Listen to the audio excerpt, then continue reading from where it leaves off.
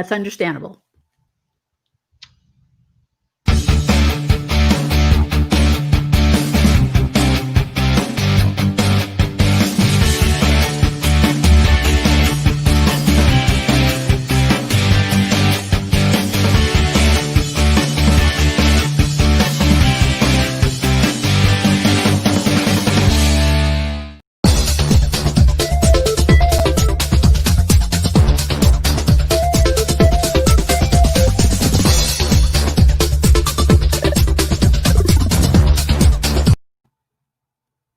Good day and welcome. We are live for the first Find Your Voice Summit #1. I am your host and MC, and that also stands for Master of Ceremonies, but maybe a minor comedian as well. We're going to be live on Facebook for the next, how long? 6 hours.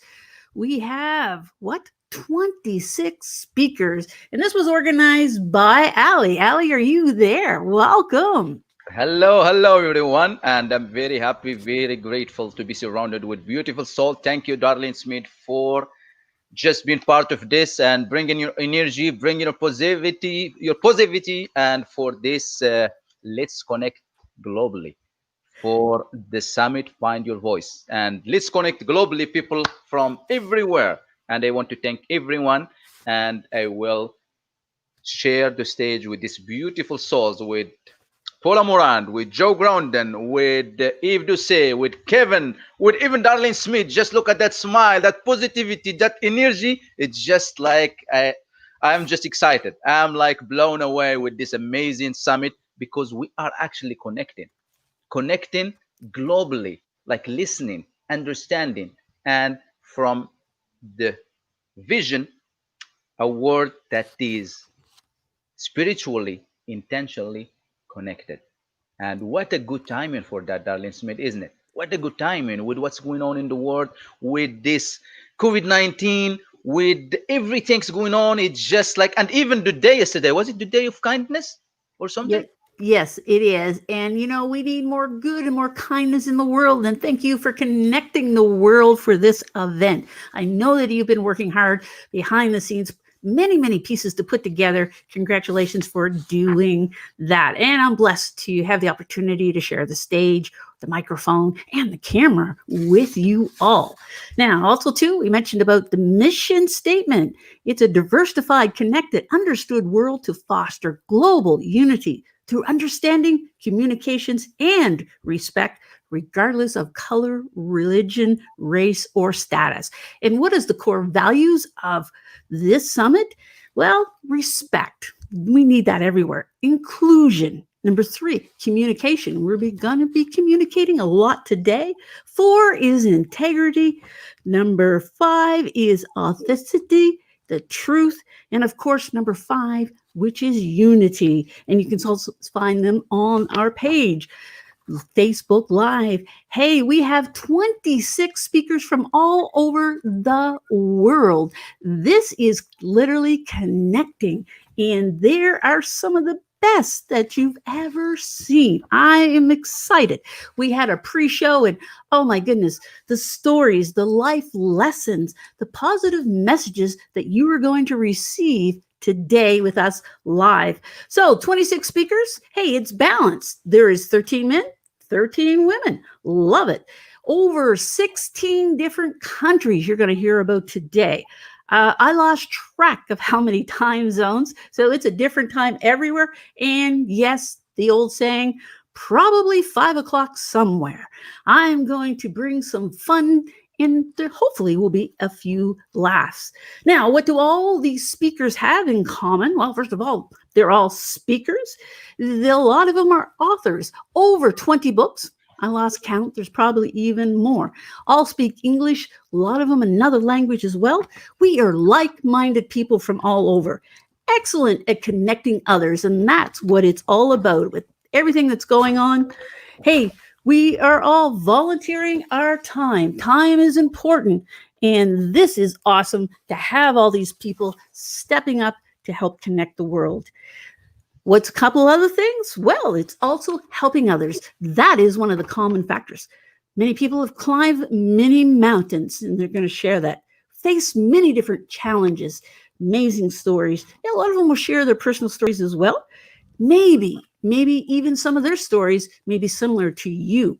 Well, some of them are also Toastmasters like myself. A lot of them have different mentors. Les Brown is a common factor, and also Tony Robinson. A lot of them have done studies. Some of them have done TEDx events more than once, also like myself. Now, each speaker will be speaking about 9 minutes and 30 seconds. And what's going to happen is when 1 minute's left, you're going to see me show this on the screen. Now, these are excellent speakers. They could be speaking for a long time. I'm going to try to keep them under control. I know that's going to be a little bit hard. They have such great things to share. Also, too, in the intro, I will be doing a short intro from their bios. I won't be giving all the details of it. And don't forget, give them large applauses and be standing ovations. We may not be able to see you, but I know that you're going to be doing that out there. Now, the most exciting part is the rules of how this is going to work. Well, we're going to share this time. We're going to stay on Facebook. Don't forget, you still have time to share this with other people on the Facebook Live. So, hey, send out that link right now. Afterwards, some of the speakers' bios can be seen. So if you want to contact them, also on the bottom, when they appear on the screen, you will see it could be a website, could be an email, how to connect with them. And if you're looking for some information afterwards, put it in the comment box, because yes, we will be asking comments, and who knows what kind of questions I will come up with. Put in where you're calling from. Well, you're not calling. Let me repeat that. Where you're joining live from in the comment box. We want to know. So we're going to open and close the keynote speakers for 30 minutes. I call them the Canadian bookends, both from Canada. Now, make sure you've got some pen and paper. You want to take some notes and get some key points as well. We want to hear your comments, so make sure you put them in there, the comment section. And what to do if you miss a speaker? Well, this replay will be available on the page, so you can go back and listen to them. No, there will not be time for question and answer session after each speaker, but put your questions in the comment box, and we'll find a way to get them answered. All right. Oh, technical issues. I got my prayers on that we don't have them. But if you, for some reason, lose us or can't hear us, then you can just log out, log back in. We'll still be here.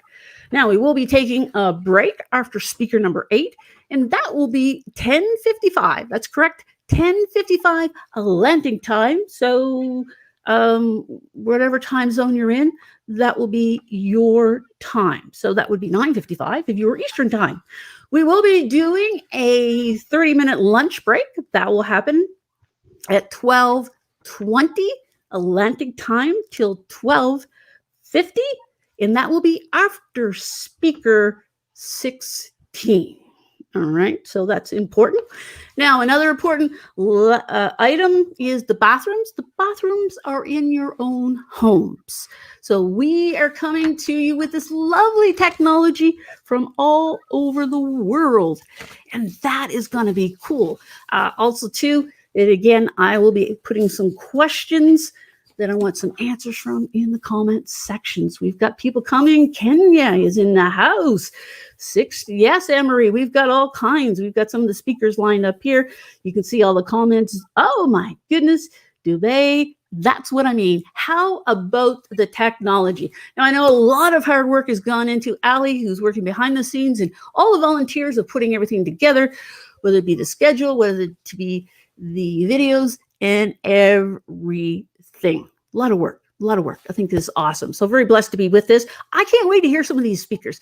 As I mentioned in the pre-show, the stories, the things they've been through, the lessons that they have to share. And it was just like, okay, I don't want to miss it. So tell your friends, don't forget, join us live in here. So it's going to be a little fun. I think we're going to jump off a little bit early to kick off our first speaker, keynote speaker. Wow, she's a local girl.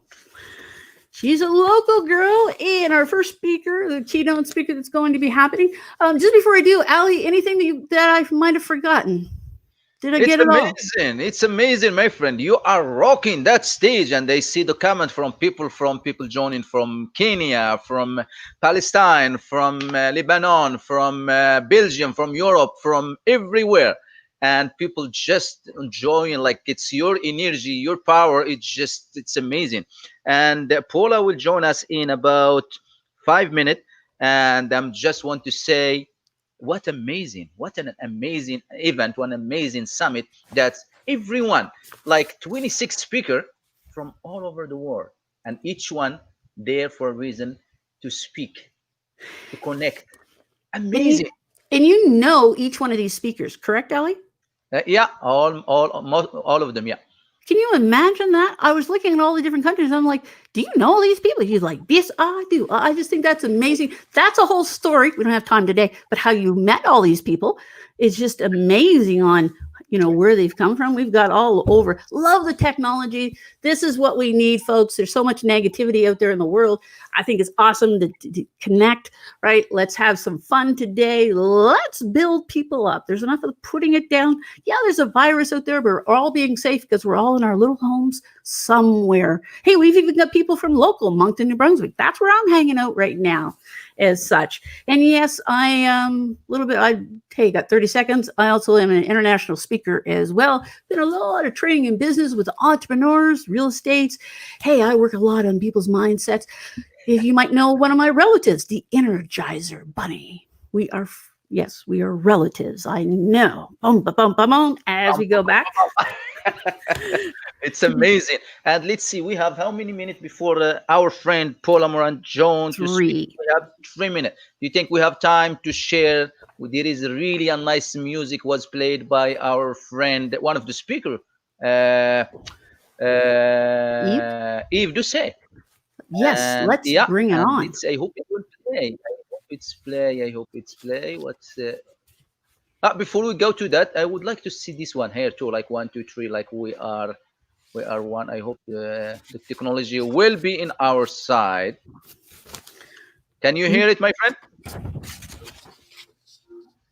Not yet. We can see it.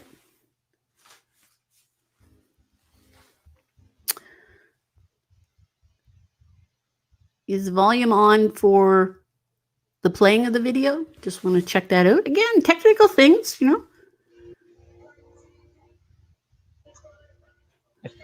you can't hear it, at least the lyric is amazing. Together we can share the world. I could sing, but that would just be Let's sing it if we can't hear it. lay the puzzle pieces, all find what it's all about. Together we can change the world. And myself, so Can't do it by myself, so asking for asking your help. to whether we can change the world. Sail past where it's been chartered. Roll up your sleeves Powerful. and let's get started.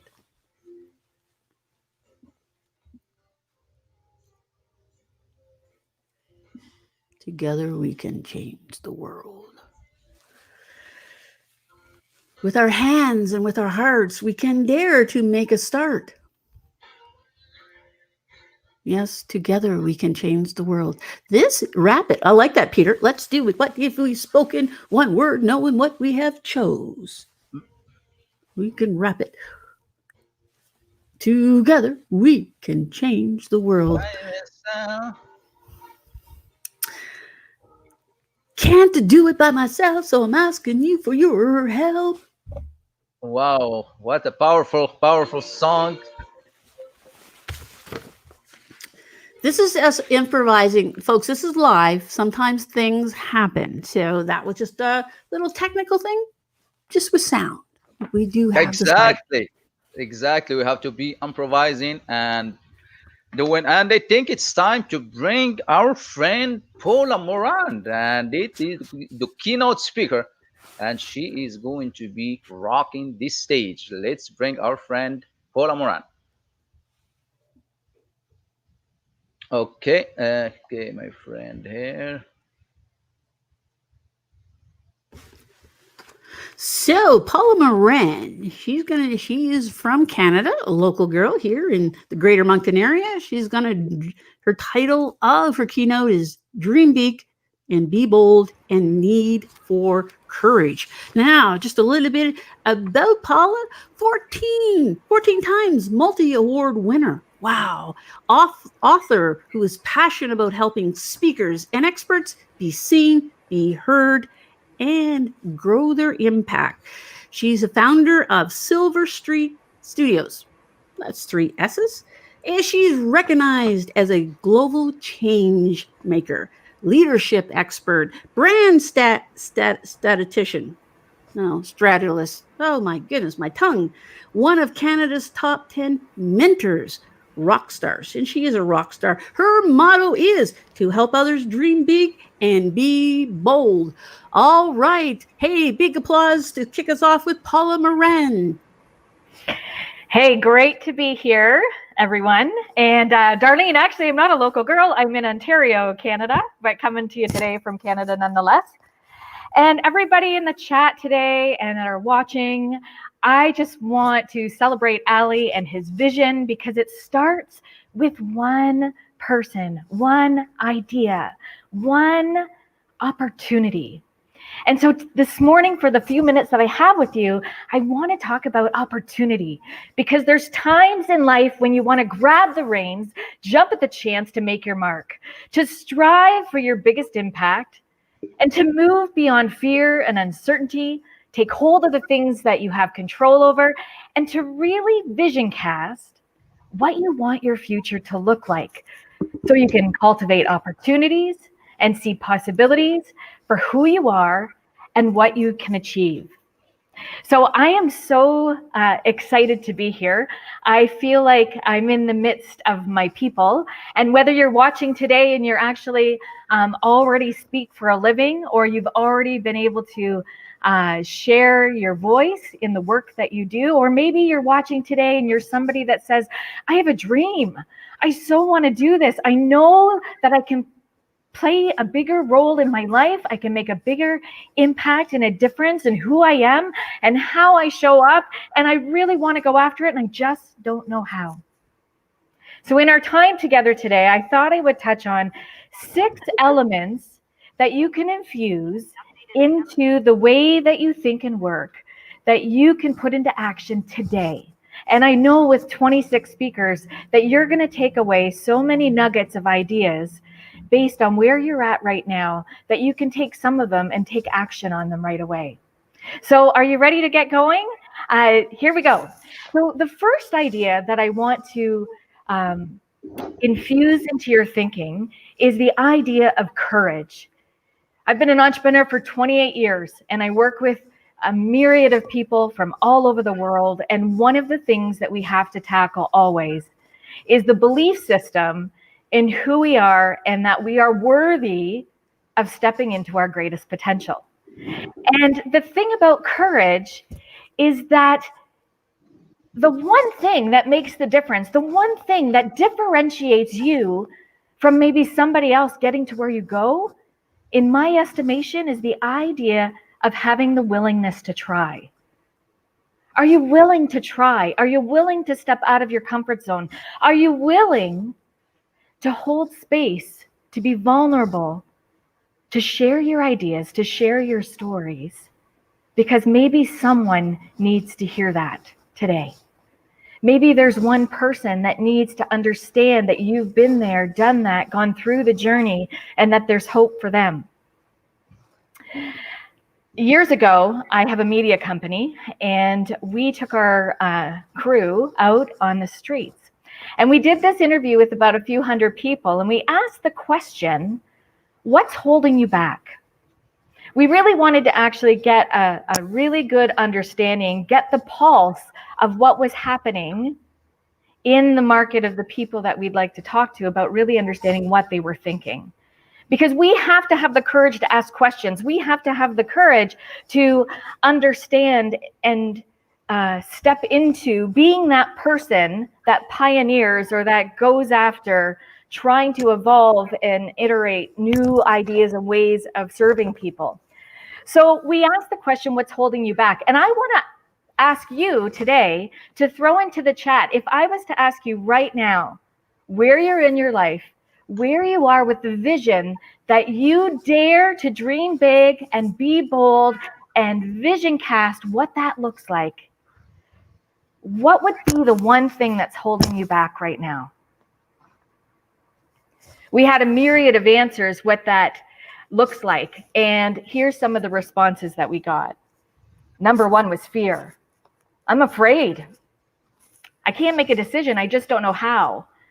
Finances, Paula, they're in the way all the time. I'm never going to get to where I want to go. Worthiness. What will people think? Will people judge me? Who do I think I am that I can stand up and get on that stage or stand for something and use my voice or tackle a very contentious subject because I know things?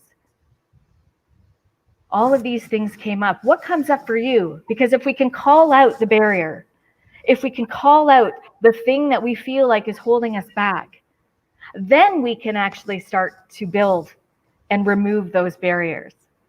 See, part of vision casting is that we actually have to build the dream. We have to see it. We have to feel it.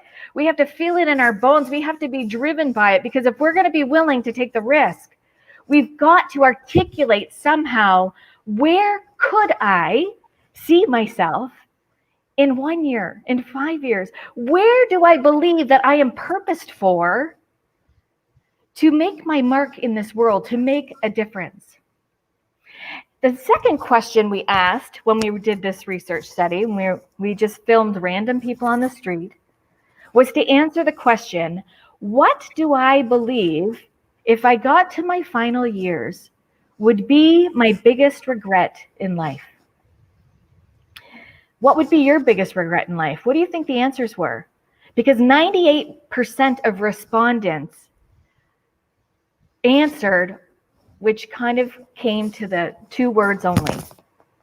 And the 2 words were unfulfilled potential.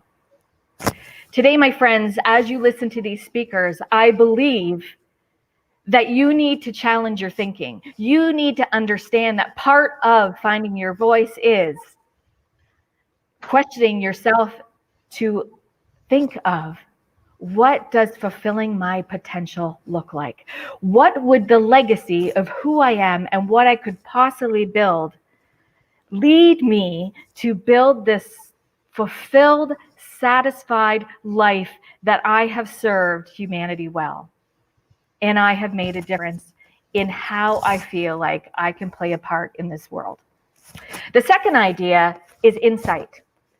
Because with courage needs to come insight. I started my first company in my mid-20s. I actually started it because I had lost my job working in the education system here in Canada, where thousands, like 40,000 staff got laid off. And as a young 20-year-old, I lost the career that I thought that I was building. And at the time, I was working with teenagers who had severe developmental disabilities and physical disabilities. And I remember the day after I found out my news that 3 parents came into the room to pick up their kids that day, and they were crying. And they said, Paula, did you hear the news? And I said, yeah, I lost my job. What about you? And they said, I don't know what I'm going to do. My child is supposed to have been on a waiting list for 6, 7, 10 years to get into a program once they graduate from high school. And all of a sudden, they've lost the opportunity because the funding's gone.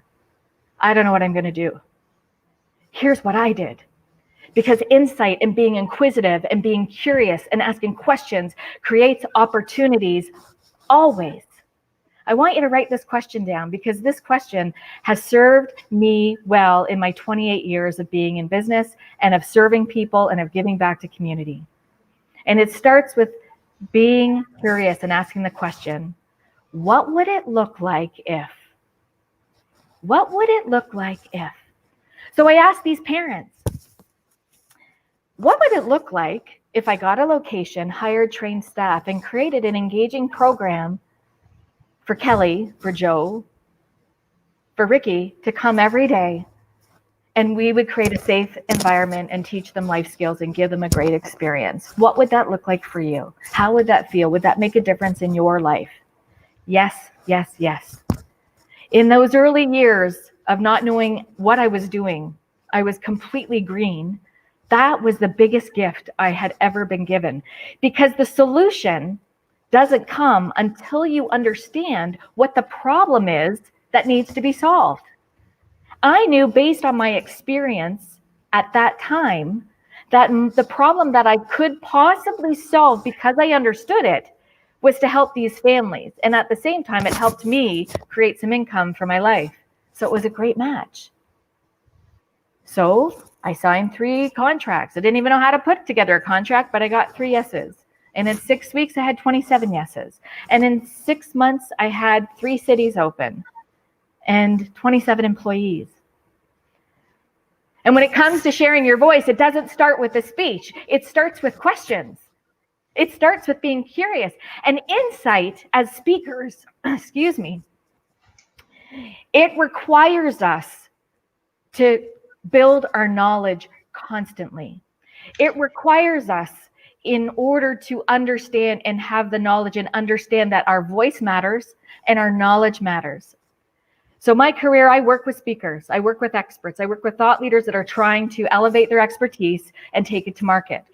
So for those of you that are listening in today and you want a strategy to start to build that insight, one of the things that I am very passionate about sharing with people is the work that you should do for yourself to organize your knowledge. So the first piece in organizing your knowledge is to capture your lived experiences. And an easy way to do that is, grab a document and go 0 to 5, 6 to 10, 11 to 15 years, and go in 5-year quadrants of your life and start throwing in all of those lived experiences.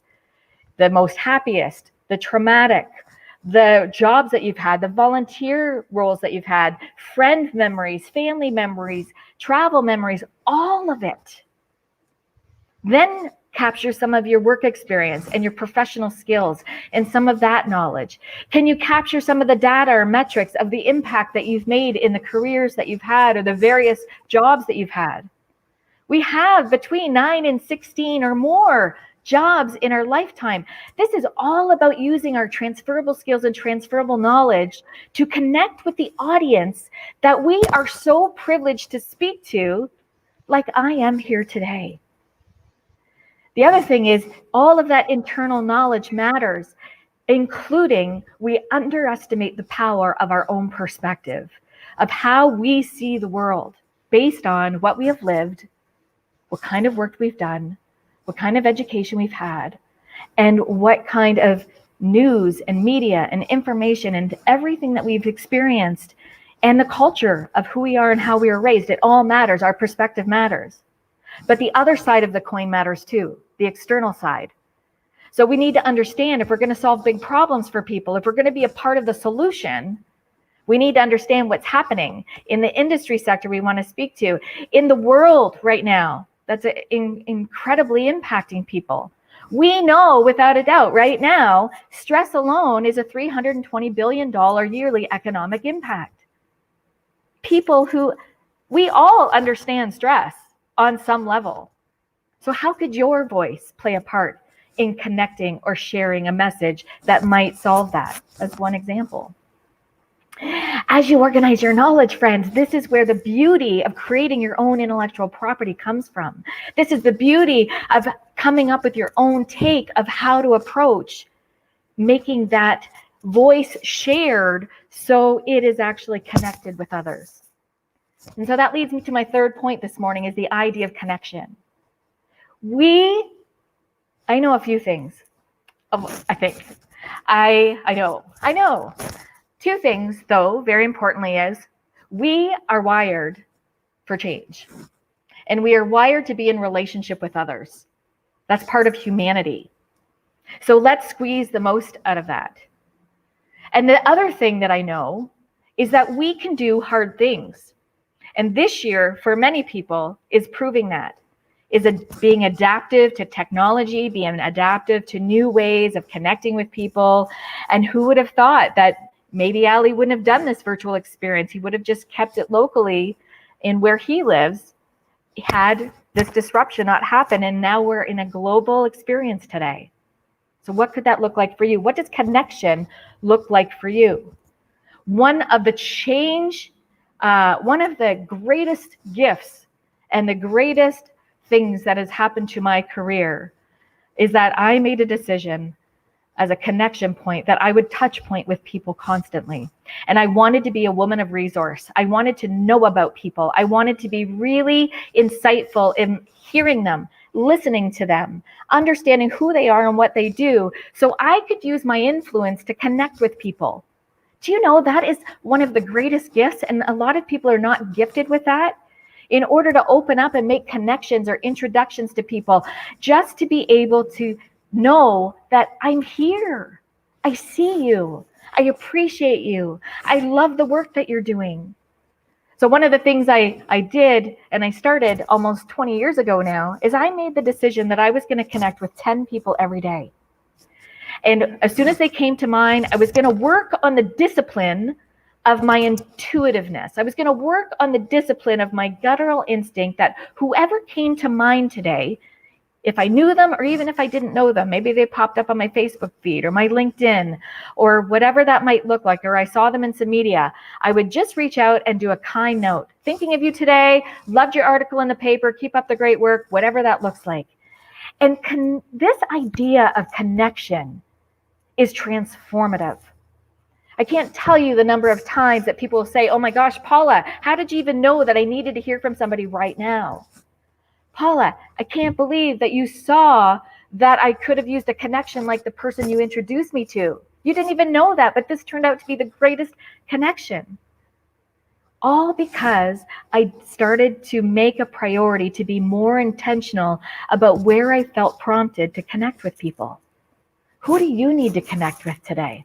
There's people from all over the world in the chat. Throw your LinkedIn links in there. Throw ways to connect with people. Send them notes of introduction. Our world is so much smaller and the opportunities are so much wider now. The next one is inspiration.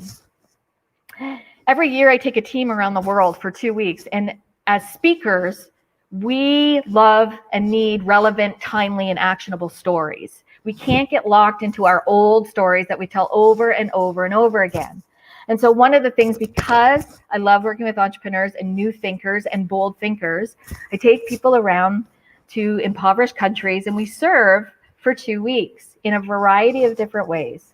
And we serve communities that have nothing, because I love the pioneering ideas of taking something or building something from nothing. And that's, as you're watching today and you're thinking, what are those barriers that are holding me back? I want you to think about, what could I build right now with just what I have and have no excuses? What would that look like? And so when we go to these countries, I ask the question, we call it our perfect world project. In a perfect world, what would it look like if we could gift you with something that could be sustainable and continue for years to come? What would that look like? How would that impact your world? How can I make life easier for you? Now think about that. In the work that you do as speakers, in the work that you do as entrepreneurs or in your professional roles, we ask the same question. How can I make a difference? What would your perfect world solution be? Let me understand that. Because if I understand that, maybe I could be a solution or part of the solution somewhere along the timeline of solving this, that I could lend my expertise and my knowledge and my skills to the table to help. And what is amazing that comes out of that is that you don't do it for them, you do it with them, because we're on a journey together. And so sometimes we feel like we need to be the sole problem solvers in creating and understanding the end solution. Whereas the longer legacy impact and building capacity and sustainability is to make sure that we don't talk over people's heads, but we journey with them. We give them knowledge to take action and put into play. We teach them, we educate them, we inspire them, we ignite them, whatever that is, but somewhere along the lines, your voice should ignite people to take action on something, even if it's thinking and planning. The next one is community. Find a need, fill it. One of the best ways to grow your profile. And in my world of building strategy with people, I only look at two pillars. One is it revenue generating? Or the second one is, are my efforts and energy and finances profile building?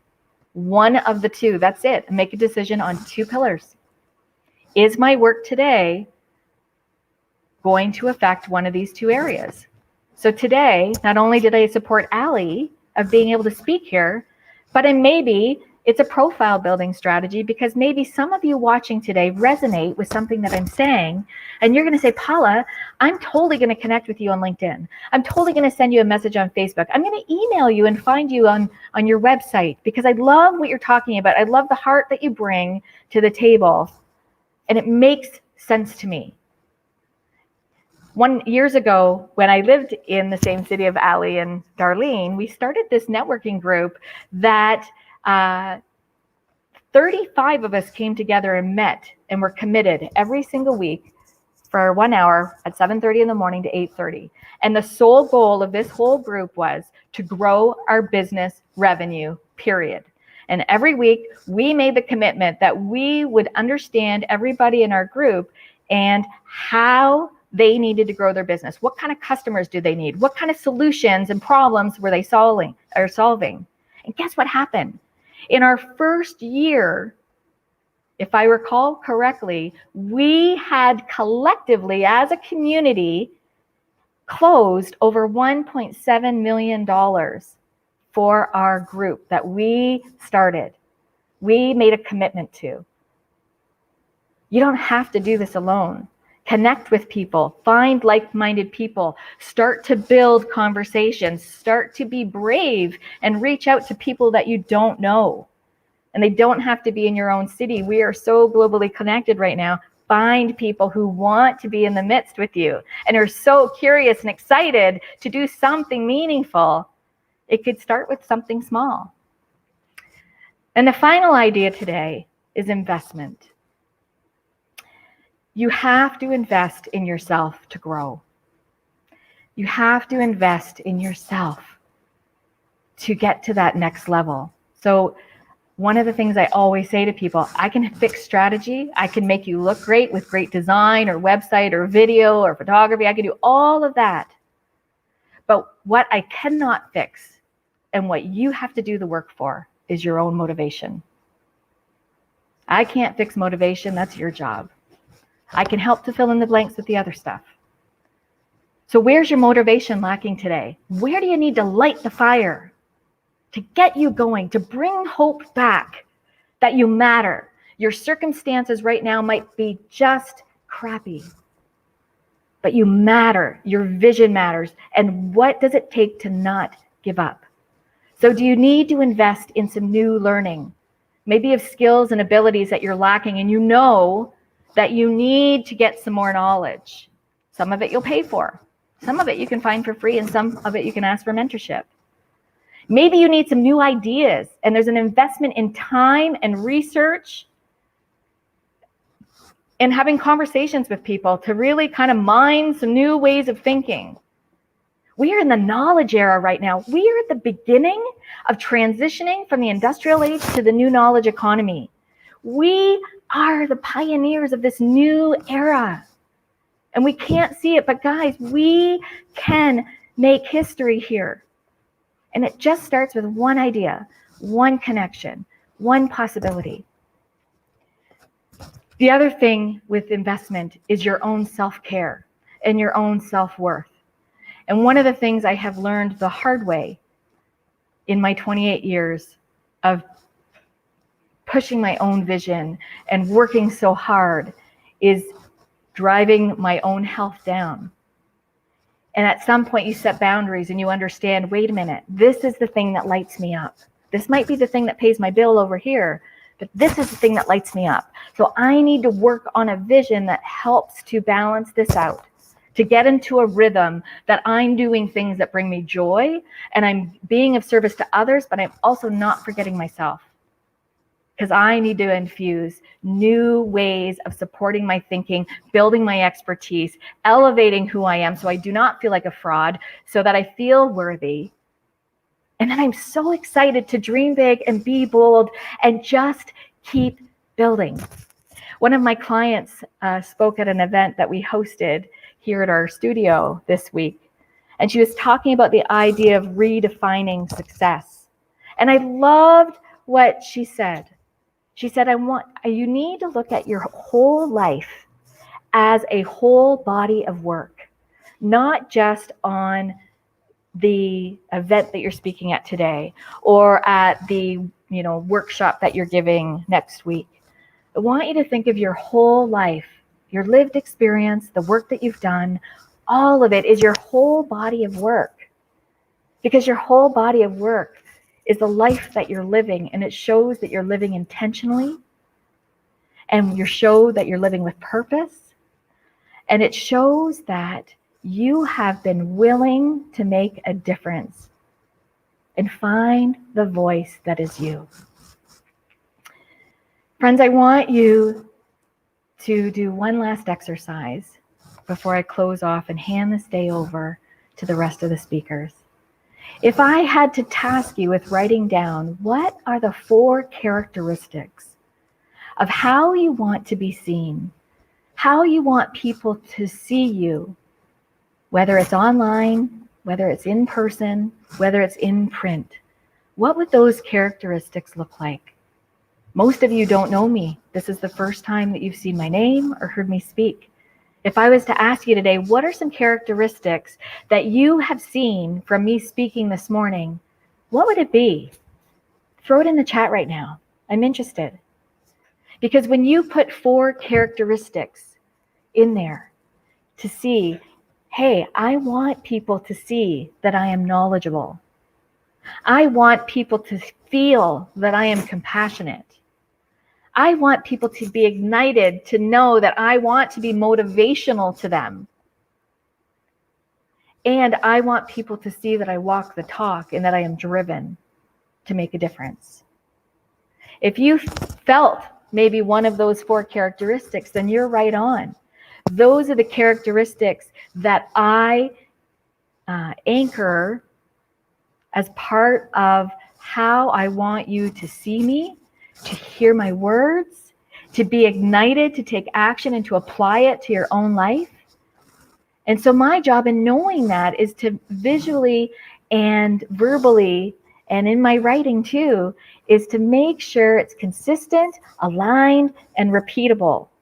And if you can start to do things that are as consistent, aligned, and repeatable to the characteristics of who you are and the core themes of what's important to you or what you speak to, for me, it's entrepreneurship, it is community impact, it is leadership, and it is living your greatest potential.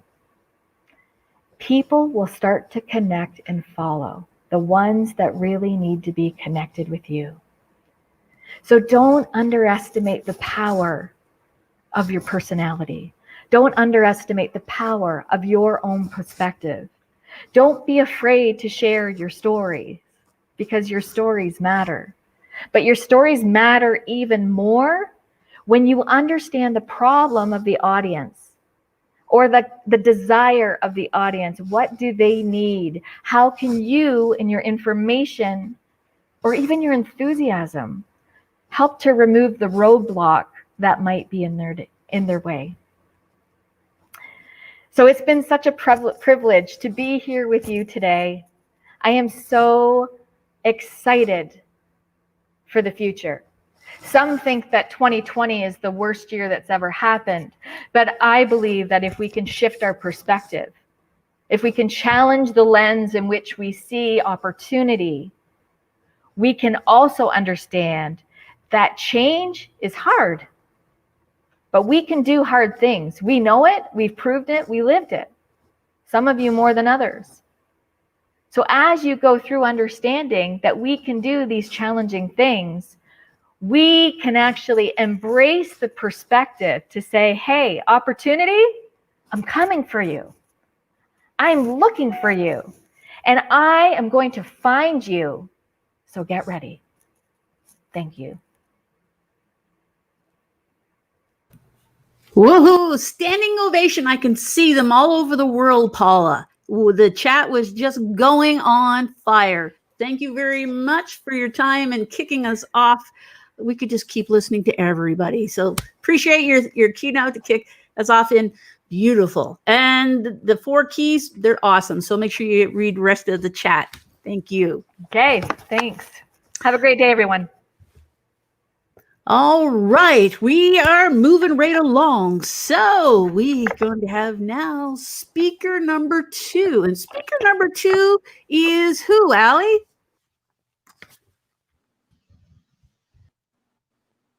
There were multiple people on here. Allie, speaker number 2 is?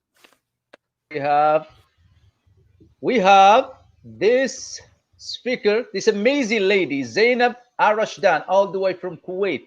And she is going to share her story, what is holding us back from connecting as one word. All right, so she's going to be talking about Start Local, Go Global from Kuwait. Actually, I was in Kuwait once, so very there. So degree in accounting, talks English, Arabic as well, specializes in network marketing. Oh, tongue twister sometimes. She's master of NLP, body language coach, face reading trainer. I don't know what she's going to say about reading my face. She's a TOT trainer too, dealing in many different items, been trained for some of those awesome mentors. I'm not going to take any more time. So it is Start Local, Go Global. Take it away. Hello, everybody, wherever you are. Good morning, good afternoon, good evening. I'm very happy to be here with you today.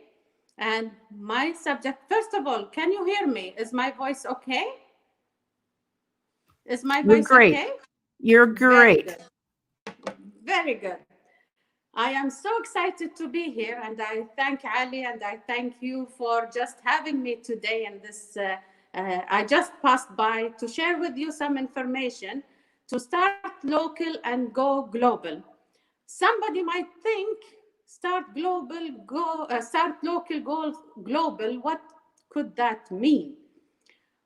When we want to connect with people, we have the pandemic now. Somebody might say, yeah, globally is being easier than before. To start local, I want you to write with me. To start local is disconnect to connect. What do I mean? Disconnect to connect. When I disconnect from my smartphone, laptops, whatever, computers, then I will connect, meaning that I have to start locally with myself and my home with my family. The past few years, a lot of people, a lot of families are complaining that all the members of the family are using this. They are sitting together in their living room, but each one is busy with this. Even a 1-year-old baby, toddler, is also holding one of those nowadays. So we have to disconnect of this to connect with members of our family. A few years ago, I started off telling my kids that we are going for lunch every Friday. It's our weekend here in Kuwait. But I had a condition. I said, when we sit in the restaurant, no mobile phones touched. It's the time to communicate with each other, to talk with each other, to have positive and informational conversation between brothers, sisters, me with my kids. In the beginning, they were a bit, joking around, trying to pick up the phone. But as I was insisting on doing that, now it's been more than 2 years, we are doing it as they even wait for Friday to come because they know that this is the time where we relax, enjoy ourselves together, even if it is just for an hour or two. And then everyone goes about doing their own work. So disconnect to connect is number one. And that's where I start locally. Meaning locally doesn't mean in my country. Locally, I meant in my home. I should be my idol. When I talk, when I tell my kids to do something, I should be the first one to do it.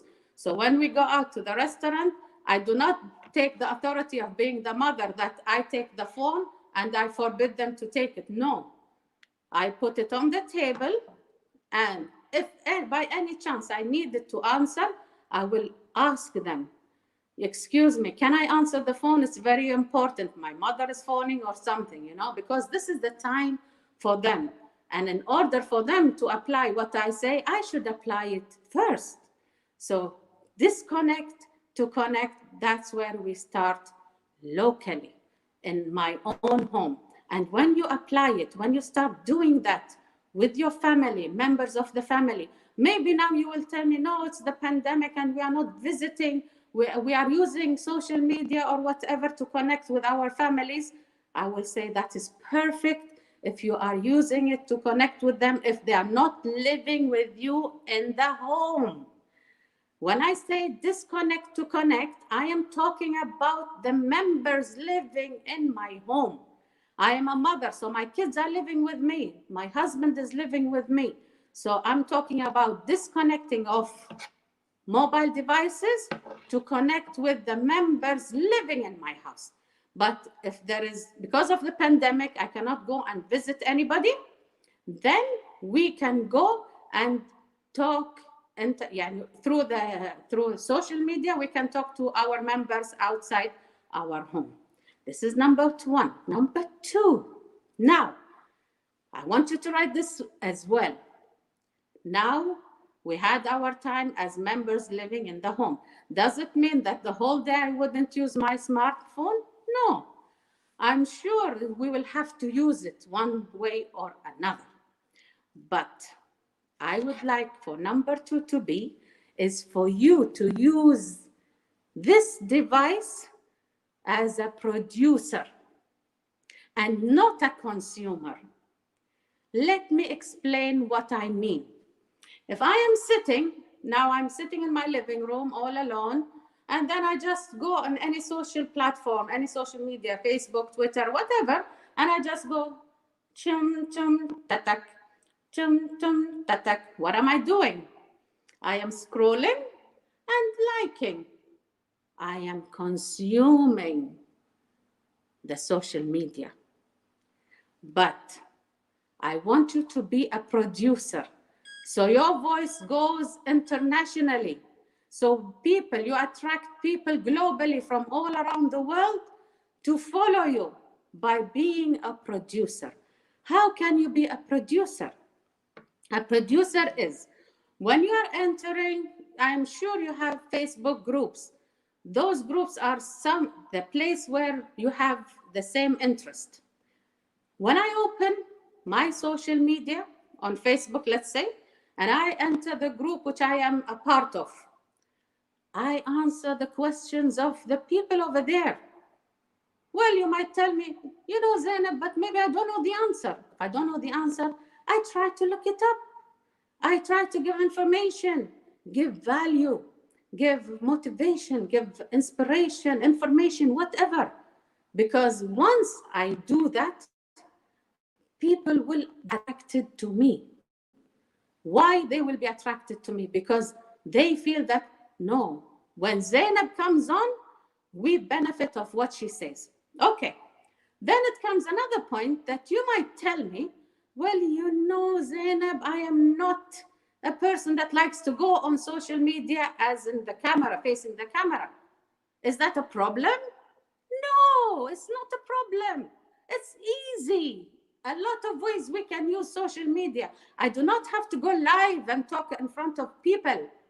I can easily put my phone on a nice flower vase in front of me like this. I'm just looking like this and I talk. And the camera is on the picture or the scenery which is in front of me. This is where I start talking. I read a book. I took a piece of a book, an information which is good. something valuable, something very good, I just mention it. Okay, you might tell me, but Zainab, I don't want to talk. I don't want my voice to show. I said, no problem. It's okay. You don't have to talk. You don't have to go online. You don't have to show your face. Put a nice thing and write it. Just write it. You can be internationally and go globally by just doing those things. Start local, go global. I'm very happy to be here with you. I will be honored if you would follow me on social media. On my Instagram is Zainab Al-Rashdan, as it's written. You will find me there every Saturday. I do live, so I will be happy for you to follow me over there. Thank you very much. Thank you, Darlene Smith, for being here, for hosting all that. Thank you, Ali. And I appreciate all the people who are watching us now. Thank you very much. A round of applause is coming. Some great comments in the comment box. Thank you as well. And also, I want you to put in what was a key thing that you learned from her speech. And also, put Kuwait. Is that the first time you've heard a speaker from Kuwait? It's the first time I've had. Connect. I love the devices. I was at a visiting family and I had to say, kids, put down your cell phones. We're here to visit. Good point. Thank you very much. We appreciate your time. Stay connected there. All right, we're moving right along and we're going to have speaker number 3. It's speaker number 3. Ali is who? Hello. Speaker number 3 is Brother Japid Musa, all the way from Kenya. All right. Yes, he is here from Kenya, and he's going to be talking about self-interest. Now, financial service professional, passion, knowledge for sharing, leadership development. He believes that ordinary people can do and achieve extraordinary things through the power of words. Yes, they can. And hey, that relates to a fellow Toastmasters from East Africa as well, helping inspired speakers to achieve their dreams. TEDx speaker as well, regular radio and TV commentator on financial intelligence and business leaderships, and has studied accounting, economics, international trade. Believes that passion, excellence, and collaboration tools that leaders can use to make the world a better place and more meaningful place. All right, take it away. We can hear you. Much. I trust that I'm audible. For some reason, I could not hear you. You can hear us now. You're good. Type in the chat if you can hear me. We can hear you. Stream. We can hear you. We can hear you very well, Japid. You can take it from there, brother. Take it away. Great. It's so wonderful to be speaking to you this evening. I realize and I'm conscious of the fact that I'm in the presence of greatness. You are the one. You are the chosen one in this day and age. In a world where there's so many questions than there are answers, Paula was right, our keynote speaker. She said, your speaking doesn't start with a speech, it starts with you asking questions. Why, what, and how? These questions open our imaginations like a magic key, and then we begin to get solutions to the problems that are facing us, especially at this time in the world.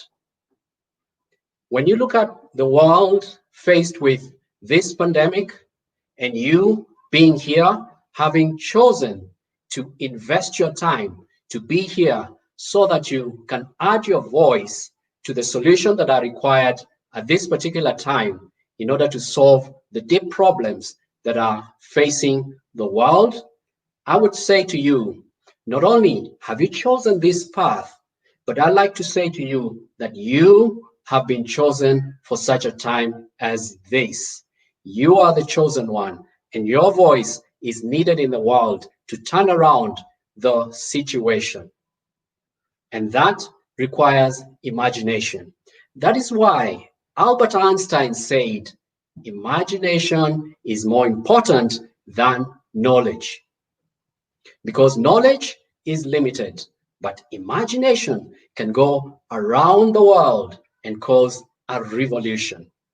That imagination is what is needed now, and that is what is needed here to answer the question that we are asking today. Why are we not connected? What is preventing us from connecting together as one world? What is it? It requires imagination. And I want to invite you, come, let us imagine together, like the Dr. Reverend Martin Luther King imagined one time. Come with me and let us just imagine that you and I are standing at the beginning of time. You and I are looking down the telescope of time, and we can see all the ages of human history lined up from the beginning until today. I would walk with you and we would go to Egypt. We would look at the children of Israel coming out of the dark dungeon through the wilderness and into the promised land. But I don't know about you, but I wouldn't stop there. I would move on to Greece, go to Mars Hill, see Socrates and all the great thinkers of the time, Plato, arguing on that mighty hill. But I wouldn't stop there. I would move on to great Rome, see the great inventions, the great emperors of the day, and all roads leading to Rome. But I wouldn't stop there.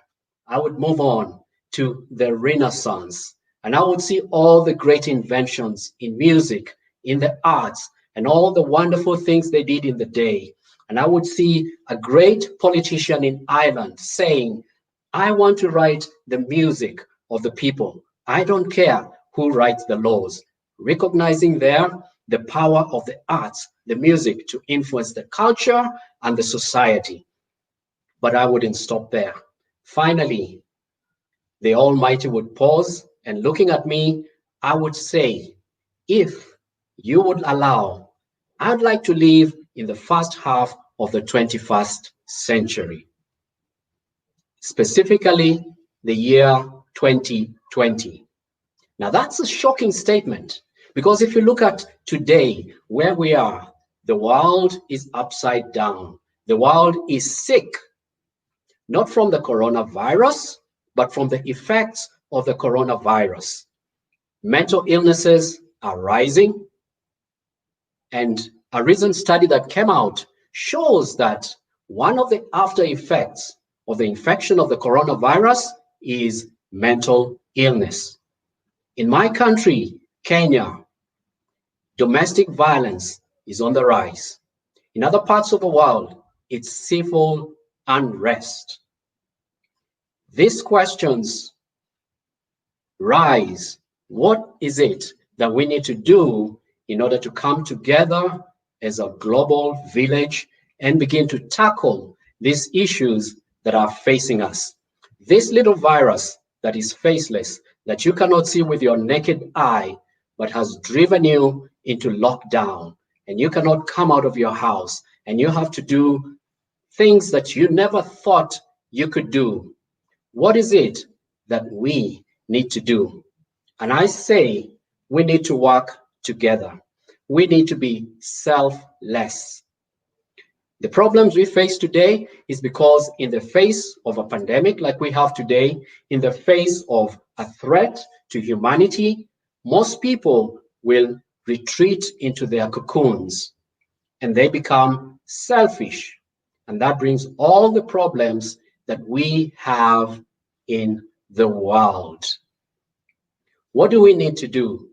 We need to imagine. I invite you again to another imagination exercise.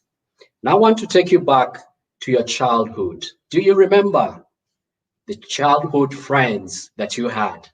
What's the glue that held you together? Was it because you gave without expectation? Is it because you gave more than you received? Or is it because perhaps You gave without keeping score to make sure that it was a 50-50 proposition. My friends, as I conclude, I want to say to you, in this world that we are in today, we are dealing with entities, human beings. And when dealing with human beings, you cannot be transactional. We have to be relational. We have to give more than we receive. We have to be selfless, give without keeping score to make sure that it's a 50-50 proposition. Give more than you receive, give without holding back, and we will overcome. Back to you, Madam MC. Thank you. Give more than you receive. And thank you for giving your time today and great message. Some great comments. So make sure you check them out in the comment box, all the way from Kenya. Thank you very much. We are applauding to you. Awesome. A lot of self-interest there for sure. All right. Hey, by the way, I know we've been here an hour, but what are you drinking? Put in the chat. What are you drinking? Is it water? We got to make sure we stay hydrated as well. As we're moving right along, I am only drinking water. It may seem like Red Bull. Hey, but it's only water as such. Now, I hope that this next speaker does not disappear.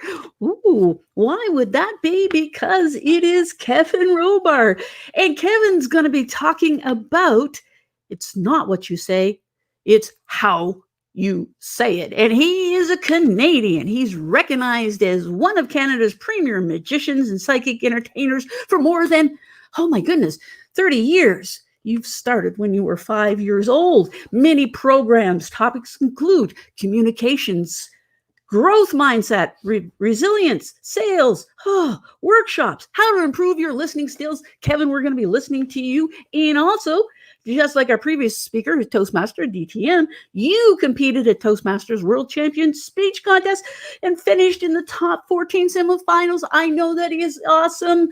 And I want you to take it away. It's how you say it. Mr. Kevin from Canada.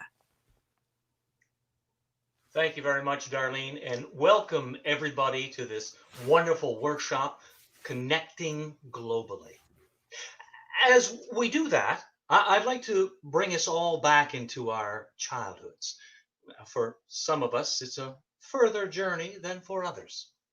But if you think back your childhood, whether you were born in Kenya or, like myself, Canada, whether you're born in Kuwait or Kazakhstan, whether you're born in Denmark or Dominican Republic, Argentina or Australia, I'm going to suggest that our parents gave us certain lessons that were universal, no matter where we grew up. Let me try this one for you. Your mother or your father probably reminded you from time to time when you spoke harshly about somebody or a situation, they probably followed it up with, "It's not what you say, it's how you say it." We might have thought this was some sort of cute little phrase. However, I would suggest that just like a little acorn that someday will grow to be a majestic oak and have such a huge impact, so too does that little lesson that we learned as young children have the capability of playing a huge impact in our lives. I was 16 and driving my father's car on the way to a football game. But now, for all my international friends out there, North American football, not football, the beautiful sport, soccer. I was driving along, and that's when I had the accident with my father's car. Whew. It was 1 mile from our home. I know it was 1 mile because that was before the time of cell phones. So I had to walk back home 1 mile. In feet, that's 5,280. Precisely the same number of deaths I died in anticipation to my father's response. I stood in the doorway, the keys shaking in my hands, my father reading the evening newspaper. I looked down at the keys. I looked up at my father. I looked down at the keys. I looked up at He lowered his newspaper. And all he said was, "Where is it? We arrived at the scene of the crime in my mother's car. The crime indicated that, well, the driver couldn't quite negotiate the turn, and they were the only people in the accident, which was the truth. Once again, my father, Sherlock Holmes, came to that assessment and then quickly gave his judgment. Well, son, the car is going to be tied up in the garage for the next 3 to 4 days. As for you, your wings are clipped for the next month. Wow. I knew that my father knew I was driving too fast. But it wasn't until years later that I recognized the fact that that day he had every reason, quite frankly, every right to rake me over the coals, give me a serious tongue lashing, skewer me. But he didn't. He didn't raise his voice. He didn't stomp his feet. He didn't even swear. But with one firm statement, it was message delivered, message received. You see, it's not what you say, it's how you say it. Now, fast forward several years later, I'm driving my car to watch that same football team play. But this time, I'm not going to see my classmates play. I'm going to watch my sons play. And they are playing against a team who have on that team an athlete who is to be watched. His name is Cole Ryder. Now, Cole loved all the physical sports in high school, hockey, football, rugby. And if you were on the field or you were on the ice and you didn't know where Cole was, don't worry, you're about to find out. Now, my son is a running back for our football team with the ball. Cole is a defensive linebacker whose job it is to impede my son's progress. Needless to say, they had several rendezvous throughout the evening. As the game ended, I'm hanging over the fence. Great game out there tonight, Cole. Why, thanks, Mr. Robert. You know, your son Brett had a pretty good game out there, too. He's going to be a great running back. And that was Cole. He loved the sport. He loved his teammates. He respected the officials. He even loved the opponents. And that's why he was so loved by so many. Here in Canada in the fall, the trees all change color, the leaves, before they fall from the tree. And that's where I was when I received the news about Cole Ryder. The leaves had begun to fall. The trees had begun to undress for winter. Their gowns of gold and red, yellow and orange lay on our backyard, and I was raking them up. From over my shoulder, I hear, Cole Ryder took his life last night. Cole Ryder, heart of a lion. It just didn't make sense. Later that week, along with everyone else that paraded into that church, were all the athletes that played the sports with Cole.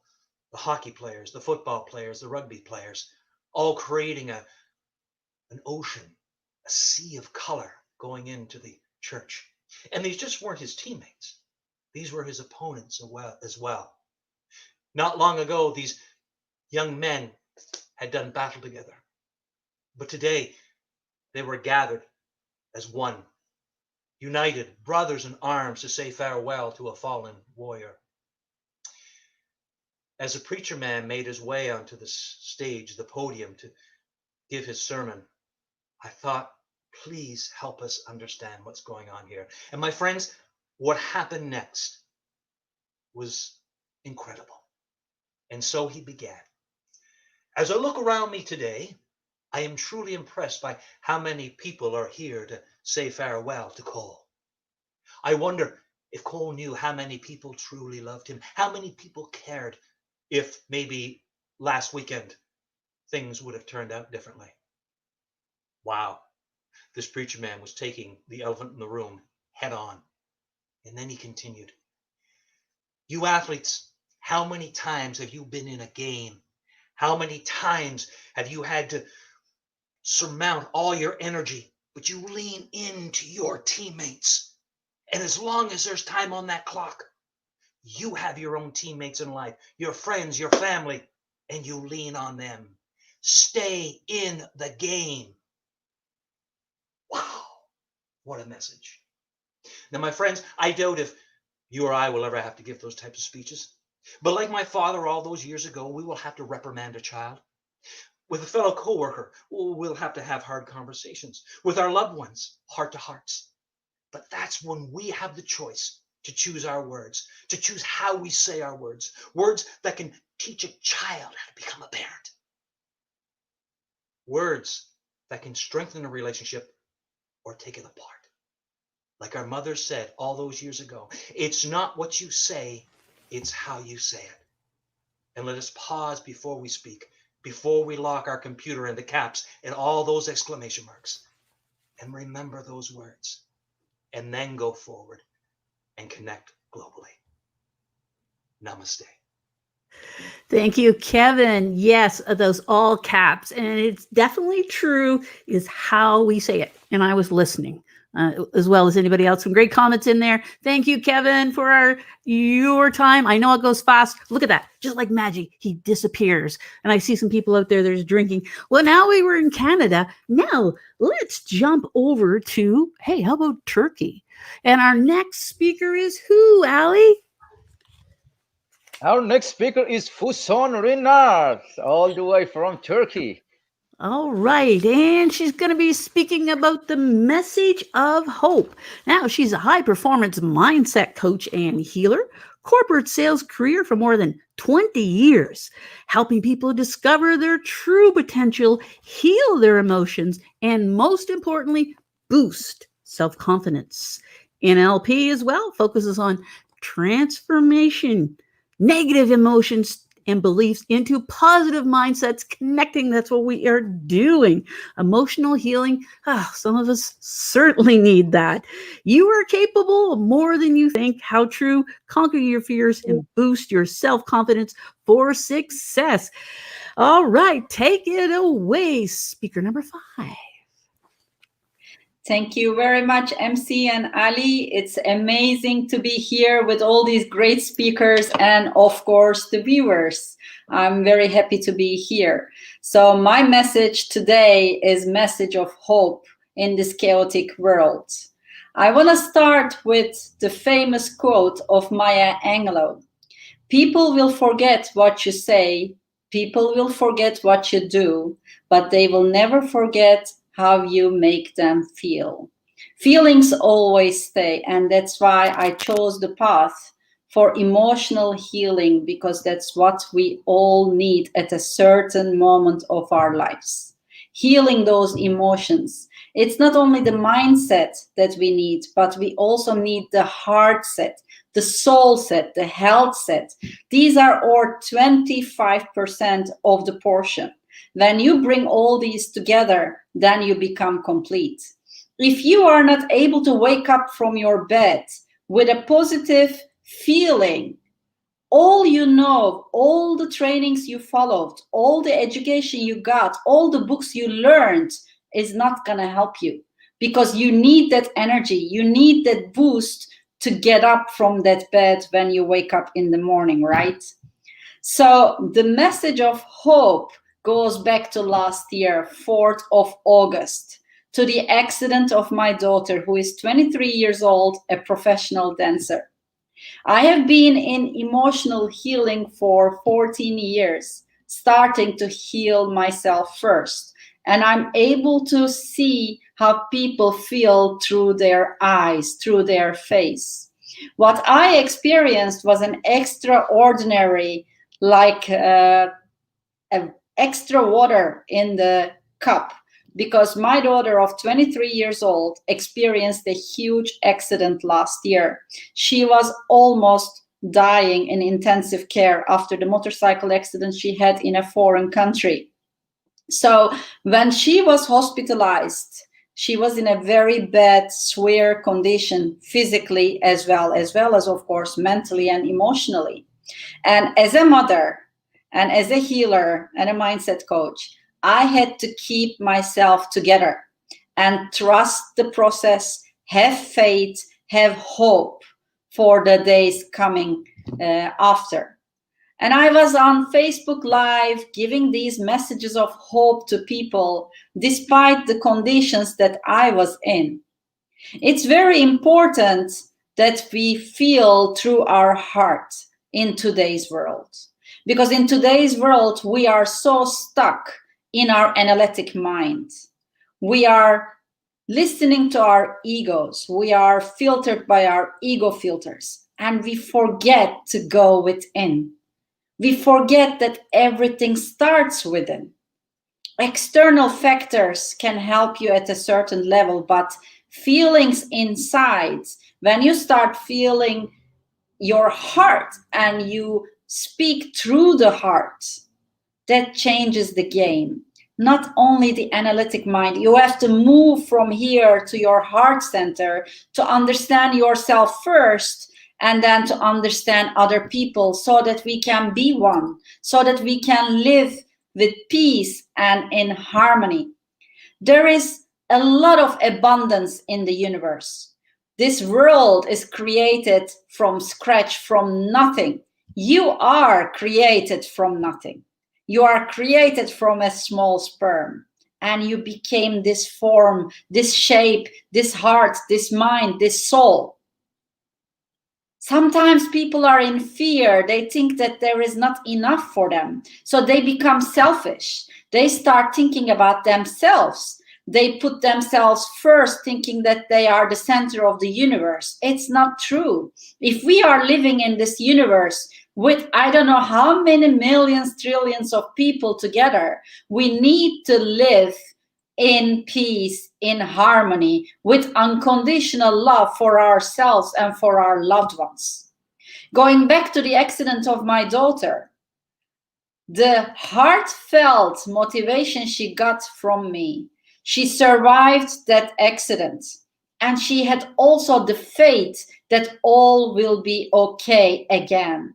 She had the full confidence that she will be able to dance on stage again. After staying in intensive care for 3 weeks and having an operation of 6.5 hours, when people were concerned worldwide, people following me or my family, friends, her friends, 2 months after that severe accident, whereby she was totally operated from the shoulder, from the arm, with wounds outside of her body where you could see it vividly. 2 months after, she was on stage dancing again. And nobody could believe that. Nobody could believe after seeing her pictures after that severe accident.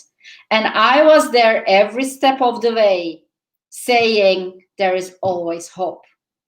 I have faith. I trust the process, that all is gonna be fine.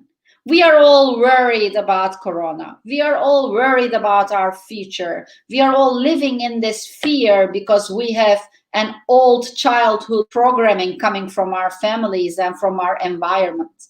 We live in worry. We live in stress. We live in fear. We don't need that.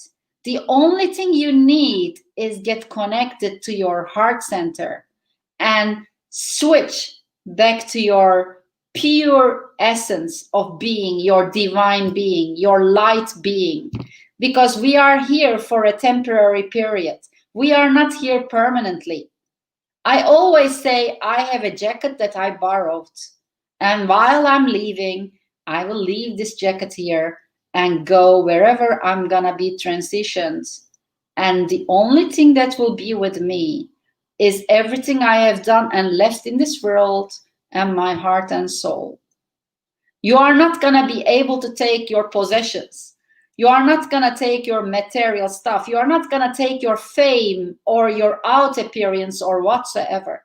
What will be left behind is all the good deeds that you did in this world, your contribution to humanity, to people around you. So please join me in this exercise, whereby I'm gonna take you from your analytic mind to your heart by shifting your focus. So close your eyes for a second, please. I'm gonna do this very quick. Close your eyes.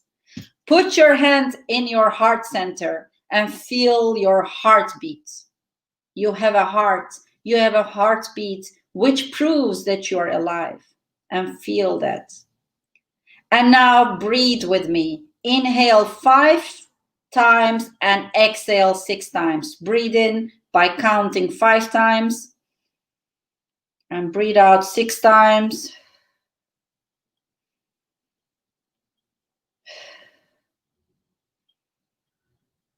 And now remember one specific moment that you are very grateful for. You are very grateful, small or big, that happened in your life.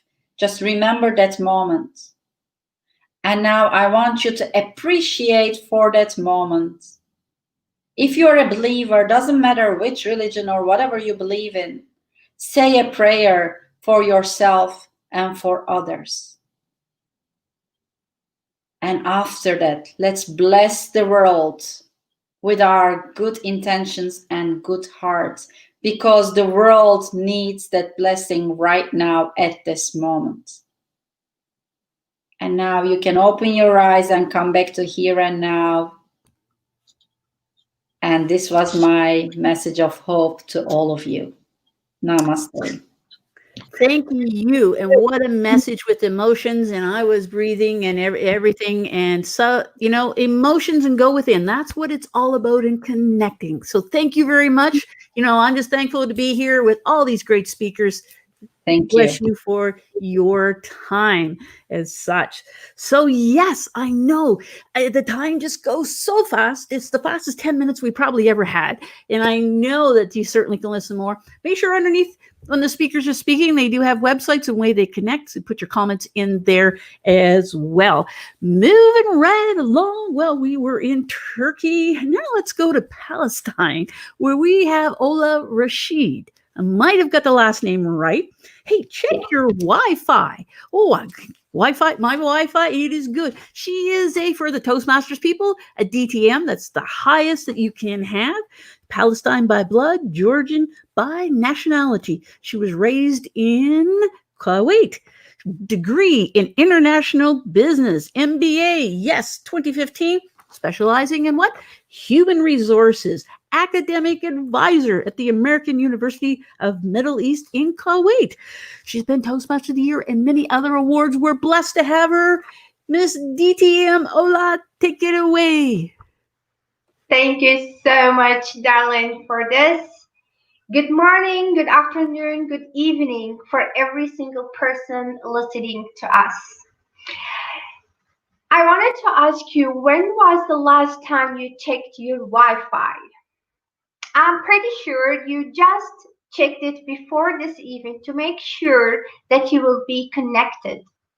But actually, the real question here is when you really checked your Wi-Fi. In any problem we are facing in our life, we always go around to check for the solution. But actually, the solution is just before our eyes. For me, I believe the problem has the solution. What is the Wi-Fi that I want you to check it out and to check it regularly from now till the end of your life? Now, the word Wi-Fi has 4 letters. So let's start with W. It means worry. Now, when Ali asked me to be part of this event and about connecting with the world, that reminds me of myself. When the first time I joined Toastmasters, for me it was an eye-opening to connect with the people from different cultures, background. People are different than me. But I was worried at the beginning. And I do believe this worry, most of you share it with me. We always worry how people will perceive us, how people will think about us, what they will think about what I will say, what they will think about how I look like, or how I will be on the stage.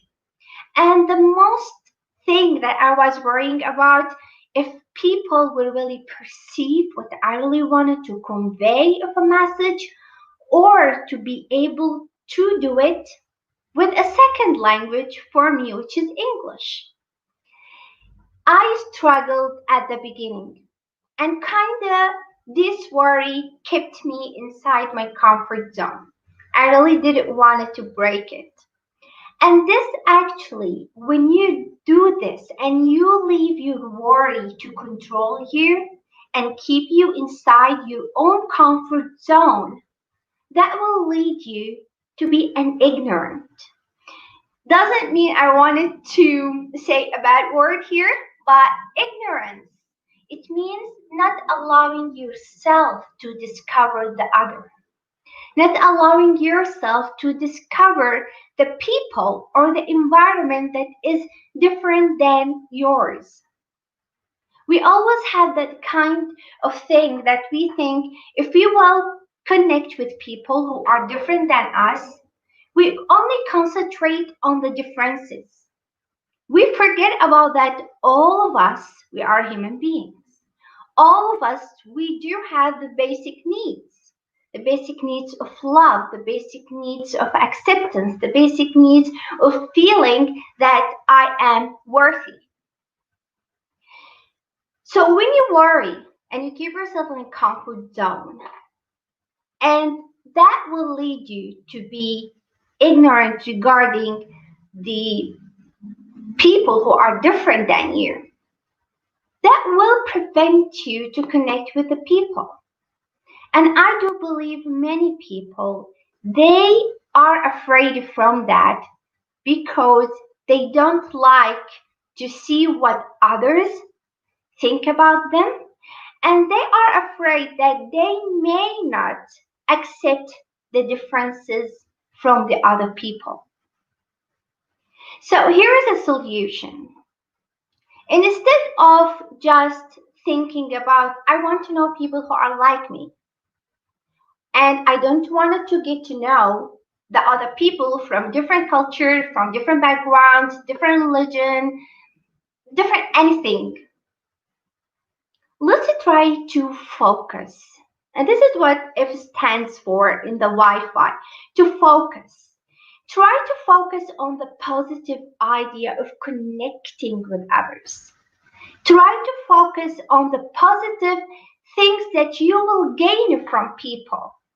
In my experience in Toastmasters, I have never thought that I will be able to perceive people from different cultures, from different backgrounds, and different than me in a different way that I used to do before joining Toastmasters. And that actually not allowed me to look at the positive part of this connection, but actually it changed my own personality. I became a better person.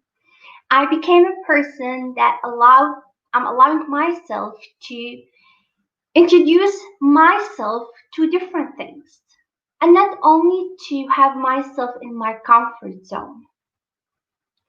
And this will allow you, when you focus on the positive ideas of connecting with the people, that will lead you to interact, which is this is what the second I stands for.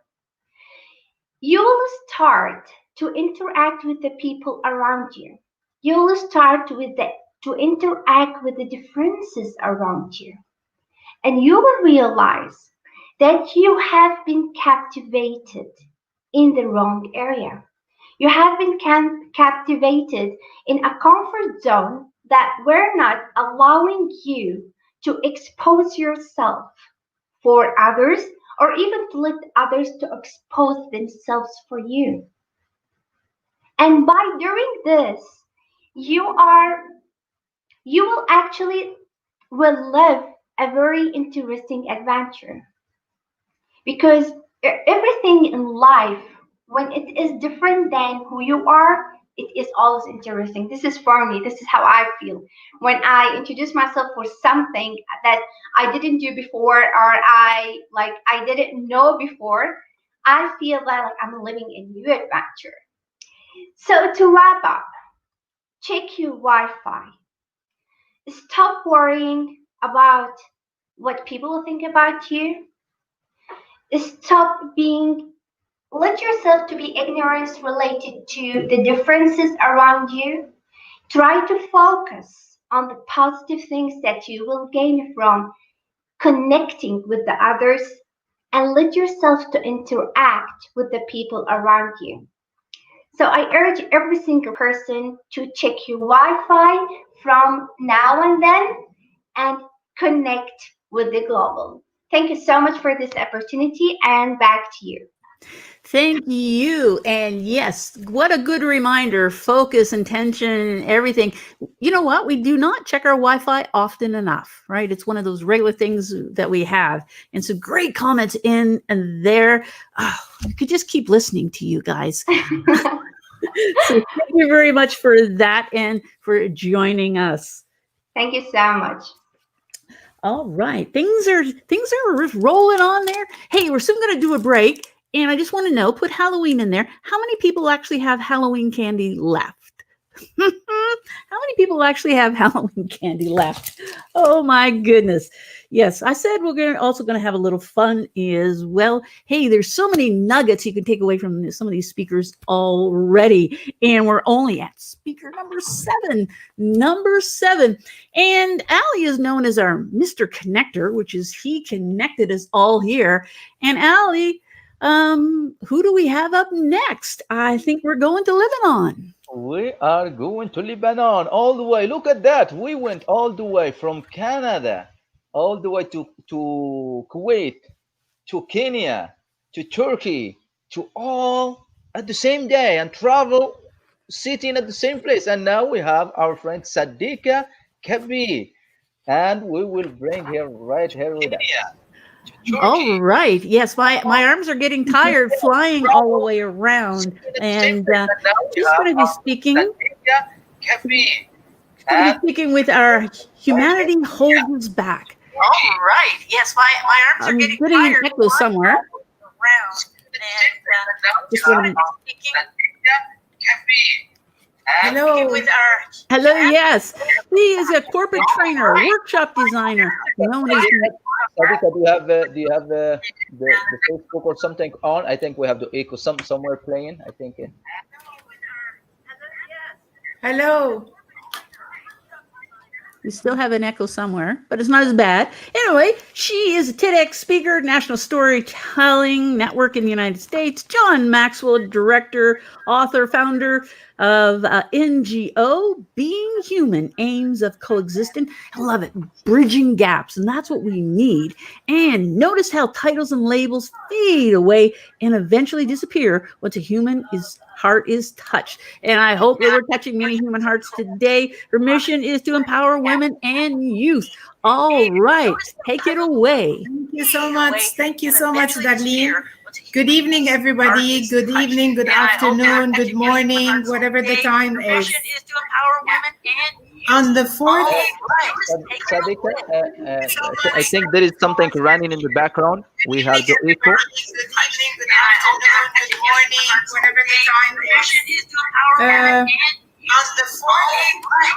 Is it from my side? Is it from my side? I believe so. There is something playing in the background. As let me just close. How about now? Yeah, now is better. Take it from there, my friend. Okay, sorry about that. So hello, everybody. Good evening, good morning, good afternoon, whatever you are around the world. On the 4th of August, 2020, it was a Tuesday. At 6 p.m., I left my house, got into my car, and headed to the mountains of Lebanon to deliver a training. 6:07, my car jumped into the air and then landed back on its 4 wheels. It was raining glass, and then there was this terrible sound of a blast. I looked around and I found myself in a different setting. It was 1975 on the 6th of December. That day was known as Black Saturday. On that day, in the evening, my friend Jana, my neighbor, my classmate, came back home with her parents wrapped in spotted red and white sheets. I rushed into Jana's bedroom, stood at her doorstep, and saw her lying on her pink mattress.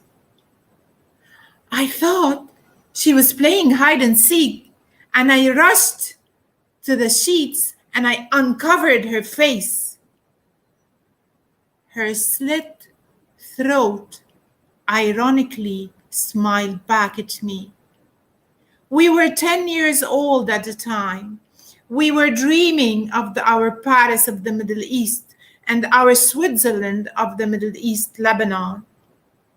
But this ironic smile told me, this is your Lebanon. This is the fashion statement of the Lebanese. Jana and her family were obliterated by a Christian militia on that day. My small Lebanon shattered into 18 pieces, 18 sects, and all of them became my enemies, including my friends. I had anger and rage nibbling at my heart until after 2 years, our neighborhood was heavily bombarded. And my father took us to refuge to Uncle George's house. Uncle George was my father's childhood friend, and he was a priest. The minute we stepped into his house, he changed our names. I was Mary. My brother was Joseph. My father was Eli, and my mother was Anna. In the evening, heavy knocks shook his door. In a split of a second, Uncle George was by my side. He took me in his arms and he whispered into my ear, "No matter what happens, don't look at the door." He gave me his Bible and he told me, "Keep it close to your heart. It will protect you." He opened the door and I couldn't help but take a peek. 10 armed masked men were standing at Uncle George's doorstep, and they asked him to hand in the Muslims he was hiding. Uncle George stood his ground and told them, "Please come in. I can introduce you to my brother and his family. They're visiting. They're here from the States." The 10 armed masked men left. In that minute, my world tumbled. I thought who to hate, but I was confused.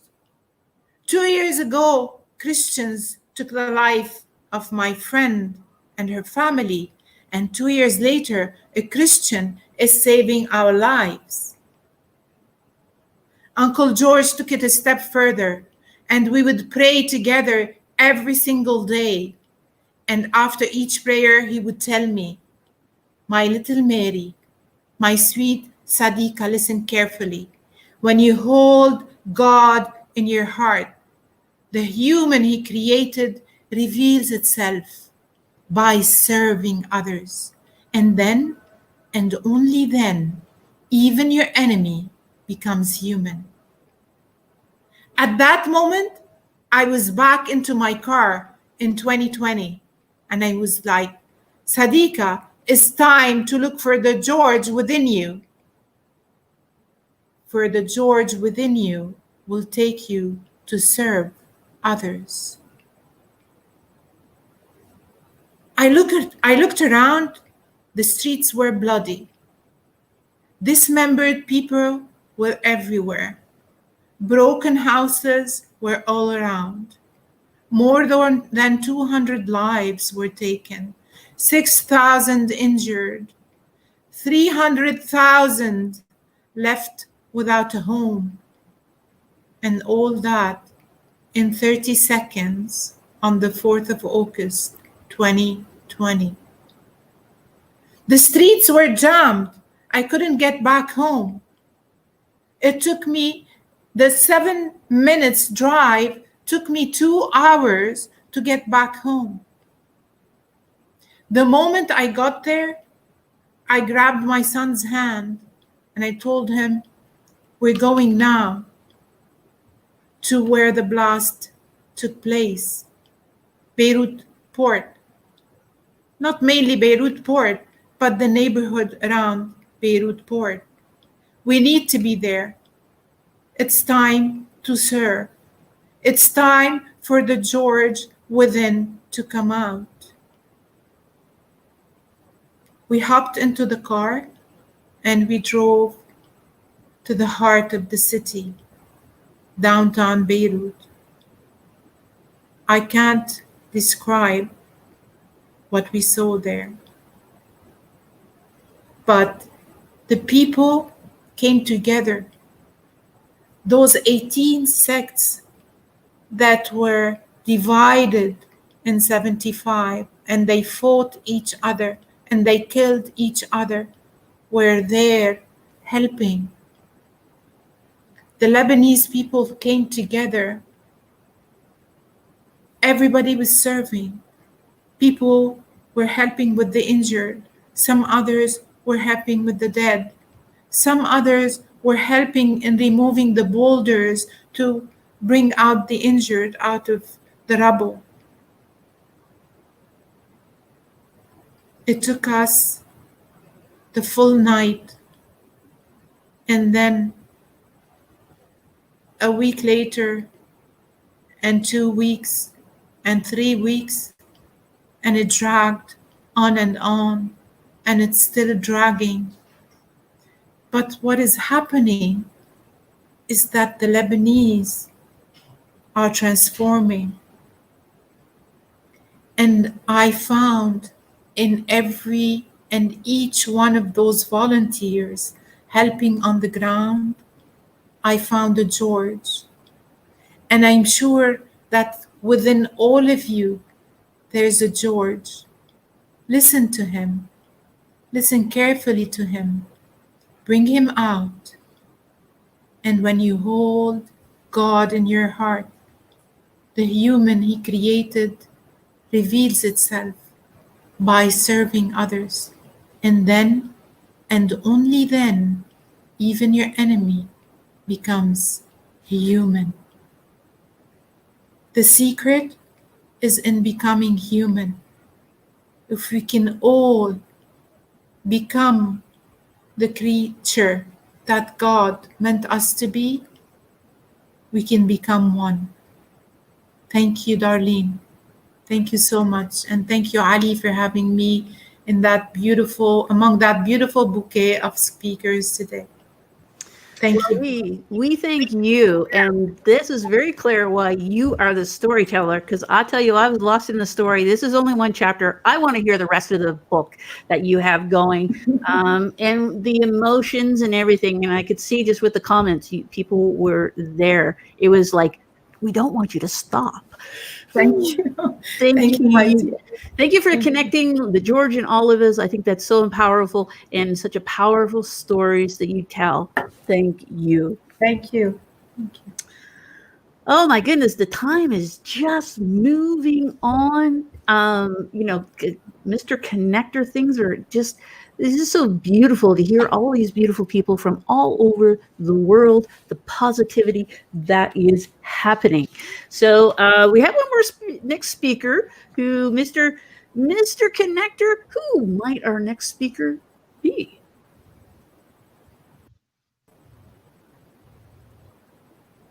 We're looking for Peter. Hello. Sorry, I'm just falling. Peter, Mr. Peter here. We're looking for Mr. Peter. We're going from Lebanon, yes, over to South Africa as well. And our next speaker, who did you say it was, Ali? His name is Peter, and he's known for the African lion. So he's the roaring coming all the way from South Africa. Oh my goodness. He is going to be roaring as well, and he's going to be talking about the perspective. We need the perspective of roaring as well. Yes, from South Africa. I love this. Peter says, I'm a citizen of the universe and believes that the world is my marketplace. Oh, that is awesome. Reading books to escape from all the trouble of childhood. There's so many different challenges people have had. Now he understands what life's about, and giving up is no option. That is correct. Biology teacher, YouTuber, broadcaster, speaker, weight loss. Oh, we need that. We'll connect. And mind life coach as well. Peter, the stage is all yours. Darlene, thank you so much, Ali. Everyone that can hear me, I am excited. Sadiqa, you actually brought me close to tears. I mean, all of us that were listening to you, we felt it. Wow, wow, wow. It's so powerful. Ali, the connector, you are the real connector. Thank you for this opportunity. Guys, I am excited. I just want everyone that is coming after me just to feel the energy and just to take it away. I think with the message that was shared now by Sadiqa, I think that put the whole conference, the whole summit in a other dimension. So I'm going to talk tonight about perspective. Now, you could hear from Sadiqa that the moment she changed her perspective, that there is another George. There's a George inside of us. And the one Christian killed some of the Muslim, and the other Christian, which is George, he changed that narrative and changed that perspective. So guys, I want to say to you, what prevents us from connecting in this world, the most fundamental issue is perspective. Now, what is perspective? All of us, we grew up with a certain perception of what life is and what life should be. And we all know, I'm going to start this 10 minutes off. So I think there's 8 minutes left. I'm starting off with a quote by Les Brown. Les Brown was actually, he's actually our mentor in terms of speaking, all of us that are on the stream. He said, if life is hard, we have to do it hard. And this is what happened to Sadiqa. And look where is she today. So, ladies and gentlemen, the same happened to me. I grew up in a very impoverished background, and you can imagine the perspective that I had. When I look around me, when I look at what's happening, I only saw abuse from all different angles, physical to drug abuse, alcohol, different kind of abuse, violent, murder, everything that was negative. It clouded my perspective. But my mother, I thank God for my mother, and I believe, like George Washington says, I am today. What I am today is because of my mother. Everything that I am and everything that I will be is because of my mother. She told me, she says, my son, don't look at what is in your environment, because your environment is not your perspective. And I want to encourage somebody, as a young man coming from the guttermost, the uttermost, situations that you would have thought that I would have never made it. It's a miracle for me to be here. It's actually a miracle for me to be here because I've listened to my mother and what I have done. Now, if you look at the word perspective, if you look at perception, now we know they says, don't judge a book by its cover, because perception can be deceiving. It's very deceiving. The lust of the eyes. Now, when we look at perception, it means it's a Latin root meaning word, which means at what you see, your eyesight. Now, today, a lot of us, we are in trouble because of our eyes.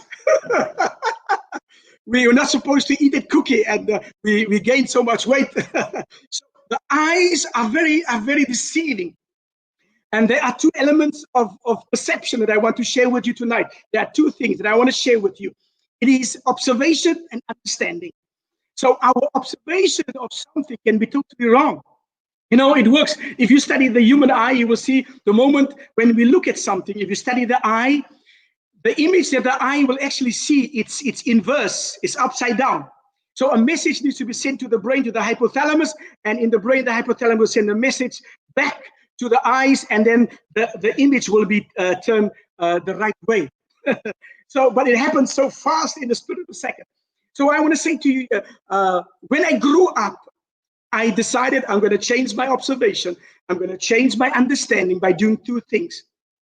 And I believe the time allows me only to quickly share with you the two things I did. And it worked. I'm here today because of those two things. The first thing was meditation. I meditate every day. There's certain phrases that I've used, and I have rethink those phrases over and over again throughout the day. Phrases like I'm powerful, I'm wealthy. Even while I grew up in an impoverished background, I meditate on that thought. I am wealthy. I'm super wealthy. And I would say that over and over again throughout the day. So if you want to lose weight, you can start by saying, I'm losing weight, I'm losing weight. Meditate. Then the second thing, because not only meditation will take you out of your problem, the second thing that I have practiced and that brought me here was visualization. I would have just sit, close to our house. There was a river, and I would normally go there, and I would just sit there, close my eyes, and I would just visualize on where I want to be in life. Today, my wife and my children, we are here in the Middle East. And while I was, growing up, I imagined that I'm living in a city with high sky towers and tall buildings. And today, I'm in the Middle East. I'm in Dubai with the tallest building in the world, the Burj Khalifa. And I believe it is because of the fact that even if I wasn't in this world, long before I was here, I already, in my mind, I was in this world by a simple thing, which is called visualization. And nowadays, I'm going deeper into visualization. I can help you on my YouTube. You can come and be part of my messages on YouTube. I train people how to visualize, and the thing has become so powerful. When I visualize nowadays, I can actually see colors. In the past, I just could have seen superficially, but now I go deep, and I could see the color of my wife's dress, the color of my children, what they are wearing, and the places, the color of the building.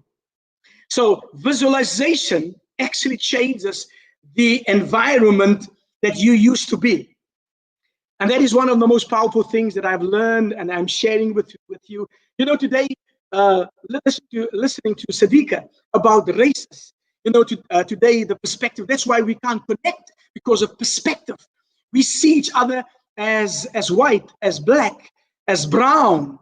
But when God looks at us, he doesn't see a race. He doesn't see the white people or the black people or the American people or the South Korean people. No. God sees, and this is what I've learned. I've seen people, and I look at people, and I see the human race. There's only one race, and that is the human race. So when we look at ethnicity and we look at, we are blinding ourselves. So I want to end off by saying tonight, story. There was one group of people. They went into the promised land, 12 spies. 10 came back and said, we can't, because of their perspective. 2 says, we can go in and we can take the promised land. So if you change your perspective, I'm saying tonight, nothing is too difficult for you. Again, Darlene, you are powerful. Thank you so much, Ali. Guys, stay on the stream, because your life is going to be changed. Wow, the energy. I think you're my energy mate. All right. Now I know why they call you the lion. It's nighttime. What time is it for you there, Peter? Peter. This is now 7 p.m. 7 p.m. 7 p.m. Oh my goodness. I mean, the different time zones. Hey, I could listen to you. You just get us energized, roaring. Hey, if I just visualize, will I be thin? No, there's action. All right, there's action to it, man. I need the action. Thank you. All right. Well, hey, so far, I mean, we're only 8 speakers, Mr. Connector, and we're just going. Hey, it's a 2-minute break time. Break time. Put some music. We should be, my friend. Bring it on. Some music. Everybody be standing up. If I stand up, you won't see me. So, we've got some great things in here. Put in the chat box. Hey, lunch will be coming up in a while. I want to know what you're having for lunch. Put in the chat box. What are you having for lunch? Because you got to plan. You got to do preparations as such. Oh, so we need to know that.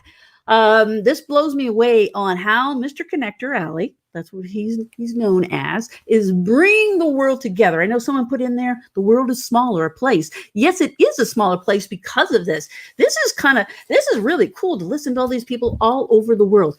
What are some of the common themes that you are hearing? Put that in the comment box as well. What are some of the common things? I just want to call everybody George now. So if I slip up and just call everybody George, that's because one of our speakers, certainly from the storytelling, made an impact. The energy, meat and rice.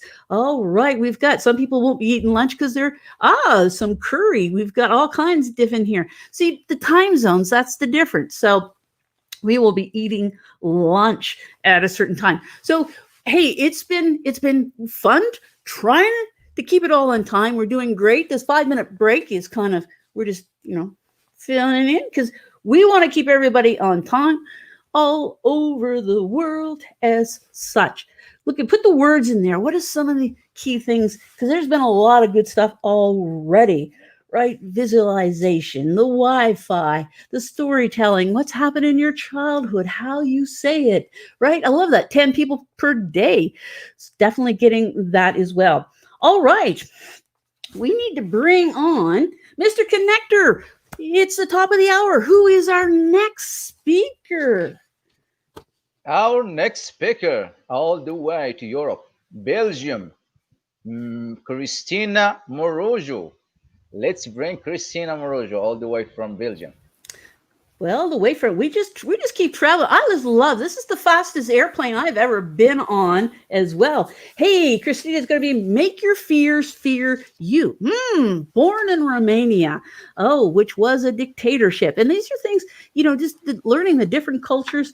That's where they're afraid to speak and afraid to act, right? She's grateful for her freedom to speak now. We're grateful she's able to do that 11 years ago, overcome her fears, took her destiny into her own hands, which we all should do, moved to Belgium, degree in economics, a leader in financial department, a valuable international healthcare company. Also, this is a professional woman as well. I'm part of a local business professional group. Working on her book, which will be next year, 2021. A lot of exciting things happening. Make Your Fears Fear. I can't wait to read that. She's an imperfect person, always looking for improvements. I love that. We all surround ourselves with beautiful people. We are today believe that love given is the thing that gives us power to move on and fulfill our dreams. Then love received. The stage is yours. Thank you so much, Darlene, for your beautiful introduction. Can you hear me well? Yeah, you're good. We can hear you. You're good. All right. Thank you. Thank you so much. Ladies and gentlemen, thank you for being here today, and thank you for taking from your time and joining this wonderful summit. What great speakers so far, right? How honored I am to be the little piece to connect Europe to the rest of the world during this summit. Connecting is about going beyond superficial. It's about looking beyond the apparent differences between us, the differences between you and me, between me and you. It's about being present in our honesty and vulnerability. We live in a world with almost instant connectivity through internet, through social media, and many more. Yet, there are so many disconnections going in the world. We are where we are today because of the connections in our lives. One way or another, we learn from our connections. When we are children, we learn from our parents, we mirror our parents. Genetically, our DNA is predisposed to socialize, to find someone that cares for us and that we care about, to have a group of friends, a group of colleagues, to work together. When we were kids, we have been told, don't talk to strangers. So later on, we developed the fear of talking to strangers, the fear to connect, the fear to ask for help, the fear of being judged by others. Fears steal from us the opportunity of many potential outcomes because we are afraid to take that particular action. Fears steal opportunities to learn something new, but it also steals something else, something more important. And this is the opportunity to have an experience we never had. Too many of us are not living our dreams because we are living our fears, to quote from one of my mentors, Mr. Les Brown. Easy said than done, right? It is easy to sit in a comfortable place and talk about what we could do or what we should do. And it is even easier to talk about what other people could do or should do. The question is, how do I get rid of the fear? The answer is, you can't. You simply cannot.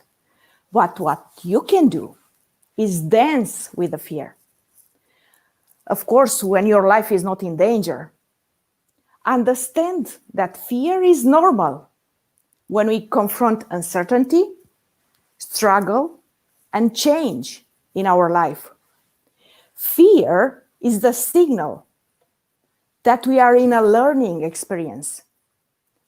The only way to feel no fear is to not do it, not care, or hold back, and remain in your comfort zone. But remember, you'll never discover your greatness in your comfort zone, as Les Brown said. The important thing is to understand that feeling fear before anything that challenges us, it's normal. It means we are human. That's the human response. Fear is an emotion. Give yourself permission to feel the fear and accept it. It does not mean it goes away. Don't let this emotion drive you. Take the wheel and drive your destiny. Learn, grow, and get better. Make your fears fear you. Dancing with the fear is a skill. The more we dance, the better we get. And nobody is perfect with this. My fears still win lots and lots and lots of times. In order to learn how to dance with our fears, we really have to learn to connect with ourselves, to stay silent and learn to listen from ourselves. We will discover in this way simple things like what we really like and what we don't like, what works for us and what does not work for us, what are our strengths and what are our weaknesses. We will discover who we really are. As much as it is important to focus and use our strength, a lot of times we forget that it is just as important to acknowledge and unconditionally accept our weaknesses. Only by embracing our weaknesses, we actually become stronger and stronger and more grounded as a person. So many of us devalue ourselves. We don't believe in ourselves. We don't trust ourselves. It is until we accept and embrace ourselves for who we really are that others can accept and embrace as well. Professor Dr. Leo Buscaglia made a survey years ago, and he asked a simple question. And please allow me to ask you the same simple question. If you could be anybody in the world, who would you select to be right now? Over 80 people, 80% of the people would prefer to be somebody else.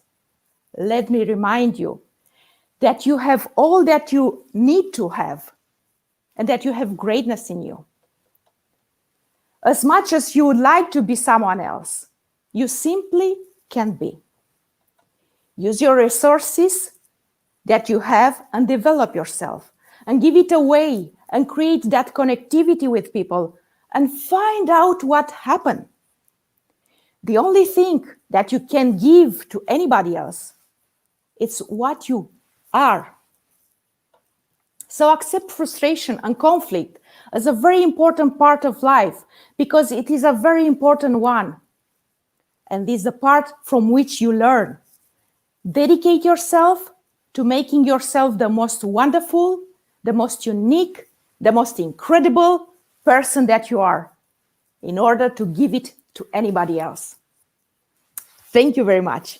Thank you, Darlene. Thank you, Christina. I just feel like I'm driving to my destiny, but I can't drive and dance at the same time. I love it where you say dancing with your fears. I think that's awesome. And you know what? We do have it within ourselves. It's just sometimes people need to bring it out. And thank you for your nice message to be able to do that. Thank you. Thank you, everybody. Thank you. Wow. The time just goes so fast.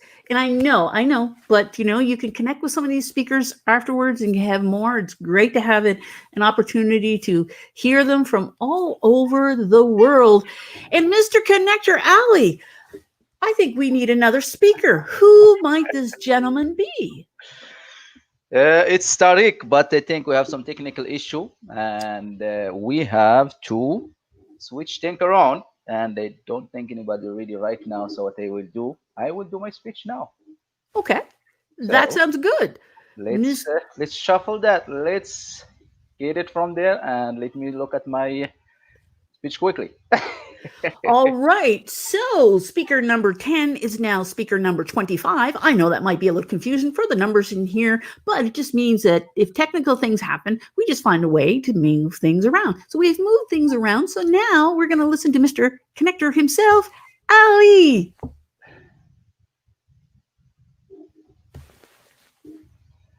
All right. So hello, ladies and gentlemen. And what is holding us back? What a big question. If we think about it, it is nothing at all holding us back except ourselves. So for this summit, let's connect globally. When I looked at the vision, a world that is spiritually and intentionally connected, like, are we really connecting or connected intentionally and spiritually? Are we really listening to ourselves? Are we really, when we communicate, do we communicate to understand each other? How many times we communicate, but the other part is not really comprehending what is we are saying? So what's the point of communication if there is no comprehension? What is the point of communication if we're already communicating without listening? And the listening first come from ourselves, come from inside, that I listen to myself first. What I'm trying to say, what is my gut telling me? That is what we start with.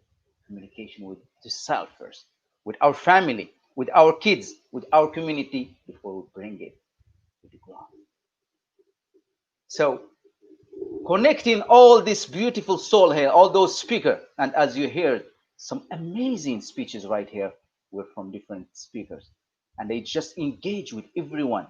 And for the mission of this summit, a diversified world to foster global unity through understanding, communication, respect, regardless of our differences. It doesn't matter if you're black, it doesn't matter if you are white, it doesn't matter if you are yellow, it doesn't matter if you're Moroccan, Canadian, Tunisian, Pakistani, from Lebanon. What matters is human race, one race, And we have to focus on respect. That's number one. If we don't respect each other, there's no going forward. Number two, we have to include everyone. I'm not better than you. You are not better than me. That is what is holding us back. We look at each other as if we are not at the same level. Yes, we are different, but we have to focus on complementing each other, not competing. That is when separation happens. That is when we divide. And we have to work with integrity. We have to deliver what we promise. We need some leader of change. We need some leader that connect us, not disconnect us. Greed it us away. Money.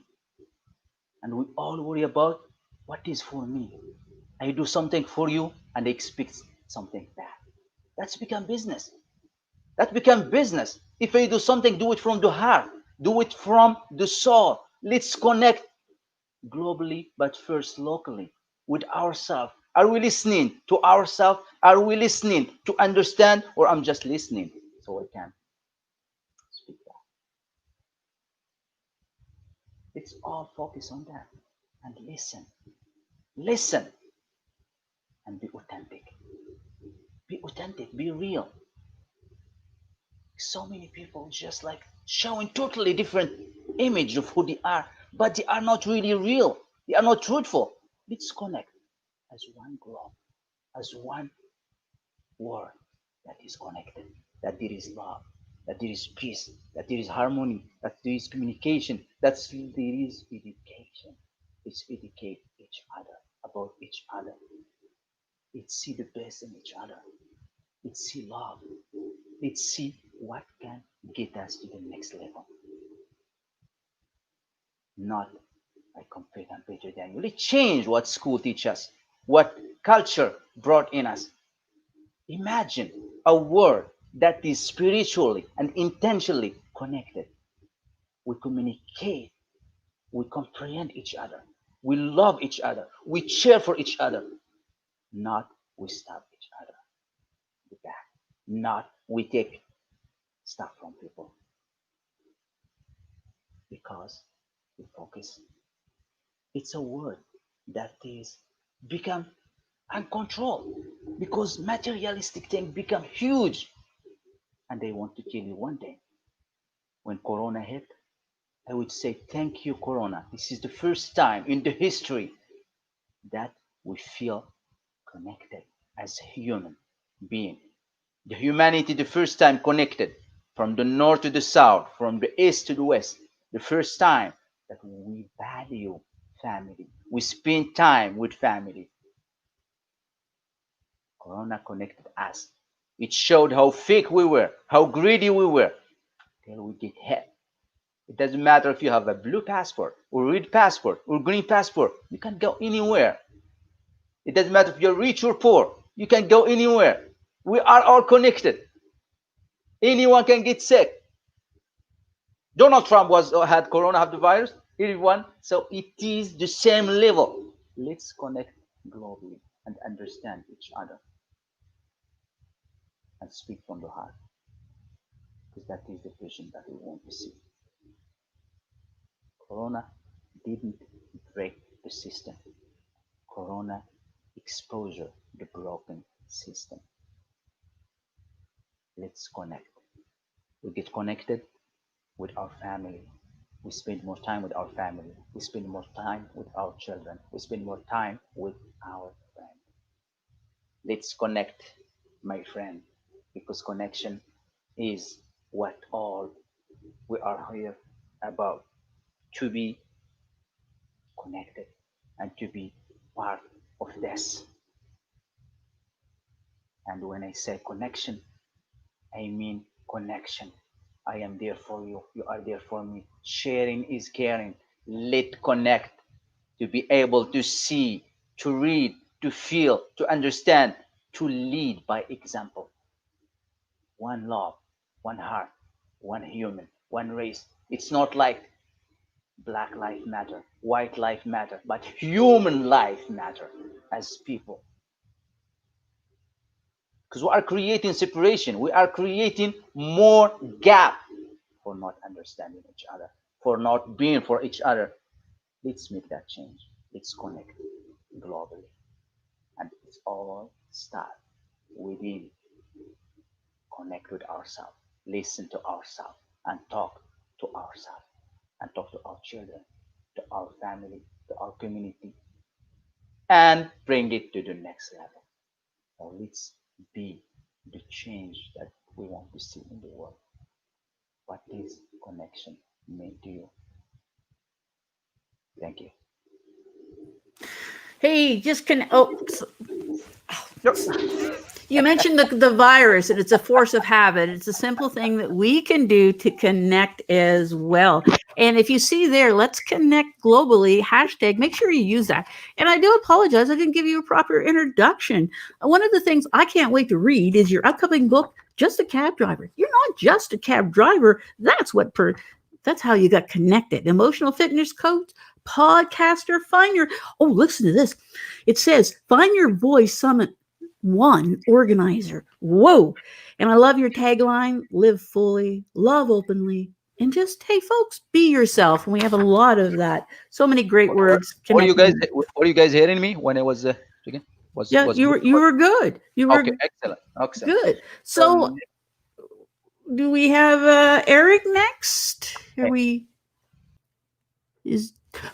Well, Eric is here. So that means we're going to the USA, back over to North America. And Eric's going to be talking about connecting starts with me. What do you mean it starts with me? It's probably going to start with you. He is an empowerment speaker, a life coach, a mentor. Thank you for your service to your country, military veteran. Yeah. Mental toughness is key. Yes, in helping people stay mentally tough as they work towards their goals. Prides himself of never quitting and giving up. You know, that's so true. So many here. He is known as the mayor. Isn't that interesting? And he says, I keep pushing because no one's going to do it for me. How true. Mission to help others identify their purpose in life, the importance of maintaining strong mindset, never giving up, and positive influences lead by examples when it comes to developing future leaders. The stage is all yours, Mr. Eric Kohler. Hello, ladies and gentlemen. I'm really excited about being here with you today, excuse me, and being able to share with you or explore with you what is holding us back from connecting as one world. Darlene, thank you for that great introduction. I really appreciate those words. Ali, thank you for the opportunity in putting together this event, taking action on a dream, a goal that you've set for yourself, and then making it come through, seeing it through to fruition and bringing it to light is just an awesome experience to be a part of. And I thank you for us connecting as one today. I want everybody to think about some dream or goal you have for yourself. And as you lock in on those dreams and goals, I want you to ask yourself, who is impacted by those dreams and goals? Meaning, who's going to benefit and who's going to suffer if I don't take action on them? I ask you that because at the age of 30, it was brought to my, wow, it was a slap in the face, actually. It was brought to my attention that all I was doing was spinning my wheels and that I wasn't getting anywhere in life. And it was done with 3 questions. A man stood in my living room and he asked me, what have you done over the course of the last 5 years that has gotten you closer to accomplishing your goals or has significantly increased your income? My response was just a cool nothing. He asked me, what am I doing now to change things? And again, I wasn't doing anything. He said, well, if you don't change things now, what do you think your next 5, 10, or 15 years will look like? And it was at that moment I realized, oh my God, I can't continue to do this. You see, what I had realized at that moment was that over the last 5 years and over the course of the next 5, 10, 15 years, I was going to be miserable. I wasn't happy with what I was doing. I mean, I was doing what I thought I was doing, what I was always taught, which was get up and go to work every day for 40 hours a week, and then look for that 40-year retirement where we can live off of 40 years, 40% of something that we couldn't live off of before. And that's what I thought I was supposed to be doing. And as a husband and a father of 3, I realized at that moment I was letting some people down because I didn't have any goals. I didn't have any any visions for myself. I had no idea where I was going to go. I just thought, hey, I'll just ride this one out. And I heard a quote that said that people die at the age of 25 and all they're doing is sitting around waiting to be buried at 75. And so I knew at that moment I had to change things. And from that point on, I went on this personal development experience where I was introduced to the trainings of Les Brown, Tony Robbins, Jim Rohn, and Brian Tracy. And that began to adjust my mindset and perspective, because I had to take a look at how I was operating. I had to put myself under a microscope, kind of what a scientist would do with a specimen when he starts looking at those insects, or he starts looking at anything on that's so small he can't look at it in his hands. You had to put yourself under a microscope, and I had to take a look at how I was performing. And in doing that, I learned that I was living my life in this area that I created, which was a comfort zone. To give you an idea of what I mean by a comfort zone, whether you believe that you're on life's journey or you're playing life's game, I believe it's part of a bigger picture. I believe that it's part of us taking on the responsibility to collect and connect with the pieces of our life's puzzle. You see, it's our responsibility to connect with ourselves first. And I had to do that and take a look at how I was performing. And I created this puzzle of mine that represented me by the same manner I would do with the store-bought puzzle. And I started laying the pieces down. And the first thing I created was a border, a fence, a boundary. And it kept me working in that area. And that area represented places that I only thought I could accomplish based off of what I believed in and what I learned when growing up, from those who raised me, from those who taught me, and from those who I watched in my neighborhood. And so I believed only so much could be accomplished by me. And so when I went on that development, I learned that I had to reassess my thinking. And so in doing that, scripture tells us, be not conformed to this world, but be transformed through the renewing of our mind. It also says that we have to be reborn. And I had to restructure myself and my thinking, my thought patterns, and the way I acted. And so in doing that, I had to answer those tough questions that many people won't take time out to answer. Who am I? Why am I here? And where am I going? Wow. When you take a look at yourself and you realize that you've never known those answers to those questions, you realize that you were operating on this weak foundation, and that's why you're not able to put together your life's puzzle in a manner that you see fit. And one of the reasons you can't see it fit, because without a foundation, a good, strong, solid foundation, you don't have a vision for yourself, and you don't have any goals to work towards. And when you're not working towards anything, you're just wasting a lot of time. So I had to create a vision. And as I created that vision, I was able to start connecting pieces to my life puzzle that I felt was important, and have focused on areas of my personal life, my professional life, financial, spiritual world as well. And so that's where I felt the balance. And so most people aren't able to answer those questions. And in doing that, they find themselves frustrated and stuck, and they throw the pieces up in the air and they wait on them to fall where they may, hoping somebody else will help them out or pull them out of the stress that they're going through, the worries, the anxiety, and the depression. Well, you have to do that yourself. That's why I say I keep pushing, because nobody else is going to do it. You have to have a model for yourself, to talk to yourself, to drive you to keep going when everything gets tough. Mental toughness is the key to finding the answer and finding your way out, to building the life's puzzle the way that you want it to be, the way that you want it to look like. I don't know where you want to be in life. If you want to be a great entrepreneur, if you want to be a great speaker, if you want to be a great singer, a great author, I don't know what it is, but I know one thing. The last thing you want in life is to be on your deathbed with all that potential, talent, and ability locked inside of you, and taking it with you, knowing that could have helped you get out of your being stuck, out of your depression, out of the bad relationships that you were in. So I'll leave you with this, ladies and gentlemen. You have unlimited potential. You have an unconquerable mindset, and you have a relentless spirit, and therefore you will always be victorious.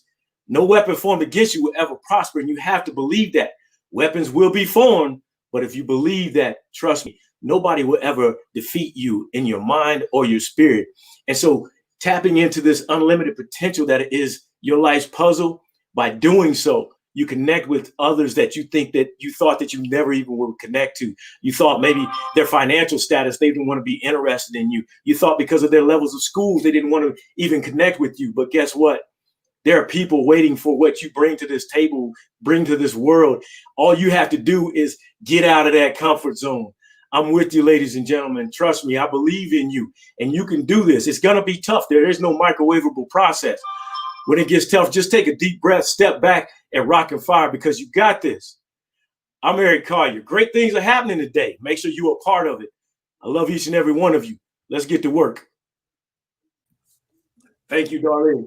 Hey, Eric, that is powerful and tough. And I love it. I love your saying there's no microwave answer. No, not at all. There isn't. I can see with all your military background and things and mental toughness, it so is. It is so much in there, so many great words, locked inside of you. It is.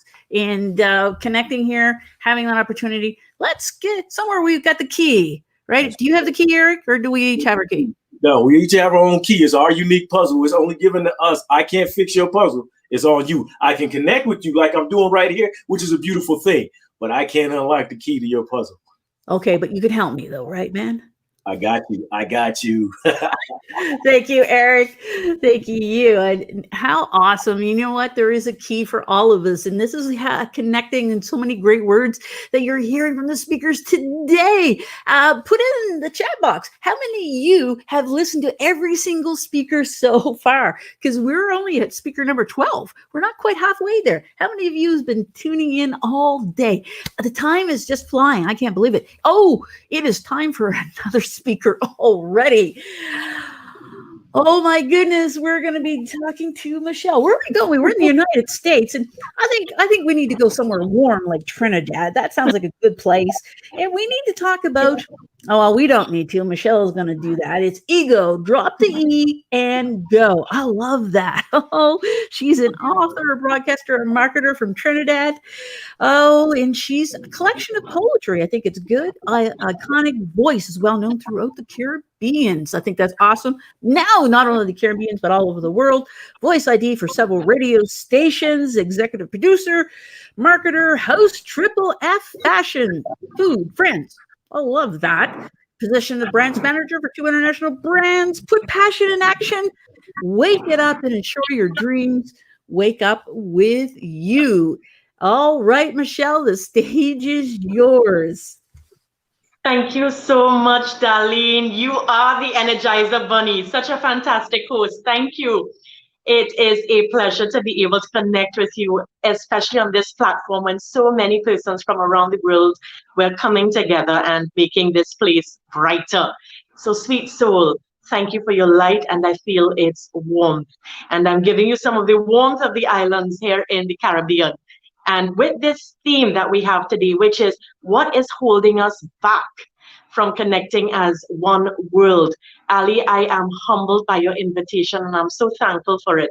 And in terms of answering that question, I believe one of the things that would be holding us back, ego. Ego is certainly one of the things that I believe will be holding us back from connecting as one world. So what do we have to do? We have to drop the E and go. So that E, for me, it represents emotions. Very often we hear the term, oh gosh, don't let your emotions get the best of you. No, don't let your emotions get the best of you. The best of you. Save that for yourself, your creator, your family. Don't let those emotions get the best of you. So emotions, I want you to put this in the comment section now. Emotions are only visitors. Put that in the comment section right now. Emotions are only visitors. So we have to treat them as we would any visitor that comes to our home or our space, and we need to treat them well when they come to visit. That means acknowledge them. Not all visitors do we truly enjoy that much, but we have to be able to acknowledge them. Acknowledge that you're feeling a certain way, that a certain emotion is now visiting your temple, but understand that you must control your emotions instead of allowing your emotions to control you. So be sure to put that in the comment section. Emotions are only visitors. And now I want you to think of a time when you were able to win, a time when you were able to conquer, when you defeated the Goliath of the day, a time when you felt like, yes, did it. And as you focus on that time, that moment, you would realize you won because you were able to conquer self. You were able to give up some things that would have taken your time before, and you put all of that energy into focusing on the goal at hand, on that dream, on that vision. And there is a time when I felt like I wasn't winning, like I was losing. I was losing my mind. I was losing my sense and sensibility. And what was happening in terms of all I was losing on the inside, I realized I was starting to lose on the outside as well. But was it really a loss? It was a gain because I gained so many lessons from it. I realized that what we are within, we also reflect on the outside. So when I felt like I was losing everything inside of me, outside of me was a reflection of that. I felt like I was then losing my marriage, my family, losing the career that I took so much time to build. And it was not until I was able to let go and just allow whatever process to take place and only take control of what I have control over, which is myself, and allow everything else to happen. That is when I realized I started to win. So how do you win? You relax. And I think my husband put me onto something when he asked me after I was having my first baby. Matter of fact, it was during the birthing process, and he was like, so I'm not hearing you bawling. Are you feeling any pain? And I was like, yes, I am. I am feeling pain. He said, well, this cry, what does it feel like? I said, well, it feels like there's a fire hydrant inside of me and it's just pounding, boom, to come out. And he said, so why are you so calm?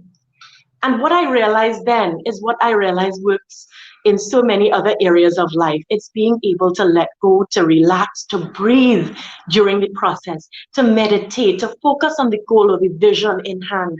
And in the birthing process, while in child labor, I was thinking of this bundle of joy I was getting ready to bring into this world. And it was worth it. That pain, it was worth it. And that was my focus. So focus on your goal or your vision at hand. Because you know what? We are a microcosm of the macrocosm. So a win for you is a win for me. So put this in the comment section. Best you today and then even better you tomorrow. Best you today and then even better you tomorrow. I want you to win. You are a winner. And you must first win that battle of self. It was Wayne Dyer who mentioned, he said, ego is an illusion, but a very influential one.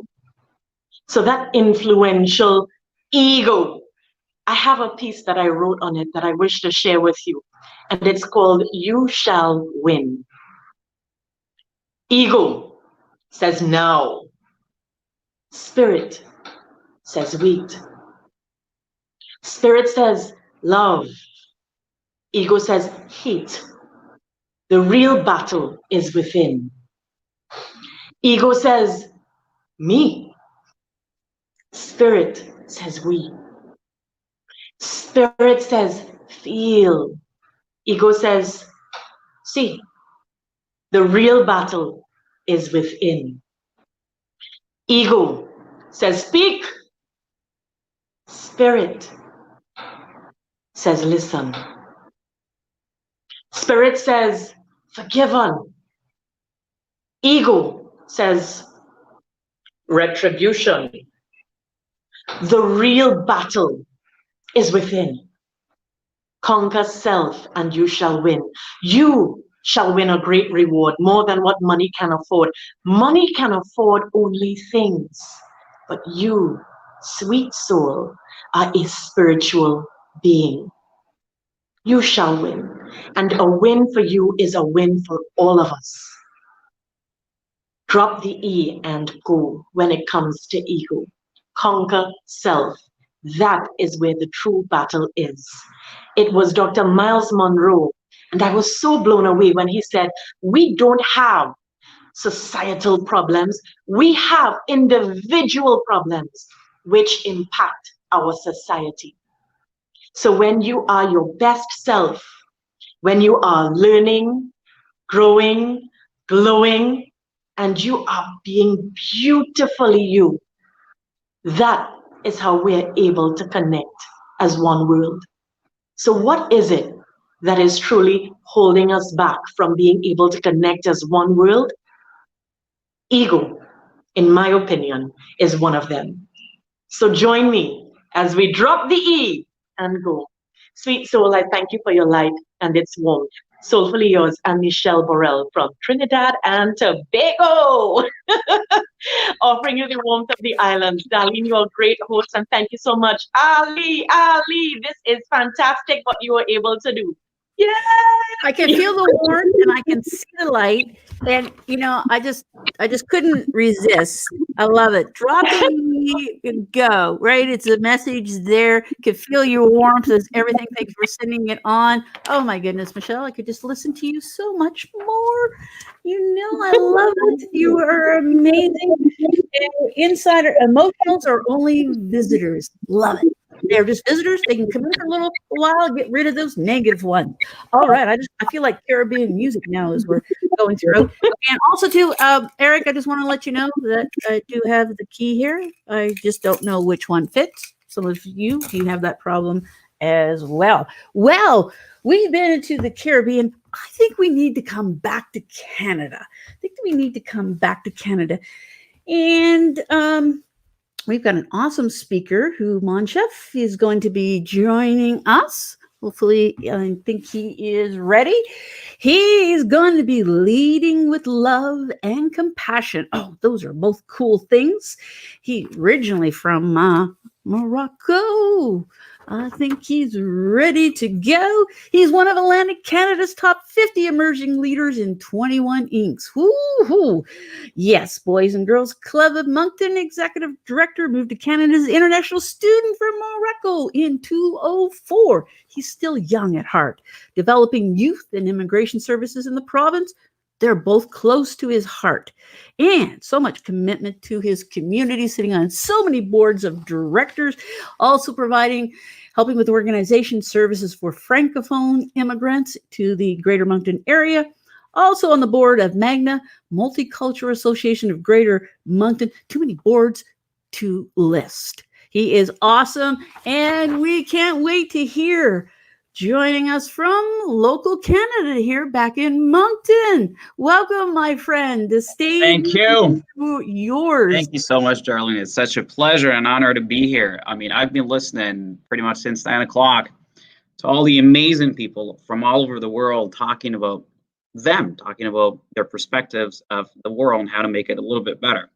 Such an honor to be here and join you and my brother, Ali, who actually has a vision to bring the world together, bring us a little bit closer, and to bring about peace in every single part of the world. And when he connected and to talk about connecting globally, the first thing that came to mind personally is it's an amazing opportunity because there's a lot happening in the world, and I would like to know what's going on. So I can't stop of thinking of poverty. Billions of people in the world still in 2020 living in poverty, billions of them. I can think of access to clean water, right? More than 75 million people in the world will have a huge problem of accessing clean water. Could it be access to fundamental things that we take for granted in some parts of the world? I mean, as electricity and water and food. I can also think of access to freedoms, the right to vote, the right to speak freely, the right to think freely, the right to run for elections. Some people of the world are still having lots of struggles building transparent and inclusive democracies so everybody can participate and be included in that discussion. I can think of mental health challenges around the world where in some instances, could it be for kids or adults, 1% out of 5, and in some instances, 1% out of 3 is struggling from a mental health challenge. I can think of systemic racism as well. We've seen what's happening in France and we see what's happening in the States, and we see that fundamental, people fighting for fundamental rights of being part of that decision-making process and making sure that their voices are heard. I can think for equal rights for all, equal rights for women, and equal rights for people of visible minorities, and I can think of a lot of that. So connecting globally to me was just an opportunity to discover what's happening, because at the end of the day, we still have a lot in common. And I could also think of the verse and the book and the chapter of the Quran that says that, "O mankind, we have created you of different peoples and tribes so you can get to know each other." So in this pandemic today, and Ali's vision to use technology that some people of this world still do not have access to, and in the years ahead, it's almost becoming a fundamental right to have access to internet connection so you can be able to be part of the world. A global conversation is the essence of getting to know each other so we can understand what we have in common. And I can think of many people who led that life to fight for something that they so much believe in, that they were living with purpose. I can think of Nelson Mandela, right? And the battle for freedom and for equality, and just to put apartheid, behind us, and to tell the world that doesn't matter what you look like, white or black, doesn't matter what your faith is, we still have something in common. Human decency, human interactions, and a common purpose to make the world a better place one day at a time. I can think of his powerful words when he talks about education. Yet, so a lot of people don't have access to that basic right of being educated, having proper infrastructure in schools, or some kids having to walk miles just to get to a decent school so they can be able to learn and be part of that world discussion and enlightenment. And when he says about education, that it's the most powerful weapon to change the world, I can think of Mother Teresa, and she led a life of love and compassion and faith. And she said, doesn't matter what happens, outside, because it's never about them. It's about you and your connection with the Creator. I can think also of Gandhi. I can think of Dr. John Luther King and his fight for freedom and equal rights for all. So there are many, many reasons that we can connect globally, because whatever happens in Lebanon, and the compelling story that we heard from Sadiqa, and still just recently, Lebanon fighting for, a decent land and bringing people together, doesn't matter what your faith are, moving from 7 sects or different ways of believing to a certain way, to finding common agreement and common purpose so we can work together to make Lebanon a better place for all. I can think of many things happening in Africa. We cannot forget the images that we saw coming from, places of the world. That little boy right on the shores, just his family just fleeing whatever conflict behind them and just trying to go take as much risks as possible because they don't see the light in wherever they are, and taking that risk just to go to a better place where they can live freely and be considered as a human being. I can think of the many, Africans, brothers and sisters that put their faith on a little mini boat and then fight the waves, and just in hope of a better land. And many, many things happening in Iraq, and many things happening in Syria, and so on. And I can think of what is preventing us from connecting and from understanding each other, and from really having peaceful conversations that the world can benefit from. We also saw in the beginning of the pandemic and all the stuff that brought together, that some people were still thinking of themselves before thinking of the collective good and the collective matter, and everyone is for themselves. Whoever has the best technology or the best, access to doctors and stuff like that wins. And it's just when you secure that you try to look to help and expand for one another. And then later on, we try to bring about reason and say, hey, wait a second. We are one world, and we have to see if there is anybody else that needs some help. So my story is not much different from the many stories that we heard so far, but incredible people trying to do incredible things from whatever they are. Just random people, simple people, trying to do extraordinary things from their local communities.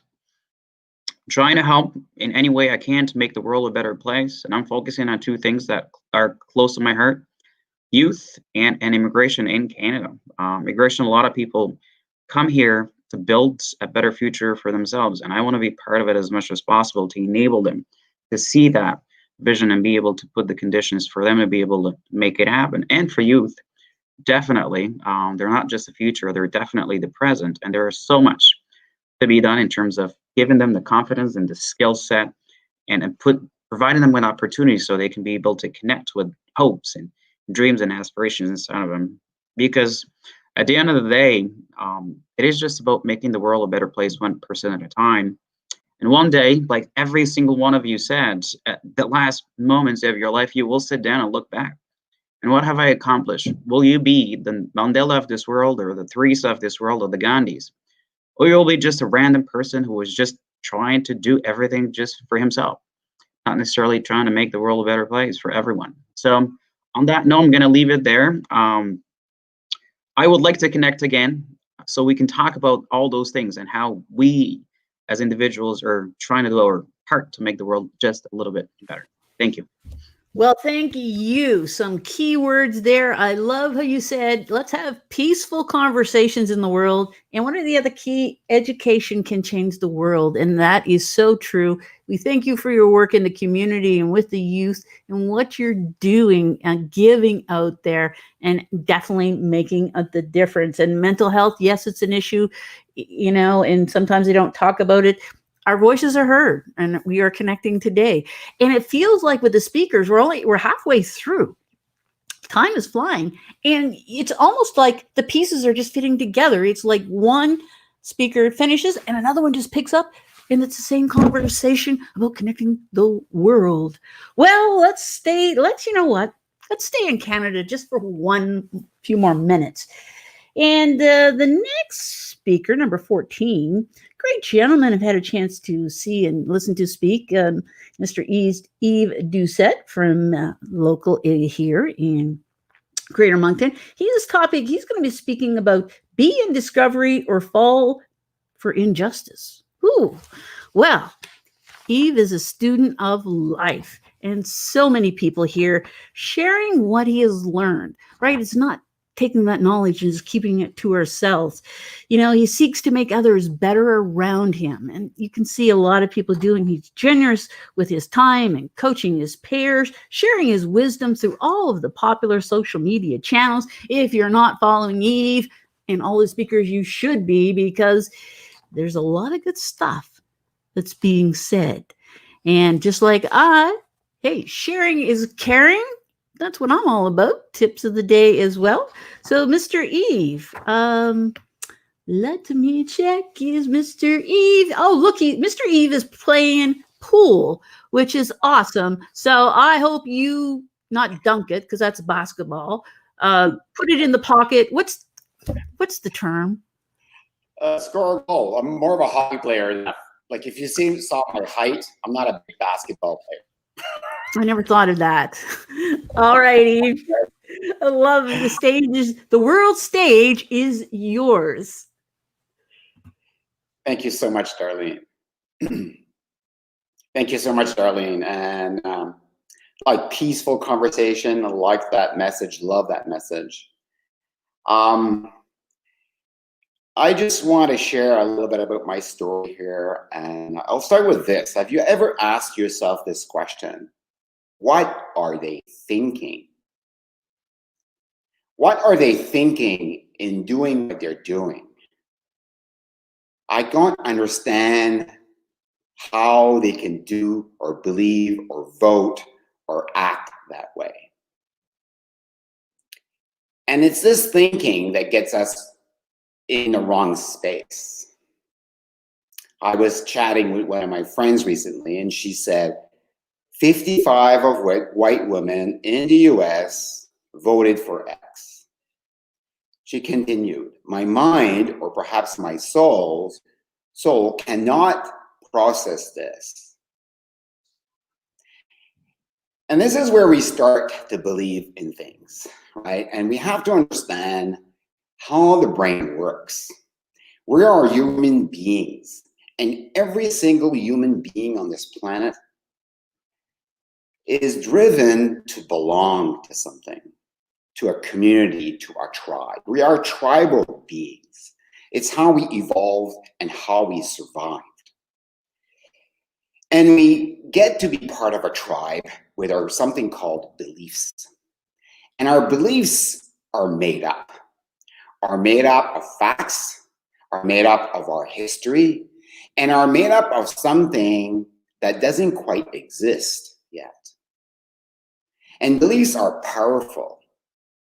They unite us. They bring us to movement towards a certain goal. But they are also very dangerous. Because if we start using beliefs as a way to regroup people, it's great. Like, it's united us in our tribe, in our communities, in our passions for what we stand for. But it's also the reason why we're so divided. And we've replaced tribal beliefs with individual beliefs. And this is why we're so disconnected.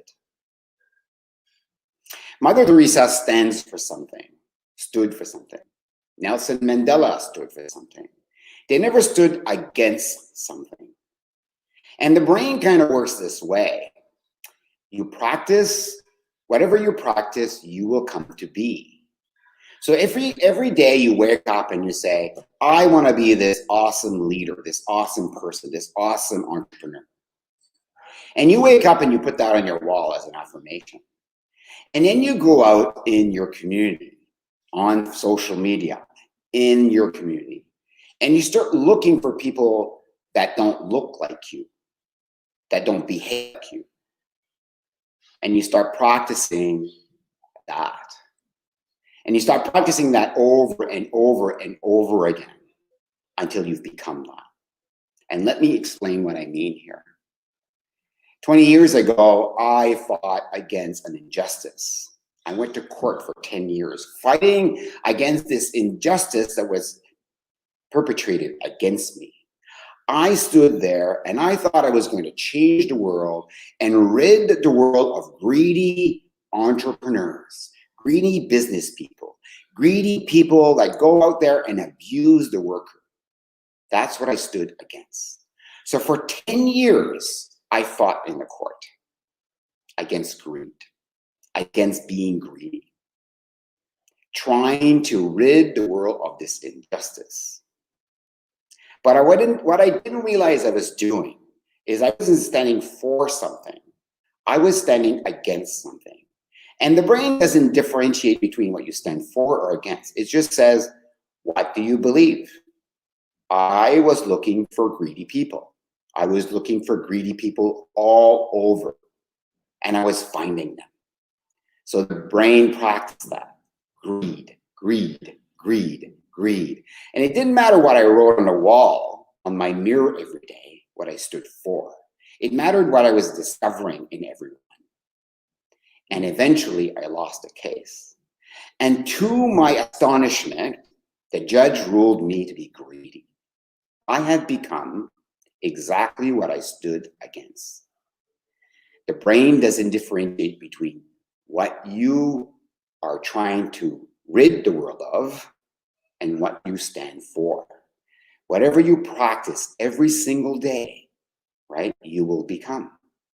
A couple of years ago, I had hired this nice lady who was in charge of culture in our business.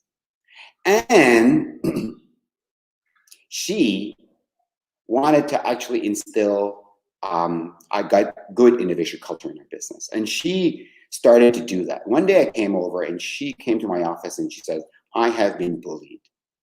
So I investigated the bullying. As it turns out, I thought that both of them were bullying themselves. And I awarded them each, penalty. And I said to her, you're the one who instigated it.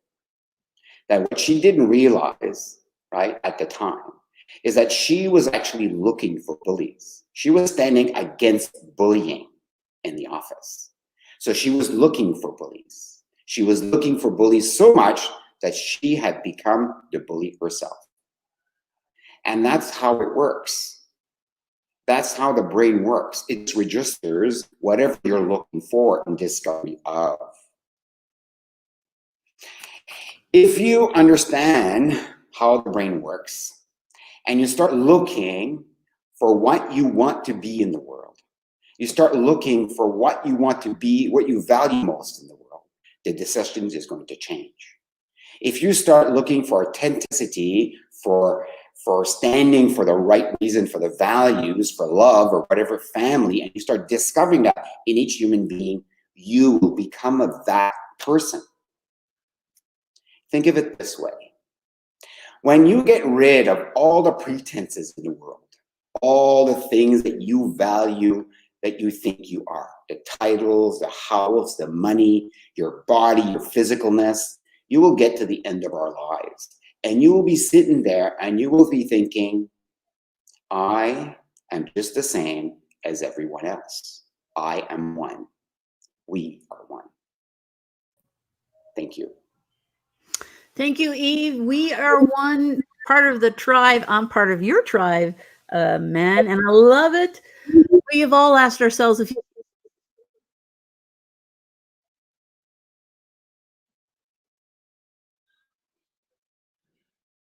I lost connection.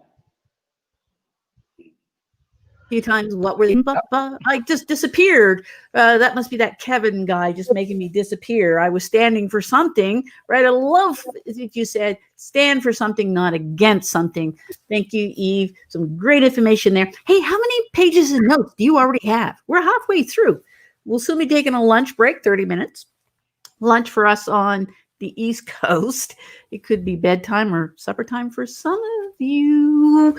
But moving right on, well, we've got to kind of go to the Dominican Republican. And this is an awesome lady who is going to be talking about, this is Deanne Blanco from Tears I Rise. From Tears I Rise. It is a powerful story. She was born in Dominican Republic, moved to Canada at the age of 10, fell out of place. I think a lot of us had that, and certainly some challenges. She determined to change her life around her. Her biggest belief is that everything happens for a reason. Interesting. She also created a group, a nonprofit organization, which is dedicated to help teenagers who are going through dating abuse.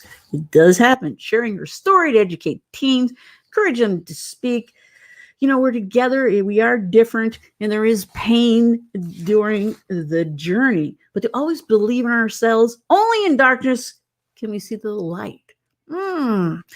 So it is. Do we have? Is the end? She is. Awesome. Look at that, the Queen of Hearts. I just want to start singing, but I can't because we want to hear from you. Take it away.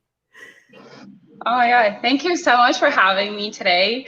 Thank you, Ali, for doing this. It's amazing. So thanks again for connecting everybody together. So just a little bit of something that happened today. My kids were listening the whole time with me. And then they were like, oh my God, so everybody's from different places around the world. So they were really interested in knowing that and actually realizing that some people it's night and other people it's morning. Interesting. So I'm just gonna start. So my name is Deanne Blanco, for those who doesn't know me. I'm from Dominican Republic, and I came here in Canada when I was 10 years old. So from what I'm sharing today is from Tears I Rise. So I've realized from a really young age that I was different from everybody around me. And I was feeling disconnected. And I was like, okay, am I alone in this? Like, am I the only person feeling this pain? And then when I came here to Canada, everything changed, right? I was the only Black girl in Shediac. I love Shediac, but it was like really stressful. I was bullied all the time. And my mom, her husband was physically abusive. So for a really young age, I was suicidal. I was anorexic, bulimic, and I've just felt out of place from everything around. So when I was placed in foster care in Caddyville, a little place, again, another place where I felt out of place. I was like crying all the time, waterfalls, day and night. I was like, this is not fair. Why is this happening to me? Started a relationship where my boyfriend was abusive. So it's pretty much continuing the same cycle that I was living at home with my mom and her husband into my own relationship, if you want. And again, at that time, I was like, okay, like, this is not fair. What is this happening to me? I was crying all the time. And growing up, I just realized that this is who I am. So I just have to take it, right? And even if I felt disconnected, maybe I could have a voice, because as a young age, I didn't have a voice. Even if I tried to tell somebody what was going on at home, I felt like nobody was listening to me.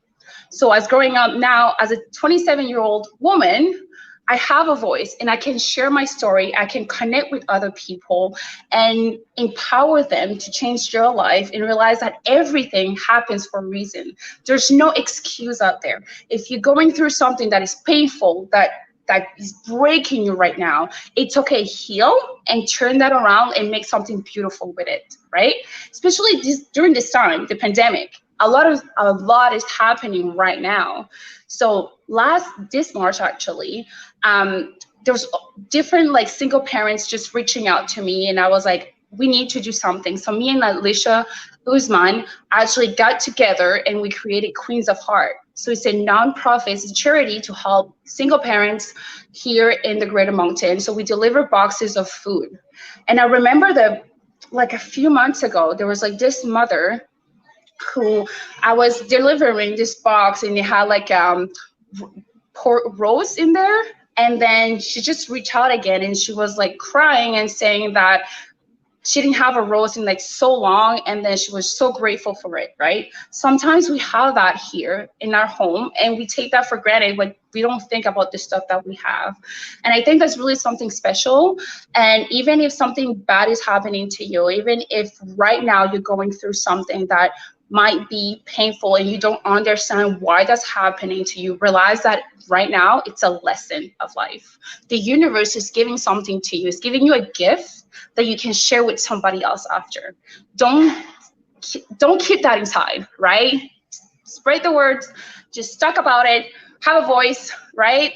That's what I believe the most, is that right now I have a voice as a woman, as a mother, as a Black woman, that I can speak up and share my personal story with everybody around me.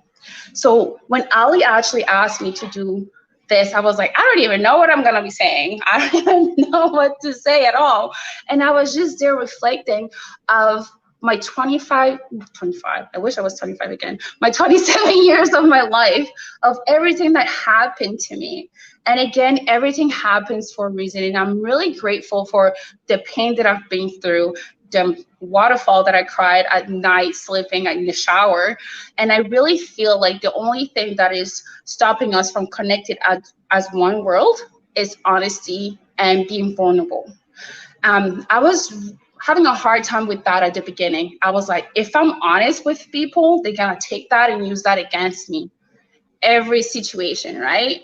And for sometimes it did happen. I had people that I was honest with them, and then they took that against me. But then after a while, I realized that it wasn't because of me, but it was because of who they are. So now I'm not shy to share my story. I'm not shy to be vulnerable, like in front of people, because it's really that way that we can really connect as one world. And that's like one thing that I really believe in. If you're being honest, if you're vulnerable, if you open up, and if you have no judgment, that's the only way that we can really connect. And I just want to share something that is really interesting. And it happened to me like last year when my oldest son was in first grade. Yeah. I was driving my son to school, and then I was just looking at everybody, and then I was like a hot mess. Like, I feel like everybody here already know what it looks like hair messy. I have a big hoodie, no bras on. And I was dropping my kid at school, and I was looking around, and everybody was like all dressed up, looking all good. And I was like, am I the only one? Like, I'm like so tired. I just want to go back to bed. And then I was doing the event #WeAreOne. So it's we try to bring a lot of women together, and we share without any judgment, all honesty about our personal life. Because I always said, I don't care about your title, I don't care what you do, I just want to know who you are, right? And sitting there with like a bunch of women, and then we share about our life, our kids and everything, and then you realize really that you are just one world. You're just literally hashtag we are one, right? So that's the moment that I've realized that if I share who I am, and if I share with all honesty, and everybody does the same thing, we just realize that we're all the same, and we've been through the same thing in life, and we can really connect as one person without judgment and really being honest, because that's the only way we can really impact somebody. Thank you for having me. That is awesome. Queen of Hearts. That's the way I see it. Hey, gifts, that is, I always said things happen for a reason. But there's lessons, and sometimes we keep them to ourselves. We need to share them. It's so great on seeing what you're doing in the local area. You just, a roast. We take things for granted, right? And we shouldn't. So thank you. And hey, it's a pleasure to meet you in the local area. So I look forward to connecting again. Awesome. Oh my goodness. We will be taking a 30-minute break after our next speaker. We're going to jump over to India for a few minutes with that. Also, too, hey, take a selfie of yourself watching us. So take a selfie. I want you to post it. Right. I just did that as well. So I'm just going to do mine here. So all right, I want you guys to do the same. Take the selfie up. Mr. Connector Ali, hey, who do we have from India? Who do we have from India? So here we have our friend Ragid Kadir, and he's originally from India, and he is in UAE, in United Arab Emirates. And let's bring our friend Ragid Kadir. All right, and he's going to be talking about your dreams matter. They do. Look at that, snuggling up. And he is an infrastructure management and composing, IT demand management, project management, solution design, service delivery, quality compliance, and team manager. I love this one. Hey, a cloud evangelist to adopt cloud transformation for businesses. That's right. We're all in the cloud as such. He's the IT expert. He's got like about 12 things listed here. He's the IT expert in everything. An effective communicator, exceptional analyst, technology, negotiation, client relation management skills with the ability to relate to people at any level of business and management. He is awesome. The stage is yours, monsieur. Thank you. Hope you're able to hear me. We can. Oh, yes, perfect. Good morning to Canada. Good morning to other side of the world. We are in a good night side. It's an 8:12 p.m. in Dubai. Yes, today's subject for me, it's a dream matters. It's one of the excellent subject which I'm a dreamer. So I used to preach, I used to share my experience on dream and where the dream matter on connecting world. So dream is one of the most important factor of our life. So in the childhood, we dream without boundaries. We dream with our imagination, with our stories. We never limit our dreams to anything. We dream to fly. We dream to race to mountain. We dream to build something, everything connected to dream. And we dream to reaching places which we never think out currently reach. So everything connected to dream. Is there anything dream have any meaning? As a scientifically, there's no meaning for dream. But the world says that dream always have a meaning. It actually repressed wishes of you. So when you continue seeing a dream, that means something is holding you to connect out, or something holding you in your imagination, something connecting on your memories. So the dreams always, everyone want to come dream to true. Then I am a believer of dreams. The power of dream give me the great results for me. So I always believe the power of dreaming. Hope everybody know the biggest dream speech from Dr. Martin Luther King. I have a dream. So the dream help fellow American to connect, to be one.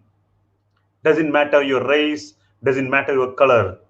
So the dream create a white child and black child sit together, stay together, and play together. Dream that matters. Apologies. So also Barack Obama says, never give up on your dreams. So the dream actually shows how a president can help and empower people after his presidency. He's still helping people. So why a dream is important and why you should follow the dream? Why the dream matters? So dream make you worth living to a reason to live. The dream can be inspiration to others. I'm a dreamer. I try to inspire to everyone with a dream. The dream can help to reach the great goals. Dream can prove others wrong, which they think about you. So you say in your incapabilities can be wrong. You can prove the dream. So dream can make you proud. Also dream can make you, since you live only once, so your dream can make to anything. Without dream, there is no change. I strongly believe that dreams connect people and connect the nations. So imagine the dreams, the power of dreams. Les Brown always say, you dream, you can do it. When you started to think about dream, when started to dream it, you can do it. The only thing limiting your limit your beliefs, you limit your dreams also. So you always think your dream is unique. So like you, so you dream big than anything else. And also you make your dream is your passion. So connect your passion to dream. So always become a reality and your dream always become true based on that.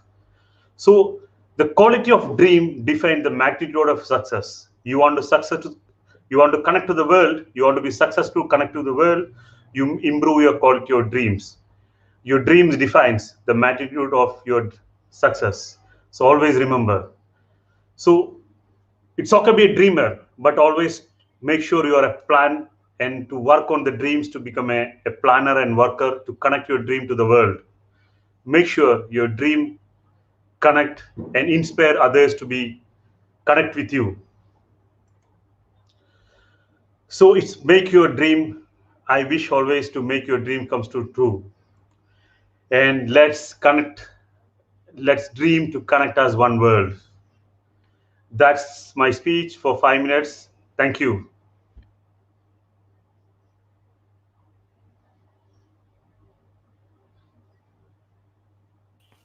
Let's connect as one world. Yes, thank you. Hey, I love it. You know, dreams, and we looked at it two ways. Is it dreams in when you sleep dreams, but dreams when you're awake? We all need to dream.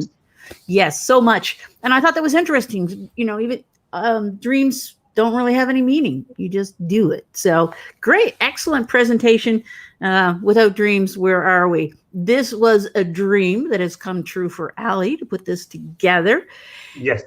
Yes, definitely. And loving all the comments that's been going on, the empowerment that you've been giving, the so many cool words of wisdom. And we traveled quite far today. This is the fastest plane I've ever had all over the world. So much that I think we need to take a little bit of break. So that way, right, you can certainly, hey, we can do those bathroom breaks if we need to. And if you're listening to us, put in the comment also, are you listening on a device you can take us around your house? You know, as you move out around there everywhere. So we will be taking, a 30-minute break. We will be coming back at 12:50 Atlantic time. 11:50 Eastern time, and then whatever time is your time zone. Some of you, as we said, it's kind of cool because we're like at lunchtime. Some people getting ready to go to bed. We're just trying to eat. Some people's in the morning. It's time. It is time, Allie. It is Awesome. time. Awesome this morning. Awesome Excellent. job. All right. So we have 30 minutes, darling. The 30-minute break. Everyone can have their lunch and stuff. I'm going to have some couscous, some Moroccan couscous. So with these amazing speakers, like just amazing. Oh my goodness. You can, it is just amazing. And it's just going so fast and you just want to keep listening to them. And it is like one building on the other, going up as well. Want to know, can you see the presentation with all the speakers? Is that up on the screen? Yeah, it's on the screen, darling. Yeah, I just. It's on the screen. All right. Excellent. We're going to let that play through. I'm just going to grab a quick bite and I'll be back. And hopefully you will, because we still got so many more great words to be spoken. We're connecting the world. We're only partway there. So join us shortly.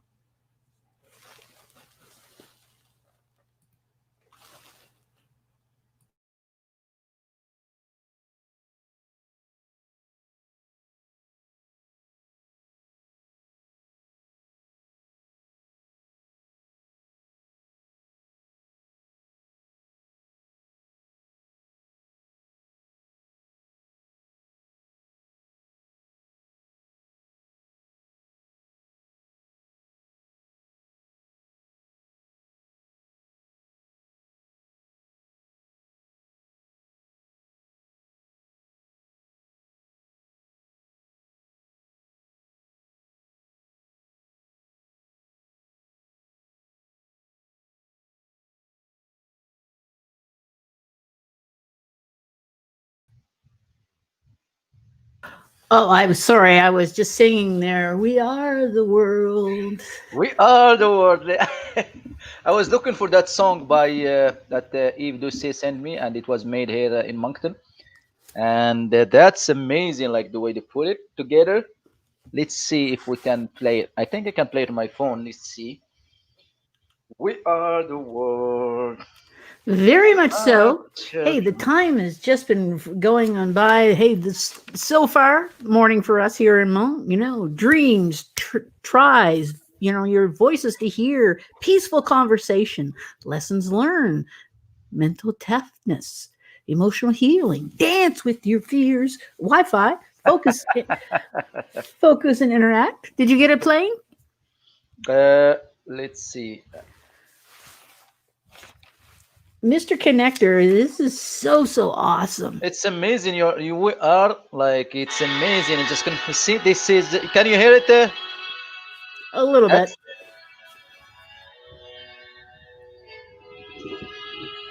Now. That's actually a group locally in New Brunswick, in Moncton.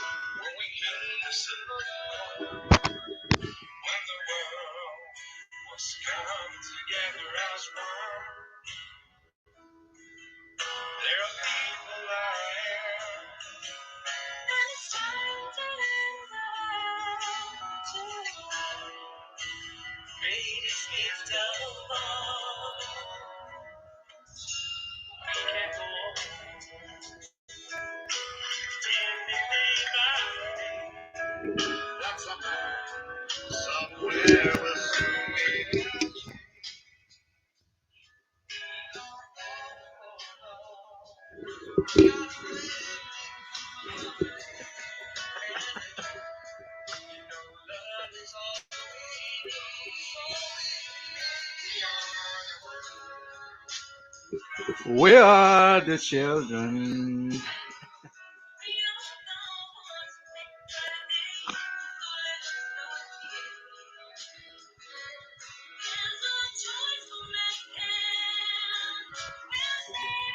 Oh, time 50 already. I think it's time for next speaker almost. Almost. Time is just flying. Hey, that's what's beautiful. And that was done by many local artists right here in our backyard, Greater Moncton area. That's awesome. Amazing. A lot of talent. Amazing people you know. Love the mug. Love, right? What amazing place we live in, Moncton, New Oh, Brunswick. It's beautiful.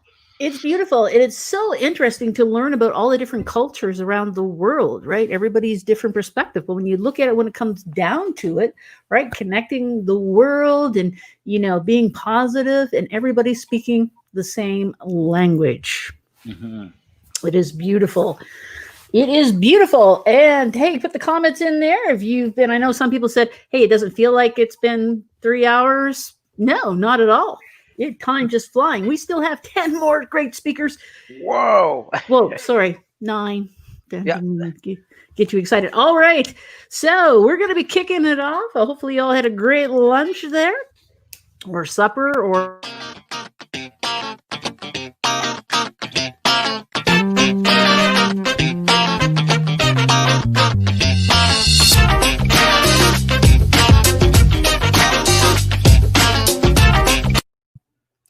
All right, we are back and 9 speakers left. Speaker number 17 is coming us from Canada, and it's going to be Anne-Marie Collette. And the topic is Let the Children Lead the Way. I think that so leaders of the future. Anne-Marie is a global thinker with an entrepreneurial,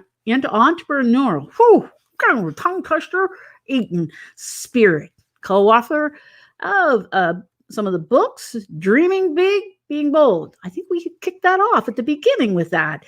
Transformation coach. She teaches women leaders how to achieve greater success by igniting their genius. Love that. Like, you know, the books just appear.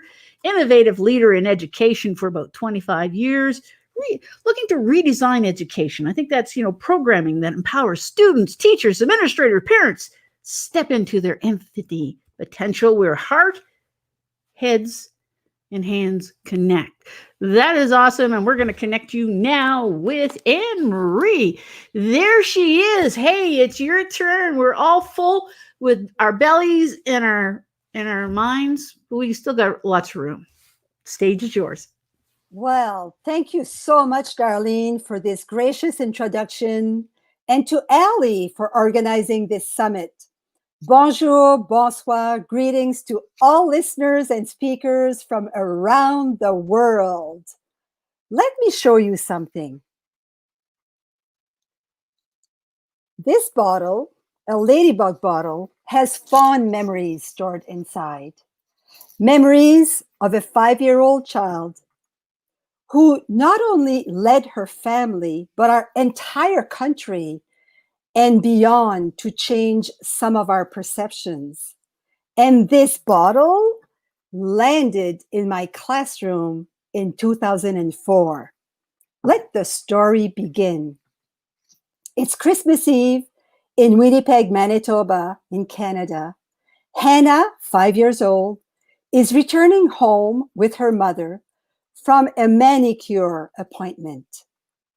So you can imagine both of them in the car. It's Christmas Eve, most likely singing along to Christmas carols on the radio, looking outside to the hustle and bustle of last-minute shoppers, and being in Canada, picture perfect, this white blanket of snow covering everything in sight.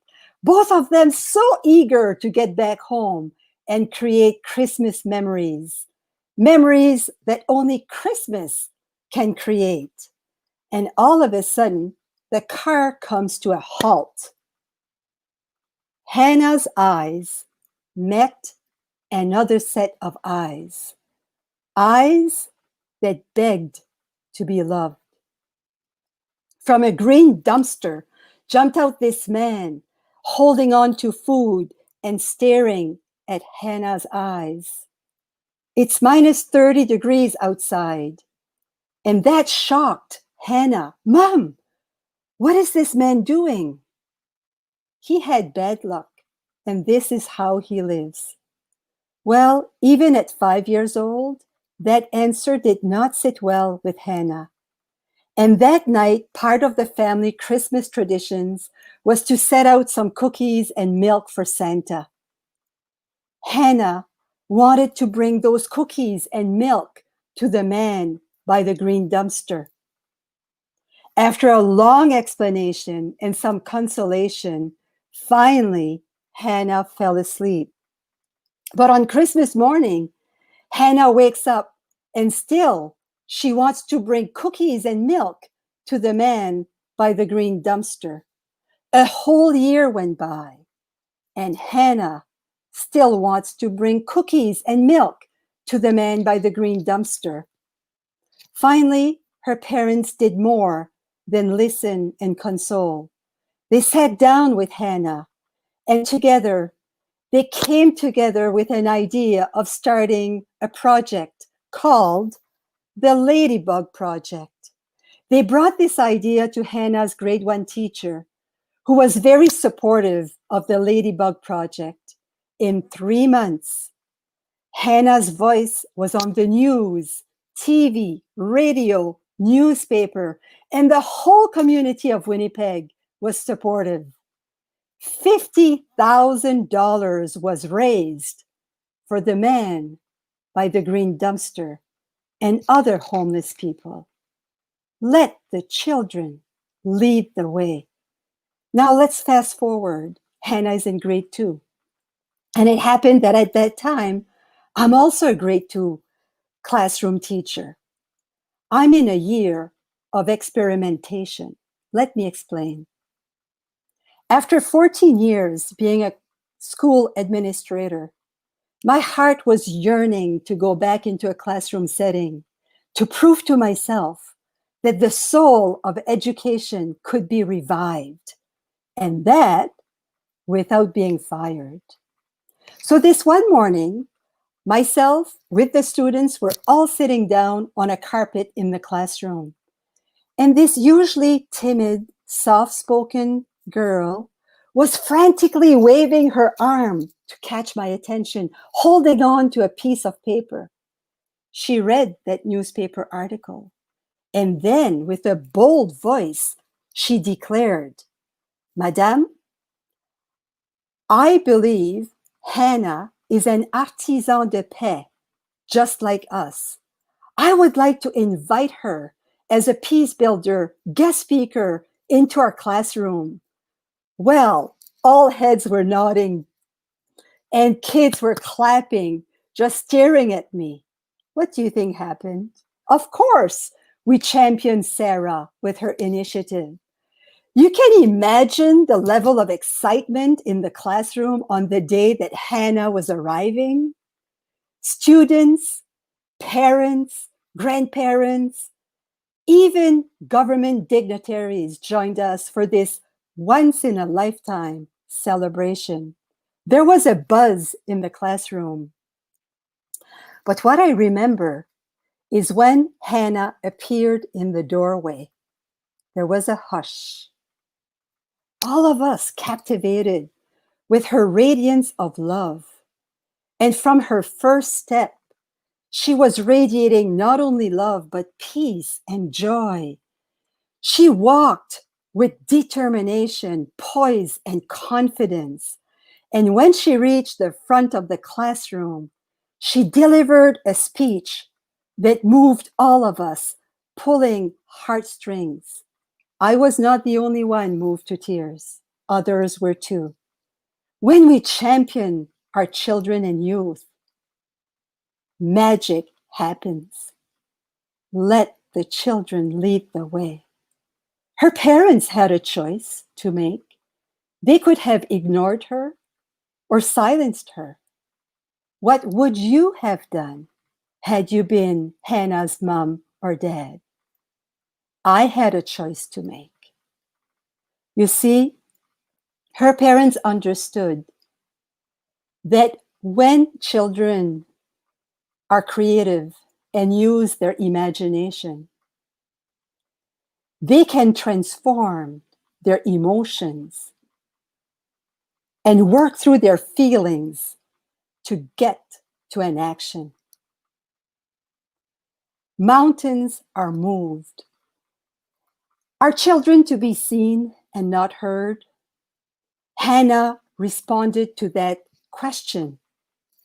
And what she responded last year was this: you get a lot of messaging that you have to grow up to make a difference. Your voice is powerful now. You don't have to wait until you're older. Age doesn't define what you can do. It is time to allow our children and youth to step around the table, our boardrooms. If you are ready, please type yes in the comments below. I know I am.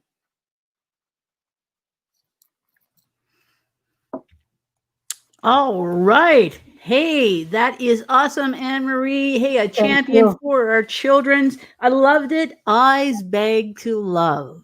I think that's awesome there. And you're right. Age doesn't really matter. What we can do. So inspiring. I thank you for kicking us off. And it's great having you here as well. So many people focusing on our youth. They are our future. They are.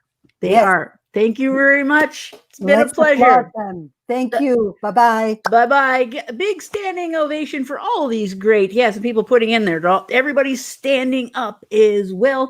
One of the things, don't forget, hey, those big smiles. It's all about the smiles. And hopefully we were making you smile today. We certainly are. Well, let's go back. Let's stay in Canada, as a matter of fact. One of our next speakers, Dee Dee. Well, that could be anybody, Dee Dee, but it might also be Darren Dugje. And Darren's going to be talking about trauma is my friend. Darren from the Moncton area is an emotional fitness coach, community college instructor, as well. He also served for, I think it's about 8 years in the Canadian Armed Forces. We appreciate your service to your country. Nathopath consultant. He's also co-founder of Alternative Options Coaching as well. A lot of nonprofits. And one of the great nonprofits, Support for Dads. And I've seen his great work is that. I shouldn't have ate because tongue twisters. Leverage his personal journeys coupled with diversity, education, leadership, high performance athlete background to be fit. Remember, Eric talked about mental fitness. He's mission focused. I'm not sure why, but it says Darren loves to drink coffee out of a black mug.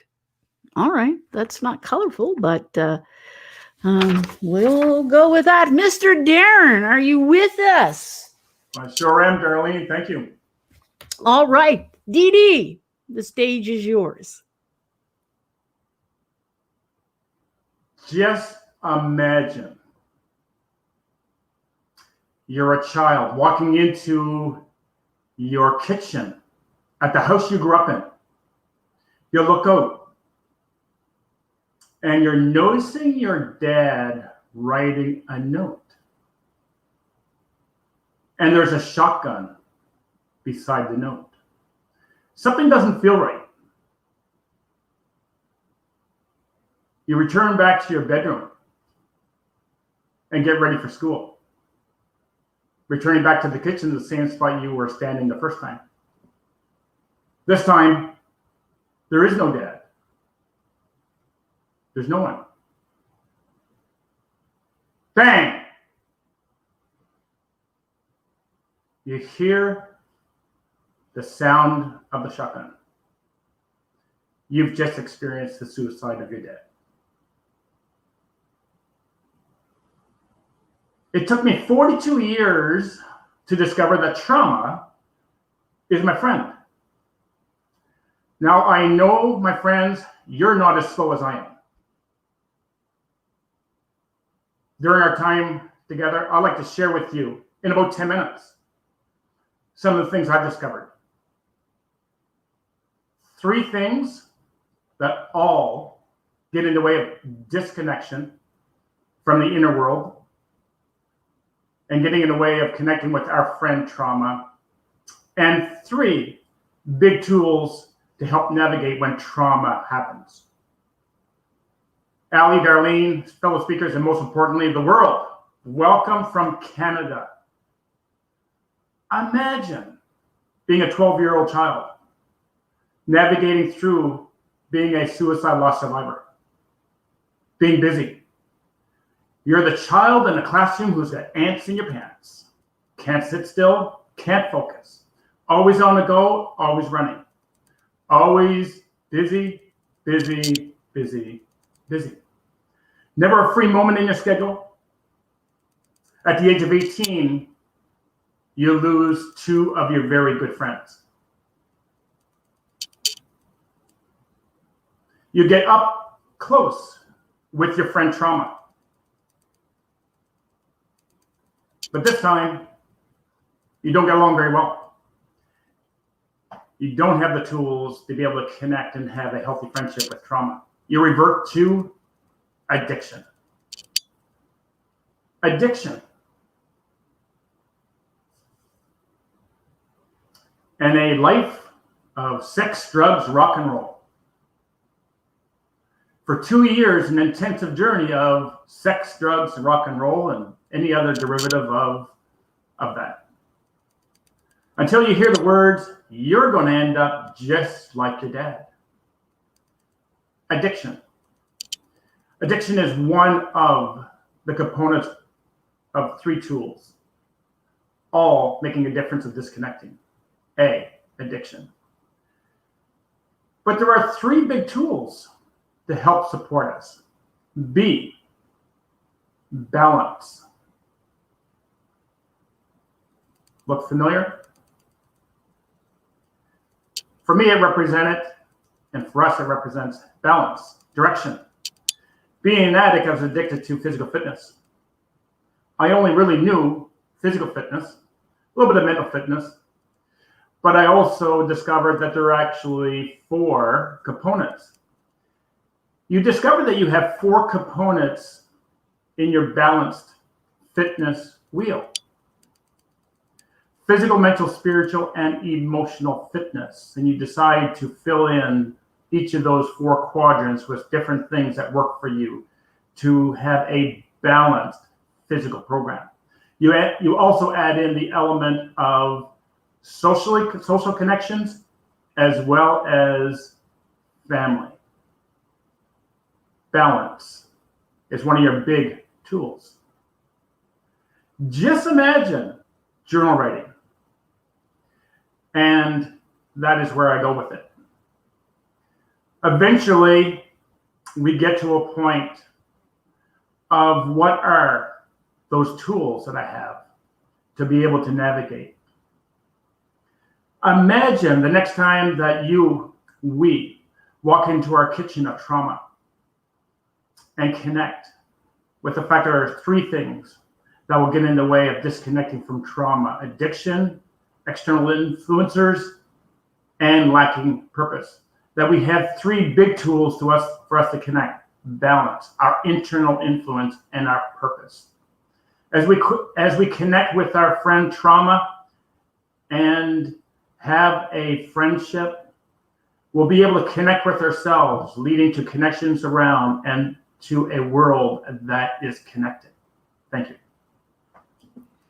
Wow, connected, Darren. Trauma, yes, you certainly had that in your life. A lot of people, and it's so great to see you take it to the positive and turn it around. I just think of you as the muscle man, right? So powerful here. Give yourself a pat on the back as well for, hanging in here. We've still got 7 more awesome speakers.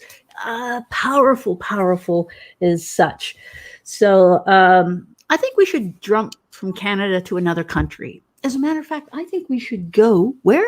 Let's go to the Netherlands. Why? Because we have a great lady from there, Deanna Tihav, unaware co-creation. Unaware co-creation. I should not have ate. My tongue is getting twisted. She is a natural doctor, specializes in emotional and spiritual well-being, help her clients overcome their life challenges in new and innovative ways, both online and face-to-face. Enjoys the East Coast living, immigrant from the Netherlands, founder and coordinator of Greater Moncton's Newcomer Group, and here to welcome any newcomers to make conscious choices. My goodness, I'm going to have to go on what we were saying. And development, meaning relationships with who? Well, first, with ourselves. And hey, love your weight off program, provider for health, weight loss, and confidence. Love that one. And there's about 11 other super things that she has. So let's bring her on. Deanna, you are somewhere in the background. Oh, she has appeared. It's magic. Hello, Darlene. Hello. Thank you. The stage is all yours, madame. Thank you, beautiful. Wow, what a great experience we are having today. Darren, beautiful. And I love your authenticity. Everyone is so authentic today and sharing that love, that one heart. Wow, I'm amazed by such beautiful souls. And I had everything prepared for today. And every one of you is actually touching base with what I wanted to say. So let me think. Yes, ego. Yes, poverty. Yes, acting as if. Not being real, not being authentic. Not accepting fear, not dancing with fear, and not allowing emotions to flow. To sum it up, wow. Amazing, amazing people. What I really want to touch base with, once again, I think almost everybody has been speaking about it, is what we align ourselves with in our daily life, every second, every minute, is what we will experience. There are quite a lot of people in the world, in this 3D realm, on our beautiful planet who are aware of this universal law of intention and attraction. They are the successful people. And often we think, how come they seem to have it all? They understand the power of our thoughts and the power of our beliefs. There's also something that is named the collective consciousness, the quantum field. This is where we all are together. It's like this beautiful World Wide Web where all our experiences and that of our grandfathers, grandmothers, our ancestors, and ourselves are unifying. Very powerful fields where we can tap into and learn from when we choose to do that. What the successful people all have in common, and once again, what is successful really? There are a lot of people who are seemingly successful, but who are very unhappy. So those are not successful, and let's put them apart. Let's think about those who are really happy, joyful, and abundant in their lives. They focus on their thoughts, and they're allowing their feelings to come and to go just like a guest. Right? We have been hearing that from, I think, Christina, not sure. That was a beautiful way of describing that emotions are not us. They are not who we are. We are beautiful light beings in an astronaut suit, in a physical suit. So when we are realizing that, we become very empowered, beautiful beings. And the question was, why or how do we have more connection amongst all our brothers and sisters on this earth? It depends on how we look at it. Unconscious awareness will focus, or ego, unexplored small ego will only focus on one coin, one side of the coin.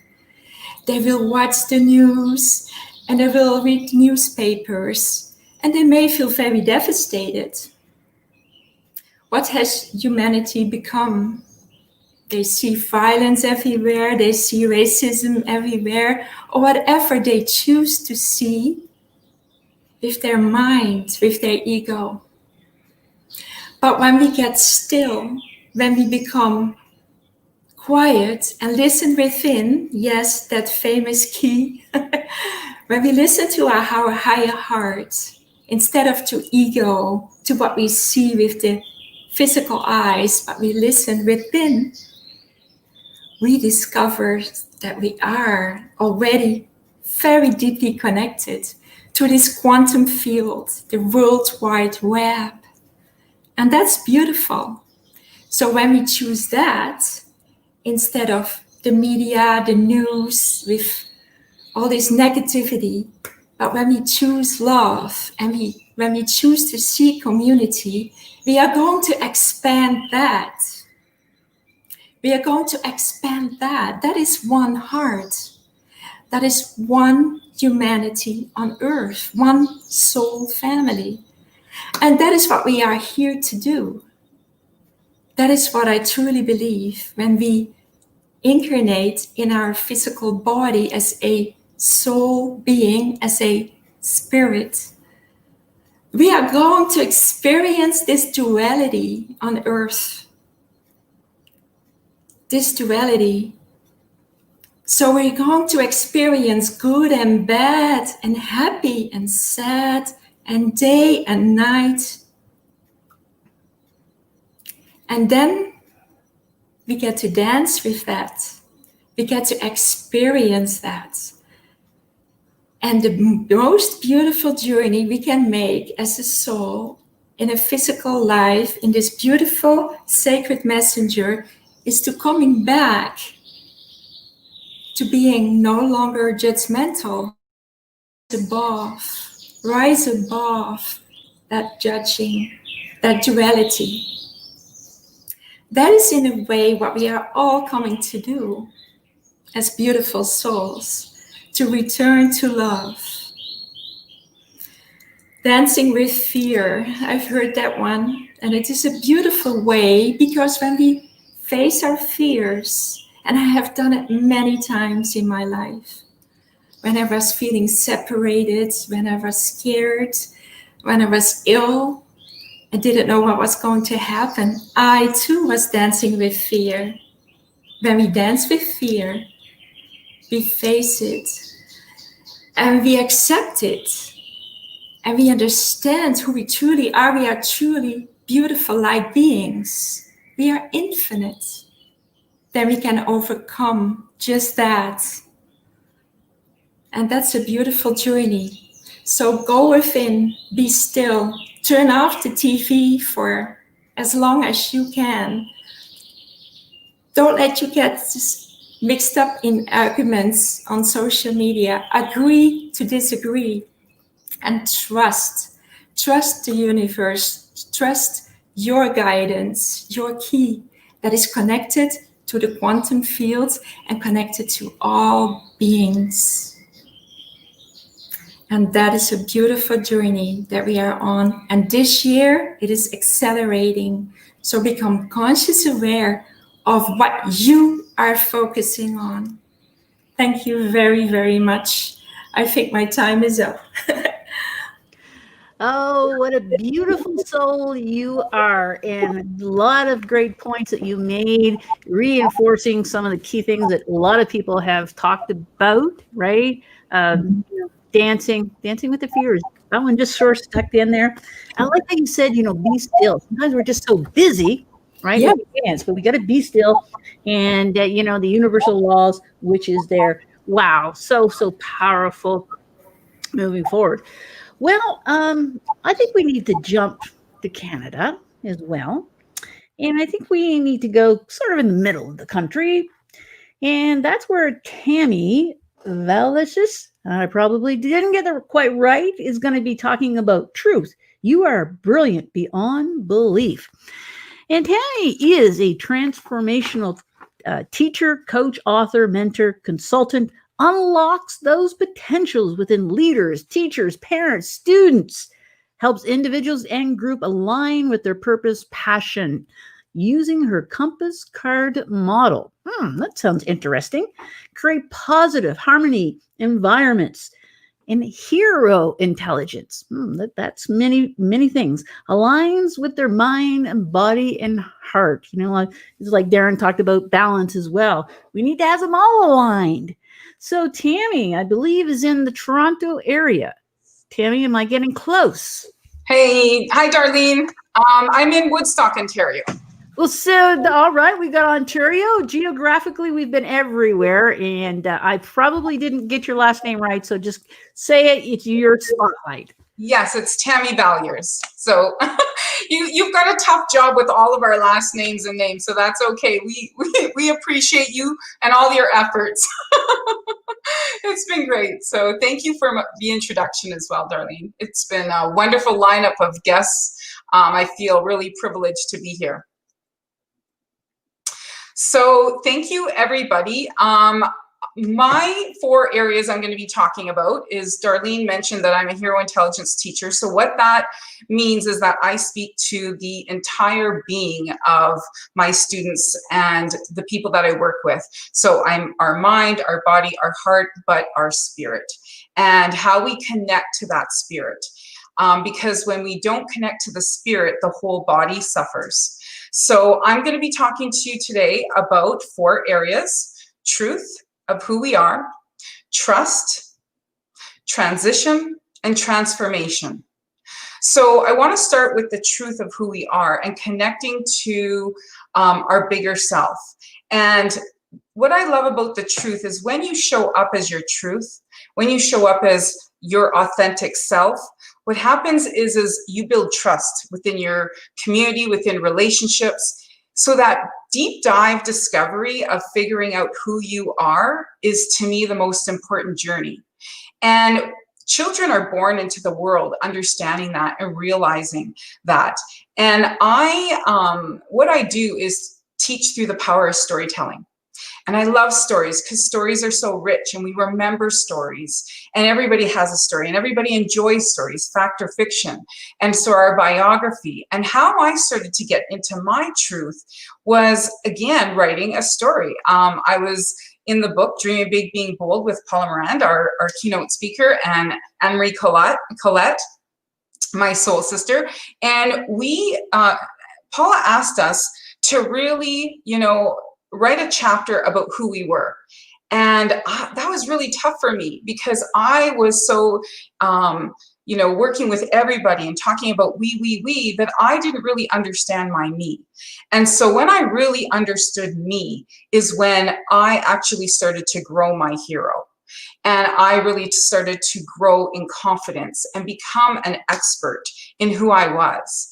And I really started to let go of that victim or that villain that would, self-negative talk to myself. So one of my favorite stories that I love to talk about with truth is the story of the ugly duckling.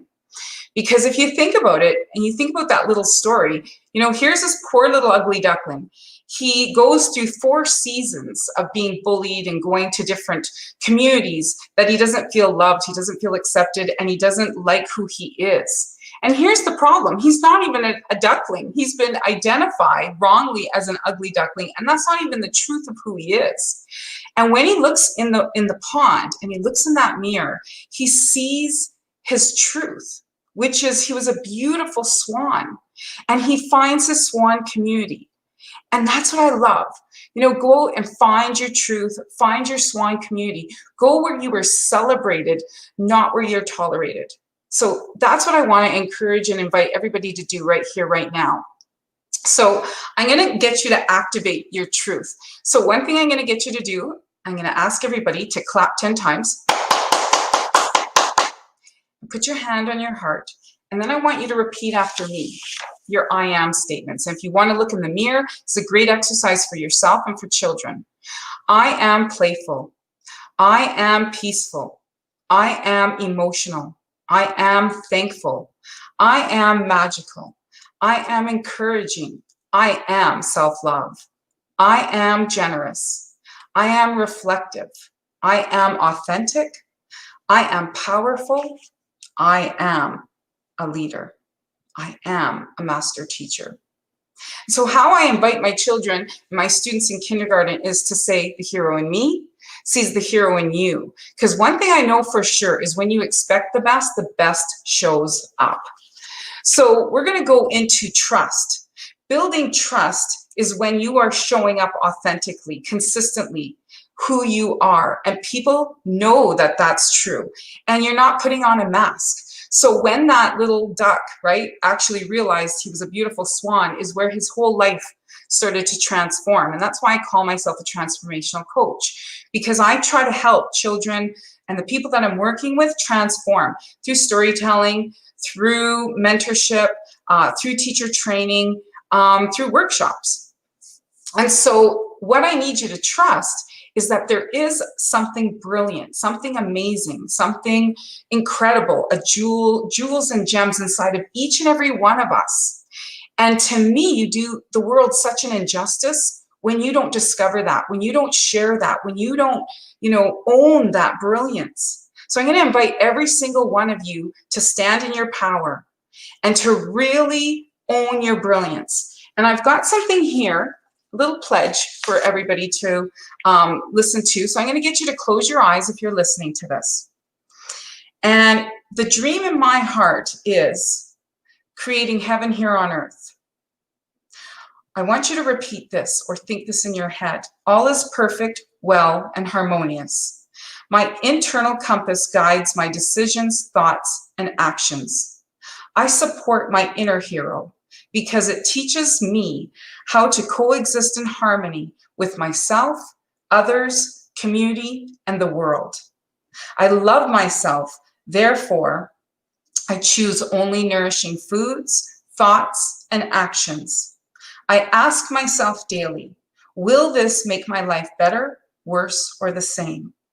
I pursue my passions, interests, and goals with focus and determination. I awaken my inner hero by developing my strengths, attributes, and talents. I have value, and I intend to fully realize my potential. I can make a difference in this world. Therefore, I use my voice to bring love and attention to my dreams. I choose to see the light side of life over the dark. And just like what we're going through this pandemic, how many of us are looking to see the opportunity that this is bringing us? How many of us are looking to reimagine this world, our schools, our homes, our communities to be a better place? How many of us are starting to think about what it is we want to do and how we can go out and use our hero and make a difference in the world? And so how do we transition our attitudes, our behaviors, our choices? By discovering our diamonds within, by managing and understanding our emotions, and by visualizing our future self, our better self, and our better world. And that's how we transform. So I want to repeat to everybody and tell you all that the hero in me sees the hero in each and every one of you, and that the world needs your hero. Thank you. Well, you were certainly our hero, Tammy. And let's give Tammy 10 claps, right? Just like she did that. I was, thank you for the great words of inspiration. I got, open my eyes. That's right. You get of it. I love how it, it's talking about the hero and the diamond in us. That's so, and those are so great. The I am statements, right? And we all should be saying them. I am beautiful soul, right? And there's many heroes today. Thanks, Tammy. I wish we had more time to listen to you as well, but we need to jump around in the world. That's what we're going to do. Mr. Ali, Mr. Connector, who is the awesome lady that's going to be joining us? Oh, we have a sister here all the way from Alberta, Edmonton. And yeah, a sister from Africa, was born in Africa, but she is in far west of Canada. And it's our sister, Nomo Pomelelo Real. Let's bring her to rock the stage. Hey, I love that. Thank you. Real is for sure. She's going to be speaking, measuring life with material things. We definitely are. She's energetic. She's an author. She's a mentor. She's a coach. Rise from mediocrity into greatness. She believes we have full control of our choices. She wears many hats. No hat today, but that's all right. She's a hat of a speaker. Understand that she doesn't have everything she needs to, she understands she does have everything she needs to reach her full potential. Her message is your journey to be a better person starts with who? Starts with you. So knowing that you are the one who can accomplish your dreams. We need to hear more from Madame Real. Thank you so much, Darlene. Thank you so much, Ali, for such an opportunity. I would like to take this moment to say hello,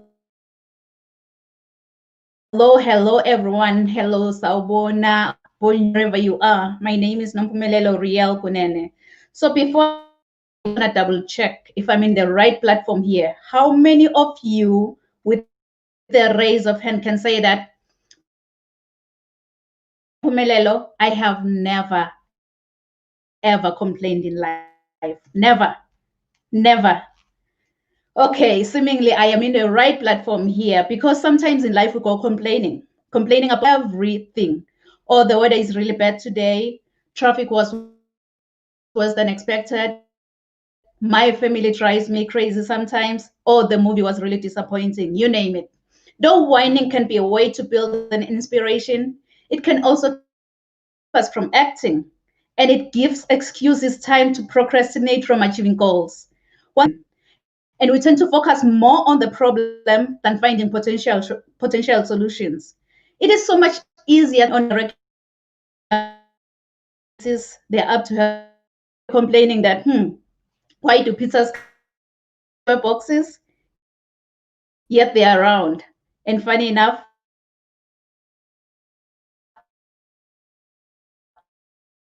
they're cut in triangles.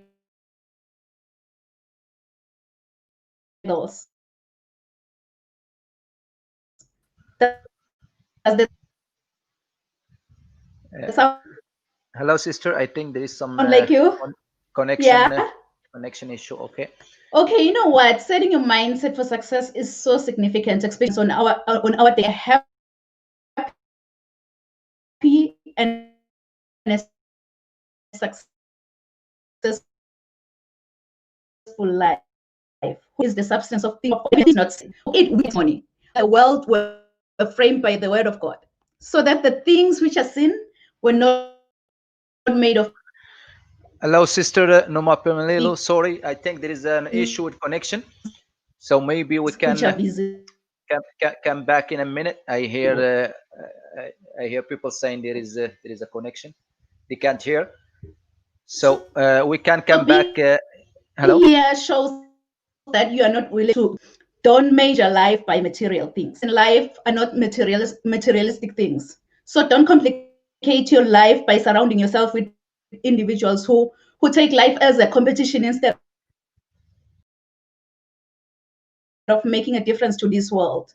I remember Billy Graham, he once said, greater legacy one can pass on to one's children and grandchildren is not money or other material things accumulated in one's life, but rather a legacy of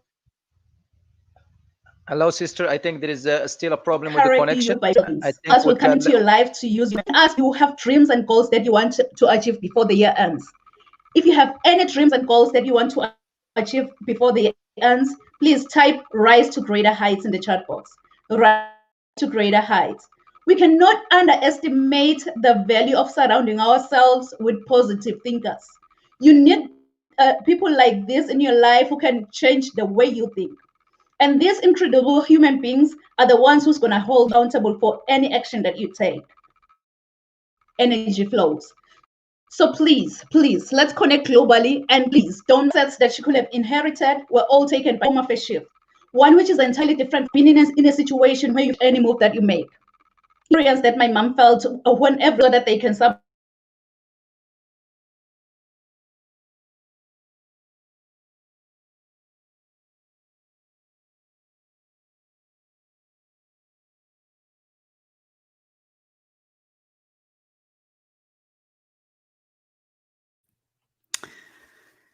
I know that she is still talking. I don't think she can hear us.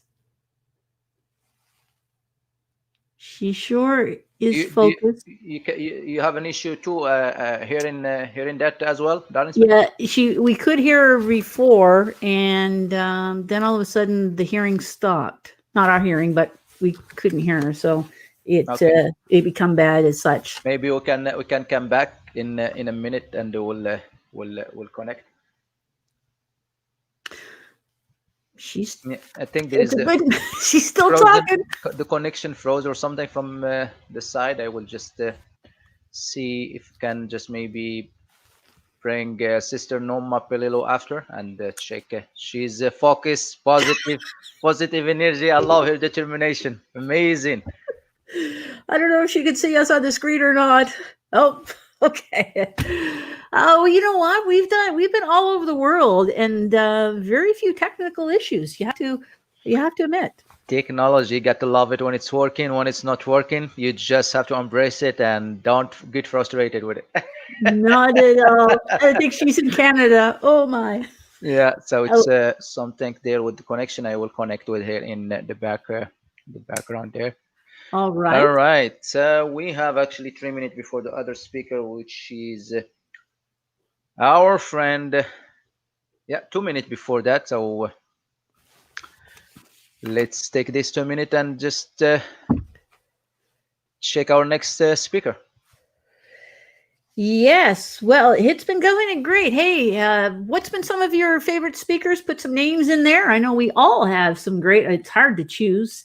They all have been super, super, very powerful. I love the comments. Yeah, she's probably still talking. She's unstoppable. She is real for sure as we're moving forward, right? How many pages of notes? How many of you are watching this with you, just yourself or other people? Put in, because I know someone has mentioned that they had their kids watching at the same time. I think that's awesome. This should be shared with somebody else. We have so many great speakers as such. It's the comments. It's just unreal what we're doing on here. So put some of your favorite comments in here. Some of your favorite, hey, we see all kinds of names going up there. Also powerful, connecting the world. And it just seems to be one, it's almost like a book. It's almost like a world book we have today. And we are connected by all the different speakers.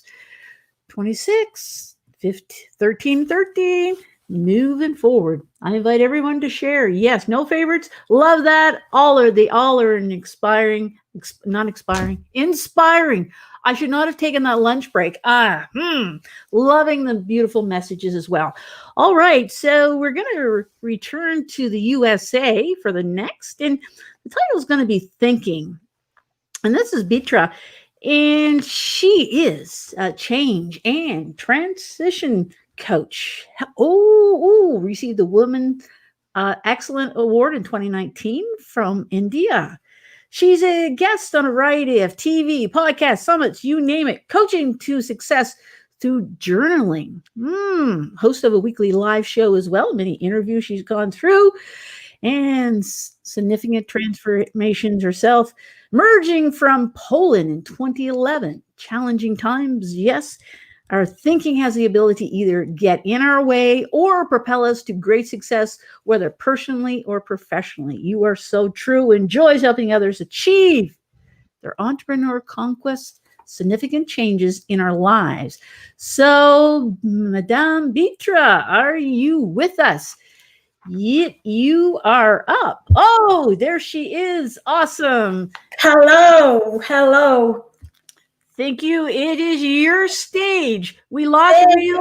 I was waiting until you mentioned that I'm also from Poland, because people would get confused with my accent. I love the accent. I can't wait to listen to it. All right. Thank you, darling. Hello, world. Hello, lovely change makers. This is Beata Severin-Reed. I know the easiest part in my name is probably the second last name, Reed, but my name is Beata Severin-Reed. And I'm so amazed with all the speakers that we already have here.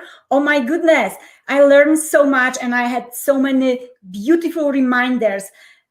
Give me thumbs up and send some love to all the speakers that were speaking before me. Put it in chat box, please. Thank you, all of you. And just before the break, I think his name is Rajit. We did not meet, but I would love to. He spoke about your dream matters.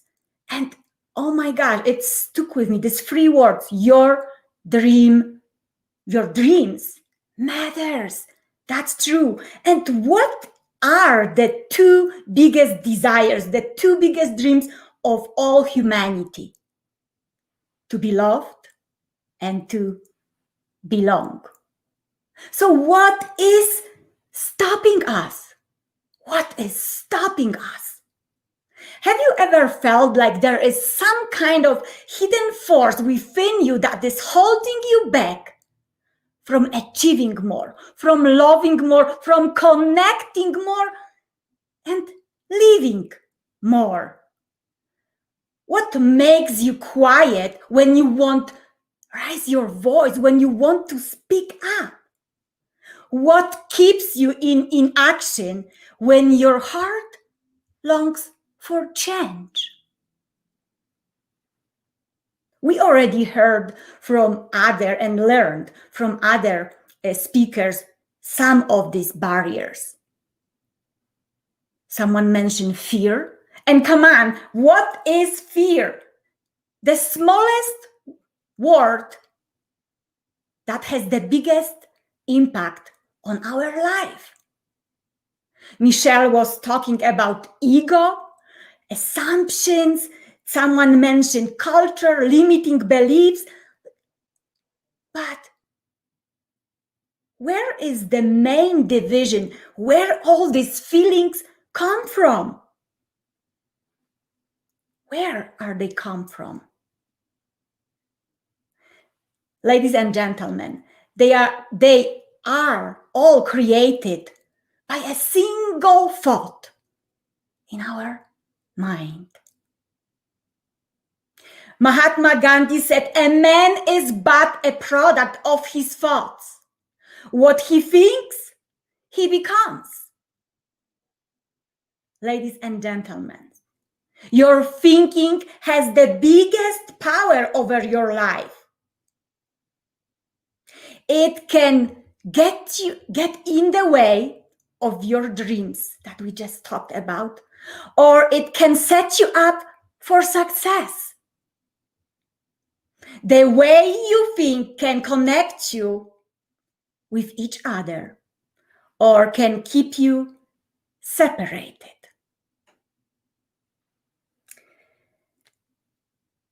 I remember the day, and it's kind of funny, when I moved to United States from Poland. Oh my goodness, I was so excited. I was like, nothing is gonna stop me. I'm gonna succeed. Dreams come true. I'm the queen of the world. Yes, I'm the queen of the world. A couple of months later, my excitement somehow disappeared. I work in this beautiful 5-star resort, but on the inside, I was living this 2-star life. God, what is happening? I always loved people. I loved to serve, to connect. And there I was. Started separating myself, feeling lonely, kept quiet, ashamed of my accent. I felt like I don't belong, or even I don't deserve to be part of this nation, to be one with this nation. I was very ready to go back home. I was very ready to go back home after hearing a couple sentences, couple remarks from people that noticed my accent, that they said, go back where you come from. You don't belong here. It hurt. And I wanted just run away. But before I made that decision, thankfully, I reached out to my mentor. And he asked me a beautiful question. He said, what are you telling yourself? The outside noise is none of your business. The outside noise were the opinions of others that were not very open-minded.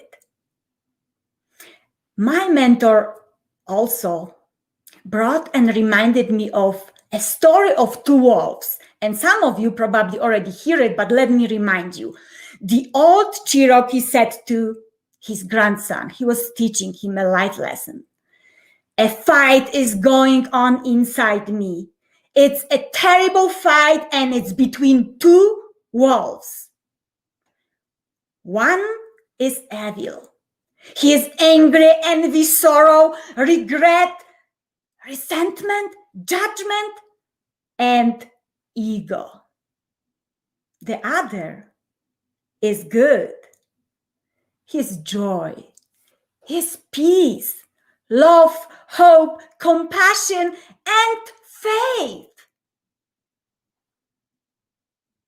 The same fight is going on inside you, dear son, and inside every other person too. The grandson thought about it for a second and then asked, Grandpa, which wolf will win? Which wolf will win? The old Cherokee replied, the one you feed. So I'm asking all of you right now, what wolf are you feeding at the moment? Because as I believe Michelle said, the real battle is within. And the battle is always there between good and bad. And my question always is, when I'm going through these battles, what love would do? What love would do in this situation? Write it down. Well, I see I have 1 more minute, so let me just bring you to the conclusion. So thoughts can be constructive or destructive, positive or negative, good or bad. But what we choose makes us what we are.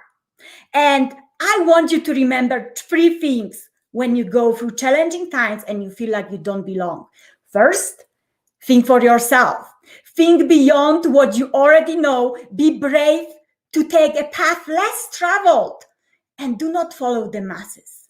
Do not be afraid to be you, to be different, because your difference is unique and it makes you authentic. Ali always talks about that. Be authentic.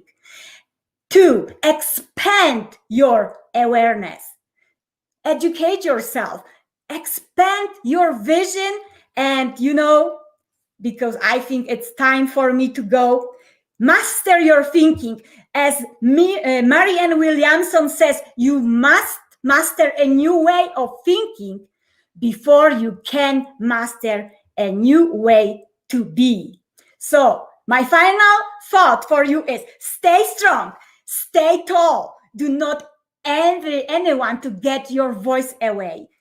You have greatness in you. And be one with the world. Love each other. Love you all. Thank you so much, Darlene. You have to take me away. I know. Thank you. As much as I hate to, what a beautiful soul. And I love how it is 2 things, be loved and to belong, right? It's so important. By the way, personally, I love your accent. I could just listen. I love my accent today as well, but before it was a barrier. Oh, no. And not let things take you off track. So much beautiful words that you said in there. And thank you for all your energy and for being here. God bless you as well. Thank you so much. All right. I know it's hard to get to, you just want to keep listening to them. I know. And we're going to try to get Real back as well, because I know she had some great messages to say. I think we need to continue somewhere in the United States. Mr. Connector Ali, who is up next from the West. Hello. So we are just waiting, I think, another connection problem. And we are waiting for Brother Anush all the way from United States just to log in. And we will go back to our speaking. Powerful, inspiring, motivating speeches. Just waiting for Brother Anush. That was amazing, strong speech from everyone so far. Wow, I'm just like.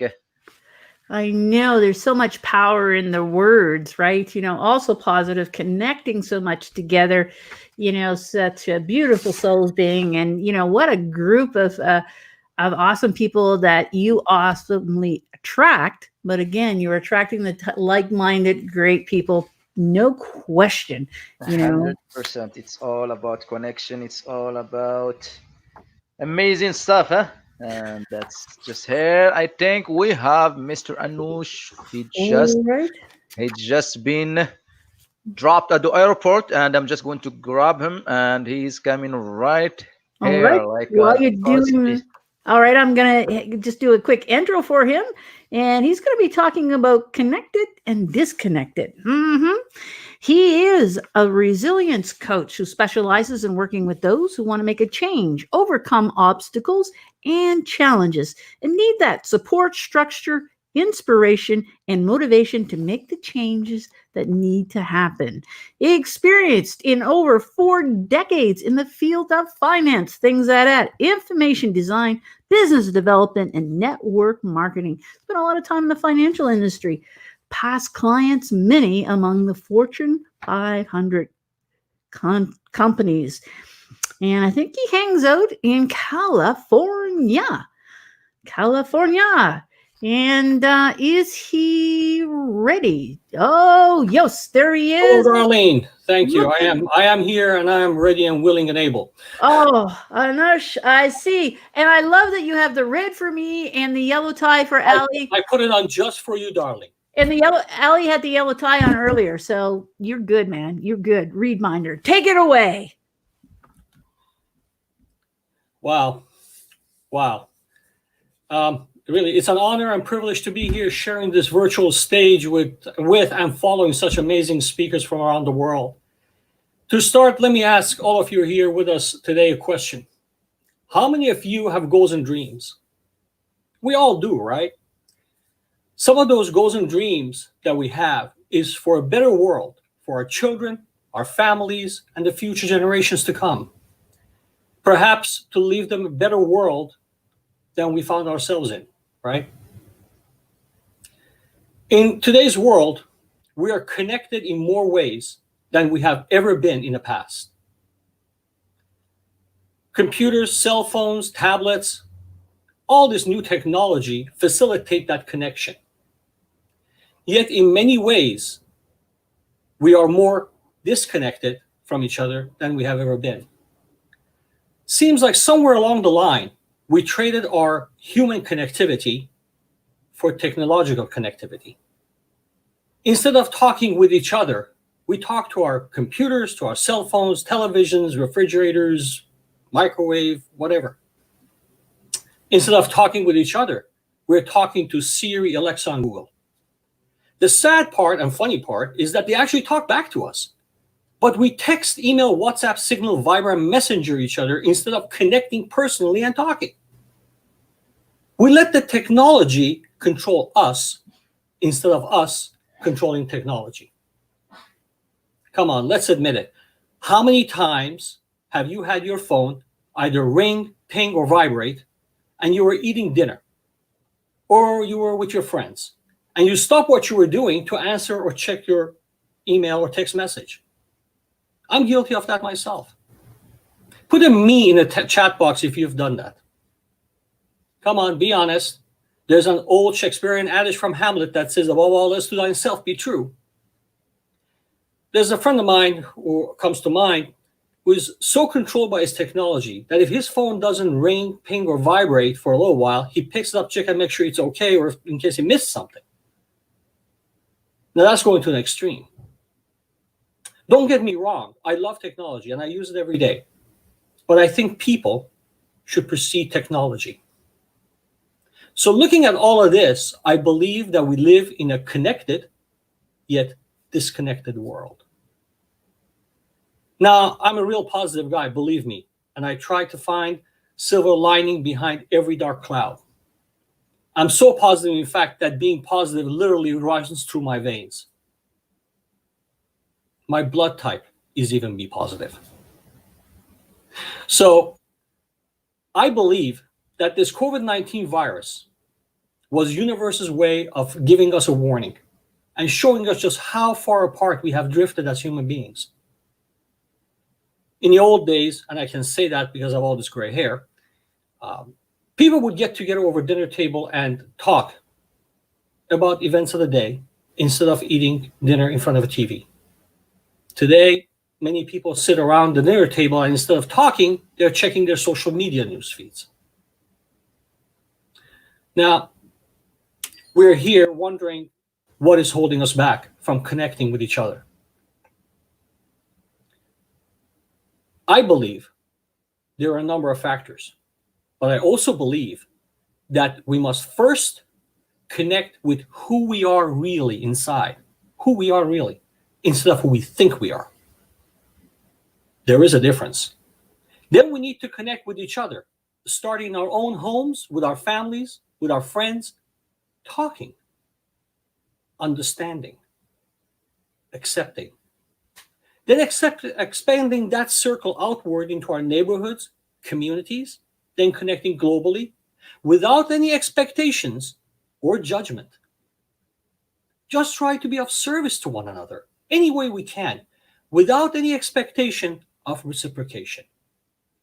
You see, by helping others, we help ourselves become a better person inside in the process.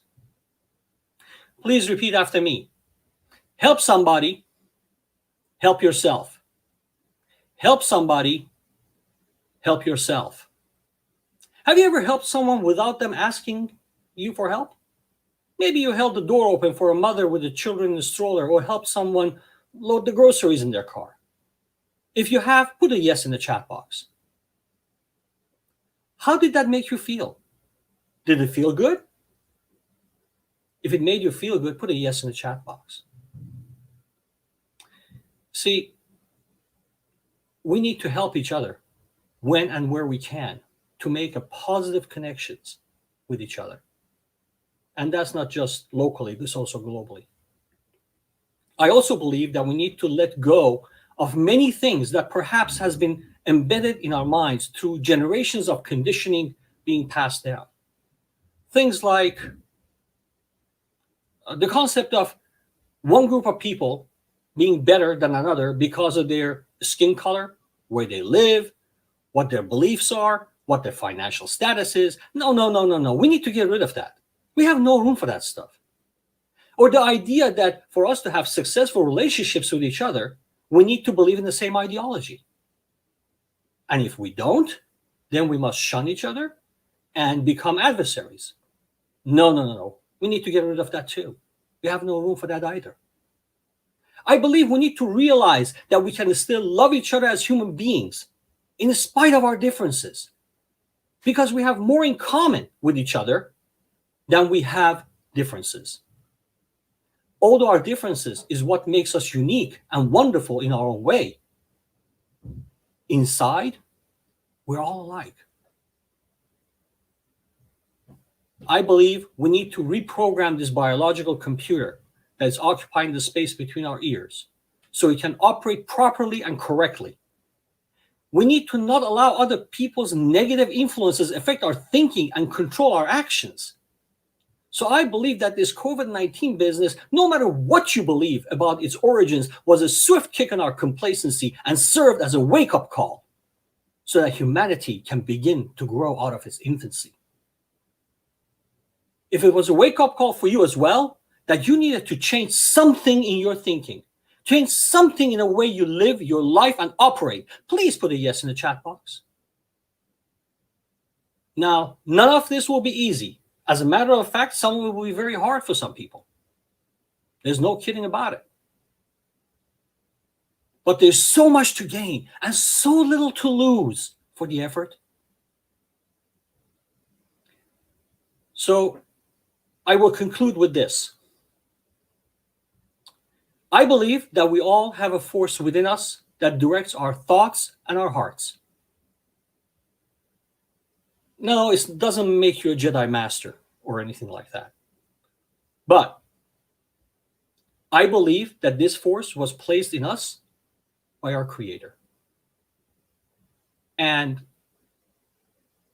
the good book says we were made in the Creator's image. And because of that, I believe that the force is a force of good.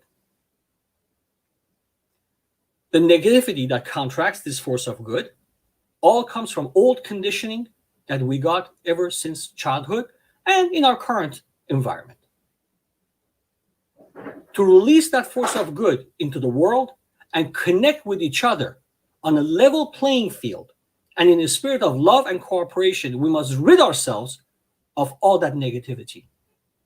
I believe one reason we are here in this thing called life is to reach for the best in ourselves and reach for the best in each other.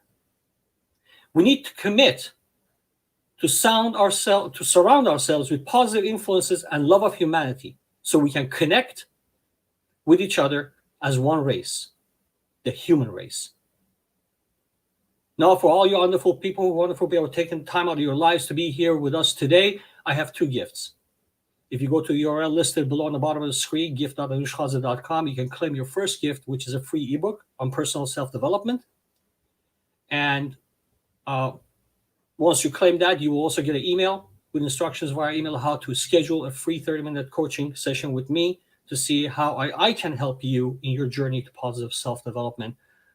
So go to the URL listed below and claim your free gift. And with that, I turn this back to Darlene. Thank you. Thank you, brother. That's powerful. We all love free gifts, and you so much.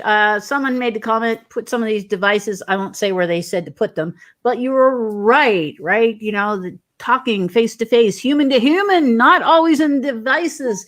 We need to connect by disconnecting. Such a powerful words that we have there.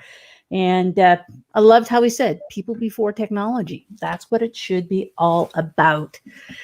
We're moving along. We're still going to get everybody in. We're about 5 minutes behind, so that's okay. If you're one of the speakers, we're just going to start you 5 minutes later. Not a problem at all. We built that in there. I think we need to go to another country right now. I think Pakistan might be a good place. Does that sound about right, Mr. Ali? Okay, so connect to disconnect, and disconnection sometimes make us change country. So the plane can't land in USA, Pakistan. It's going back actually to Alberta, to Edmonton, to our sister Noma Pomalelo. So we are landing in Alberta, back to Canada. Back to Canada. All right. We'll bring our sister Noma Pomalelo, and we will get it from there. All right. Real is back. Yes. All right. Can you hear me? Yes. Can you hear me? Yes. You can hear me now, right? Yes. Keep talking. Are you sure? Yes, girl. You go. Woo, the devil is a liar. I'm here. Thank you. Thank you so much, Ali. Thank you so much, Darlene. I hope everyone can hear me now because I am here to bring fire everywhere.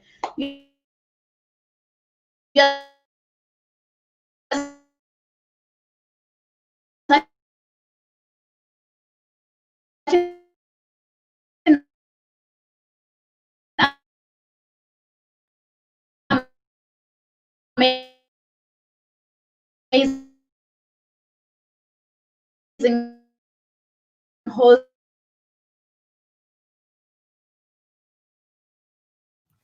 I think we're still technical difficulties in the West. Ali, I don't know. Thank you so much. if there's a Hello, but storm. if you say that, okay, seemingly I'm in the right platform here. Everything, you name it. It can also keep us. Oh my goodness, you can't hear me. I don't know. We could barely hear you. Things. I don't know if it's a case where, not that we want to, would turning your video off and just having your picture, would that help with the audio? I don't know. Okay, is it helping? You just disappeared again. Okay. I think I have poor connection then. It's all right. It's all right. Like that. Technology do that to us sometimes, so we just don't have to give up. We just keep trying. And maybe what you can do, if this keep going, maybe just some from the audience. Michelle, she said, video record yourself, and we can send it, and we'll put it at the page if that will help. That definitely one option. Good. Sounds good. That's a good idea, because it seems when you are talking now, you are clear, but as soon as you speak, it's the turbulence in the sky. The plane won't land. We can't get in Edmonton. Yes, I'll record myself. Just record that, sister. I'll post in there. I've got we this. will. We would love to hear that power. You know, you have a powerful message. We want to hear it, but we will still hear it. If you record it, we will share it. We don't give up. We will don't give up. persist. That is Remember what that. it is. Find your voice, and that is the voice, the place for it to make it connected. And it's funny. The message was disconnect. Was the message from Anush? Connect to disconnect. Yes. Good job, Anush. Look, you just disconnected now. Okay, sister. Like that's, I think we will give it another try and see. We will give it another try. Try to see. If not, we will record it. How about that? Because now you look clear and can hear you. But as soon as I think we get out, we notice there is. Okay. Yeah. Let's just try. Okay. Yeah, what I was saying is that sometimes in life we go complaining.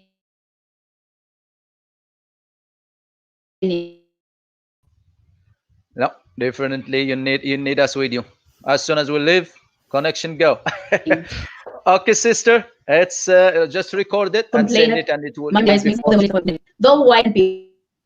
Yeah, thank you very much for your determination, and we are eager to hear you. It's time to procrastinate from my goals. One thing I've realized is that. All right, so now we have. Are we going to Pakistan? Now we will. I think it look and the system Davis not connected.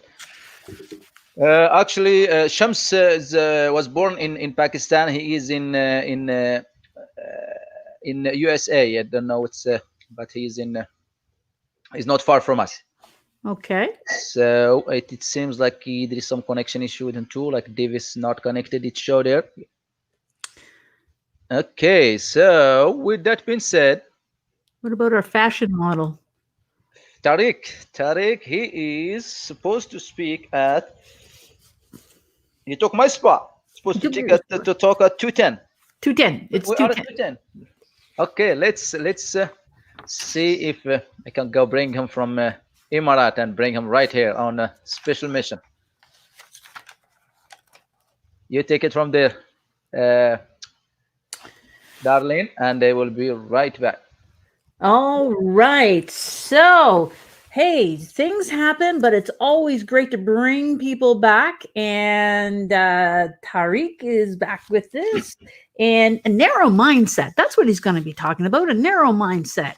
He is a content creator, fashion model, athletic, fitness trainer, yes, and a gamer.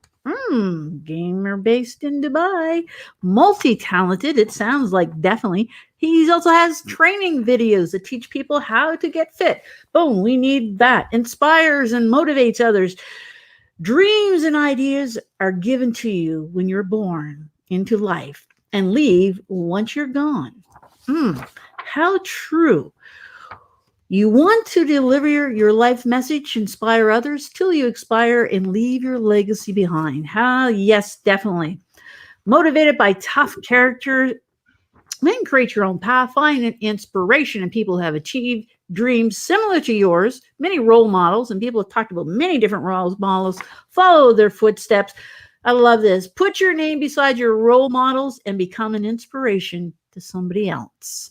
And let's hope that Tariq is with us. And if he is, like magic, like Kevin Robart, like magic, and like Ali and technology, like magic, someone else just appears on the screen besides me.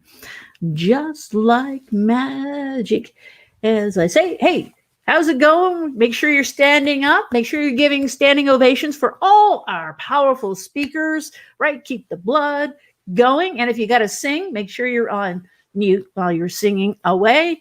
Mr. Thank you very much. This is Tariq Jannoudi, and thank you for this beautiful, beautiful introduction. And I'm here talking all the way from United Arab Emirates. I'm waiting for Tariq. That's all right. That's all right. We'll get everybody in. Hey, we're going to be ending today with 30 minutes from a keynote speaker back in Canada. I don't remember his name. Is Tony Robinson, is he joining us today, or do we have a replacement for him at the end? I'm not quite sure on that one. But we will be getting him in. I'll probably start 2:30 instead of 2:20 our time. This man is always ready to roll in a way. So we still have a couple speakers to Is go. there any quiz? Is there any quiz? Our awesome MC for the audience. Let's see how good are they listening. How good are they listening? The listening was one Power of of listening, eh? The power yeah, of well, listening Let's- was one of them as well. Hey, who mentioned tribes? Put that in the chat box, the comment. Who talked about Tribe. tribes? Yeah, who talked about tribes? Oh, do you know, Mr. Ali? Tribe. That was. It was back a ways. Was one of the beginning. One of the beginning. Yes, it was, and I think it was Mr. Eve Doucette. Yes. Yeah. That's right. And who said dance with fear? Who said dance with fear? Dance with fear. Let's see, guys. Who said dance with fears? Can, if you remember, put it on. Someone asking you here, Darlene. Can you read it? Shelly Johnson. Darlene, what is your favorite takeaway? Oh, Shelley, that's a hard question. My takeaway is, you know what? The world just got smaller. That minds do think alike because of this COVID. We are connecting the world. Ali, this has been a dream of yours. This probably would it not have happened if it hadn't been for COVID. 100%. Look at that. See, and I remember talking about that, the positive things that we talk about, sharing for caring. This is another cool thing that happens just because of the virus. A lot of positive. That's where we're focusing on. It's so great message from everywhere else. Yes, Joe, you did get the right answer. Okay, I'm just saying. I'll get that the right answer. That was Diana Christina Dancing with Fear. Is that the right answer, darling? Yes, it is. Oh, we have a winner, Diana Tenhab. You just got yourself a trip all the way to Chidiac when Parley Beach opened. You got yourself a free trip to the beach. Amazing. Take you 10-minute drive. That's true. Hey, who is our storyteller? There's a lot of great stories here, great storytellers, but who was one of the national storytellers? This is an easy one, folks. This is an easy one. Who was the number one storyteller?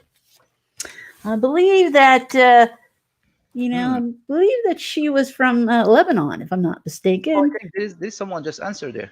Yeah, they did. Number 7. God. Is that Sadiqa? Yes, it is. What? Oh, awesome there. She did. You can still picture the story that she was talking about there. Oh, it was powerful. Amazing. Very powerful. Storytelling. I just right. Who talked about the key? Who talked about the key? Who talked about the key? Remember I showed all those keys? I think that was from someone from Washington, D.C. He was from the United States. That's right. EC might be his initials. And it just just might be Eric. He certainly did. We've got that there. Hey, Wi-Fi. Who remembers what Wi-Fi was and who talked about it? Wi-Fi. Wi-Fi. Who talked about our Wi-Fi? Not like Wi-Fi in Wi-Fi. Shelly, you got the right answer there too. Awesome. Shelly's been listening all day. I think that's awesome. I think that's awesome in there. Carrying your devices around. Who did our Wi-Fi? Who did our Wi-Fi? Ali as What's that one? Joe Groundon. He said, Eric, Joe, what are you doing there? You're supposed to be joining. Get in. Give us your 30-minute speech. Keynote speaker. Yeah, Eric, that was Joe. That was the question before. We're on Wi-Fi. You're a question behind. Right? Check your Wi-Fi. What does it mean? It means speaker number 6. Oh, we have brother. I think someone just appeared magically. Joe, sorry, you have to before we will starting a little bit late instead of. So we have Shams just landed all the way from USA. All right. The plane just landed. Shame. Are you going to go bring him from the airport, or shall I go? Bring him from the air. Just bring him from the airport. Who? Okay, let's do it. Which one do we have? Shames? Shams. Shams. All right. Shams Al-Arifin. Shams Al-Arifin. Thank you. All right, so we He's- will just 1 minute, and Darlene Smith will take it from there, and she will get you all set up, my friend. He's going to be talking about the truth. Well, we've had a lot of truth given us today. He is a training specialist and a skilled communicator. Area of focus, developing youth from the age of 16 to 28, motivating them and inspiring them to achieve their goals. Personal and corporate development trainer. Goal setting, emotional, social distancing, social intelligence. See, well, we're all social distancing all over the world. He's writing a book. He's translated 3 books into his language. He's a teacher. Enough. You're on stage. Your plane has landed. Awesome. Awesome. All right. We're just waiting to bring you up on screen here.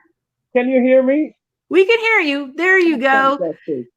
All right. We've been waiting to hear from you. Take it away.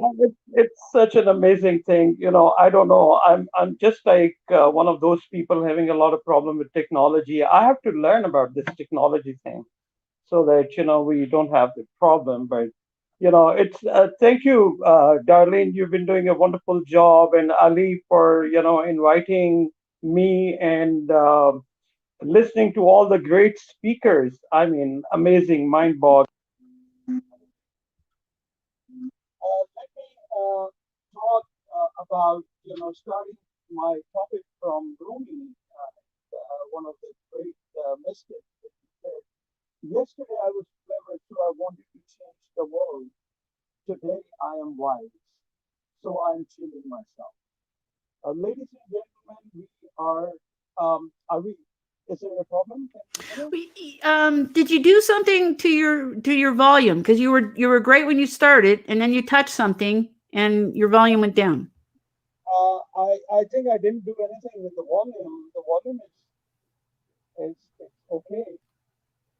If you could turn it up just a little bit. You were great when we started. I think that the volume is full. Okay, all right. We'll continue on. Can you hear me? Or maybe I come a little closer. So anyway, what is the topic today? What is holding us back from connecting as one word? And this is something that is very important that we have to understand that although we are globally connected with the world through internet, we are not really connected with people heart to heart. And with all the media power and all the racial barriers these days and discrimination, we are facing. Brother Shams, when you started at the beginning was hearing you very well, but now I think just keep it the same way it was before. I don't know. Now that works better. Yeah, when you get close, I think try that. Does this work better? Yeah, try it that way. See if it's. Is this something in front of maybe the volume or the speaker? Can you hear me now? Yeah. Can you hear me better? No, it's better. Leave it like that. Okay. So I was talking about we are facing racial barriers, discrimination, and religious divide. But what a difficult time we are going through. But there are some lessons that we have to learn in these difficult times. And I think one of the great lessons is like what we are doing right now, connecting to the world. And I've been always like connecting, with my people and the people, reaching out to people. And I remember that when I was a student, I'm going to take you to a story of times when I was a student and I was living in California. And I was living in like, at an apartment complex where there was this old lady She used to, you know, but she was all by herself and didn't have the means and all that. And everyone used to call her mama. And one day, you know, I just looked at her when I was recently moved there, and I saw that, you know, she was kind of going through some difficult times. So I reach out to mama and I connected. As like I said, I'm like a person who likes to connect people, who likes to help people and share, you know, thoughts and all that. So I just reached to her and I asked her, what is that I can do for you?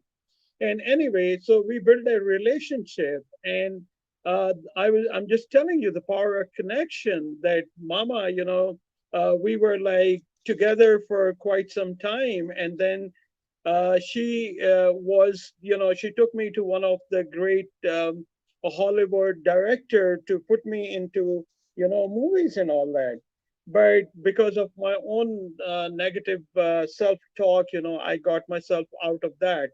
But the point, what I'm trying to say is that the connection brings a lot of great things. It's just that we, like Rumi said, you were born with wings.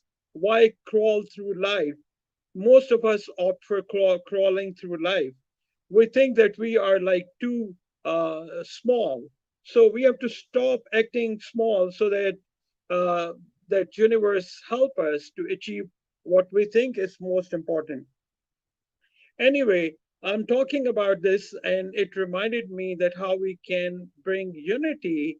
And I was reading an article about a fact that in Moyer, near San Francisco, there are some sequoia trees. They're standing tall, withstanding hurricanes and the blizzard and the earthquake. And from centuries, these trees are standing tall. And scientists just figured out that, you know, about their roots, that they were like shallow. But what was confusing to them was, how come these tall trees are standing? And they found out that the tree roots are like intertwined with other tree roots, and they are united. So even though we are like, as humans, we are not deeply connected, but if you have like a strong bond, then we can connect with each other, and we can help each other. And so this is something that is an important lesson for us to learn about life. And that's something I always profess about. So I want to also talk about one of the great Bengali Hindu poet, Rabindranath Tagore. You know, he wrote a very beautiful poem, that where the mind is without fear and the head is held high, where knowledge is free, where the world has not been broken up into fragments by narrow domestic walls, where the words come out from the depth of truth, where the tireless striving stretches its arm towards perfection, where the clear stream of reason has not lost its way into dreary desert sand of dead habit, where the mind is led forward by thee into ever widening thought and action, into that heaven of freedom my father led my country away. So what I'm saying is that when the universe, we look outside, but most of the time we have to look inside, and we have to look what is that we are working on, what is that we are trying to give to the world, and how we can give to the world. And life is about finding ourselves. Life is about creating our own self. And so my message here today is that look deeper into yourself, look who you are, and how can you connect, and how you can reach out, and make the best, because when you're reaching out, you not only help others, you help yourself. So respect others. Wrong does not cease to be wrong because the majority share in it. So even if there are problems, we have to come out of those problems. Life isn't about finding yourself. Life is about creating yourself.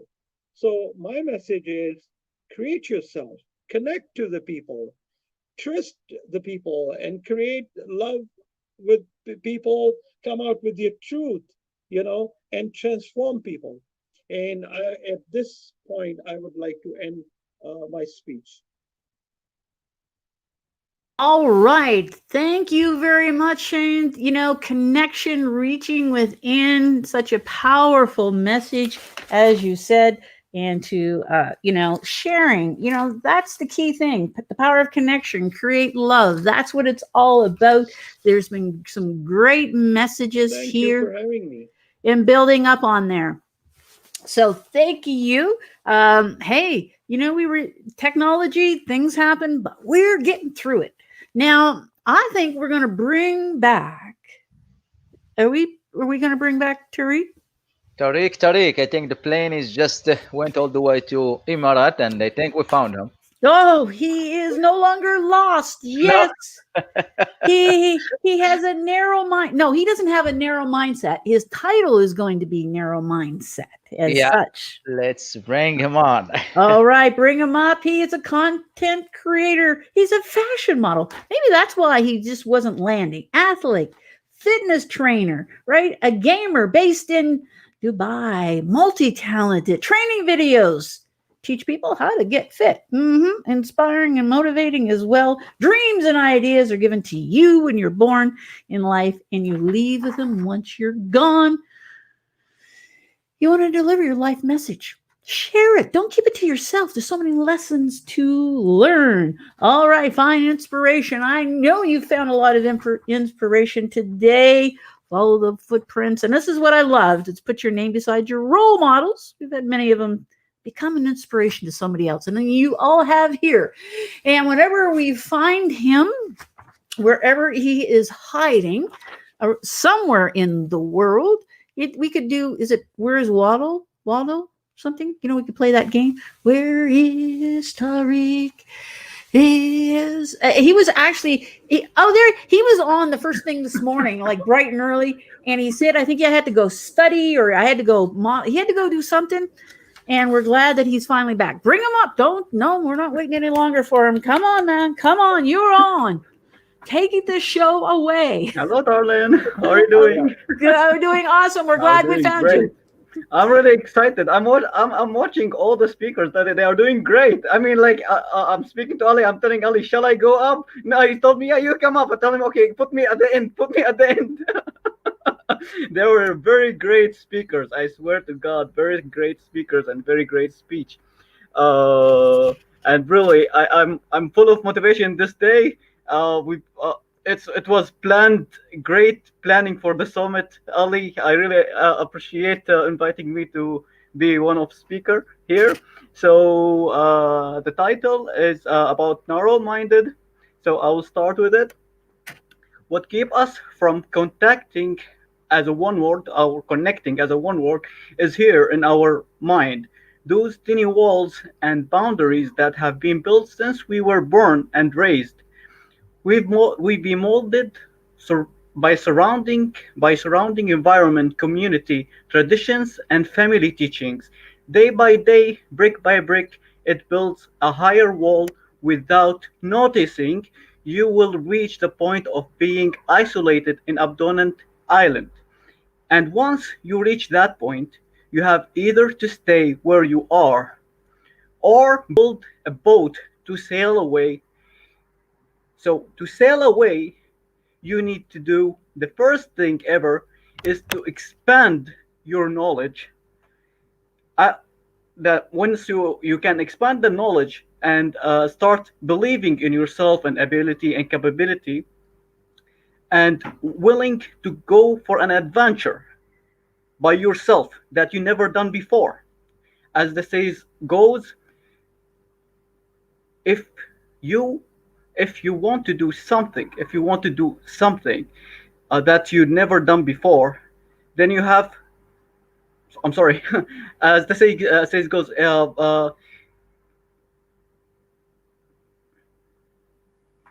if you want to be, sorry, I have technical issue. I think music start here. If you want to do something, if you want to be someone, if you want to do something you never, if you want to be someone that you never been, then you have to do something you never done. to not to follow the crowd, but to make your own way and leave the trail behind. Starting to change is always starts with a small step, as the large doors get opened with the small keys, only small keys. Start with your thoughts. If you have negative thoughts, this gonna poison your life. It's like a flat tire. It won't take you anywhere. So you have to change it to a motivational and positivity ideas and thoughts. Those motivational and positivity thoughts will change your words, and those words you will use it while you are communicating and talking to people. The effect of these positive words will attract people into your circle, and that will build a motivational environment around you, that which give you a push to do an action, or let's say actions. Those actions, like you go to work early to work harder, you study harder, you train harder, maybe, uh, until those actions, because you're repeating over and over and over again, it's going to be habits. And those habits, these well crafted habits, and they are massively great habits, one by one, it's going to be collected and make a character of you. So when I will say, this man defines him, what he speak, what his action, what he's doing, his character, his charisma, his definition, the definition of the person has changed, which letting him to go to group better than his group, as the saying goes. If you are the smartest or the best in your group, you are in the wrong group, because you have to be always learning from people who are around you. So by rising yourself up, rising your level, getting higher level in education, it's like education is not only in the college education, like daily reading book and having ideas and quotes and memorizing let's say memorizing favorite quotes and favorite book contents. This will, even when you run a conversation with others, they say, wow, this guy has a great background. No matter what it comes to your brain, uh, it's just come with the flow. So without come with the flow, it will come like directly without you feeling, because you are filling yourself, filling your brain with thoughts and words and books. That's all about positive, and memorizing. It's gonna be memorizing and speaking the word. It will be like by normal, by it will come out by itself. So the character that you will reach is the character which has no walls or boundaries to the world, with all its differences and diversities.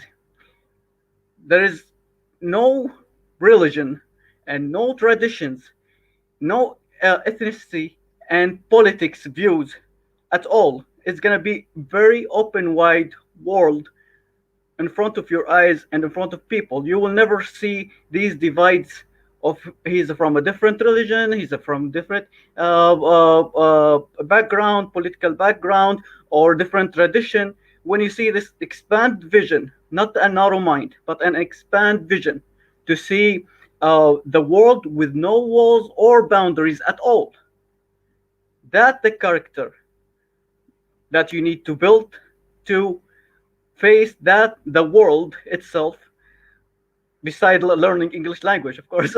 So like you can communicate, so like the language that you need to communicate with, the open-minded, the character, the charisma that you have, the thoughts, the action you are doing, the habits that you have, and the words that you speak, this what will change other opinion about you, and like what you seek for, you will get. So even the universe will seek that for you. They will give it to you if you seek it. So if you seek the greatness, seek the top of your passion, So for me, I love fitness. I seek like training. I seek training and learning fitness and learning stuff. For example, for modeling, I keep watching images and poses and try to do poses. So it's like your passion. It's like the language to show the people your greatness is to do what you love and to believe in you, to believe in yourself and your thoughts, and do it in a way which is doing great thing that can be done, but you do it with a unique way. Unique way. That's what will let people notice it. Everyone cook, so but no one cook like that restaurant. It's very delicious. Why is that? Because this guy, he care a lot about how we cook. So once he give you the dish, he do all his best that when you look at his dish, it's like full plenty of colors and plenty of things. So you feel like, wow, that's amazing. That's amazing. So that's the character. That's the character you want to build to reach the world. So you will not reach the world with close-minded or narrow-minded. Pandemic of COVID-19 has showed the world true color of humanity. We all are one. We are all one. We are all one world. Let's connect together and communicate much wider and make another summit. Thank you for having me in this summit. I really appreciate it. I'm sorry, I'm nervous. I'm sorry. That's all right, Tariq. Hey, you know what? We're all nervous at this. You're looking very sharp. No wonder you're a model, I must say. These happen. I love it where, no walls, right? It just makes you think. Tear down those walls. And the habits. I love when you said don't follow the crowd, blaze your own way. And that's so much powerful. The power and all the words being said today. And I love your flat tire. Hey, there's no flat tires here. We're all full of air. I mean that in the positive way. Moving forward. Awesome. Some great words there as well. Mr.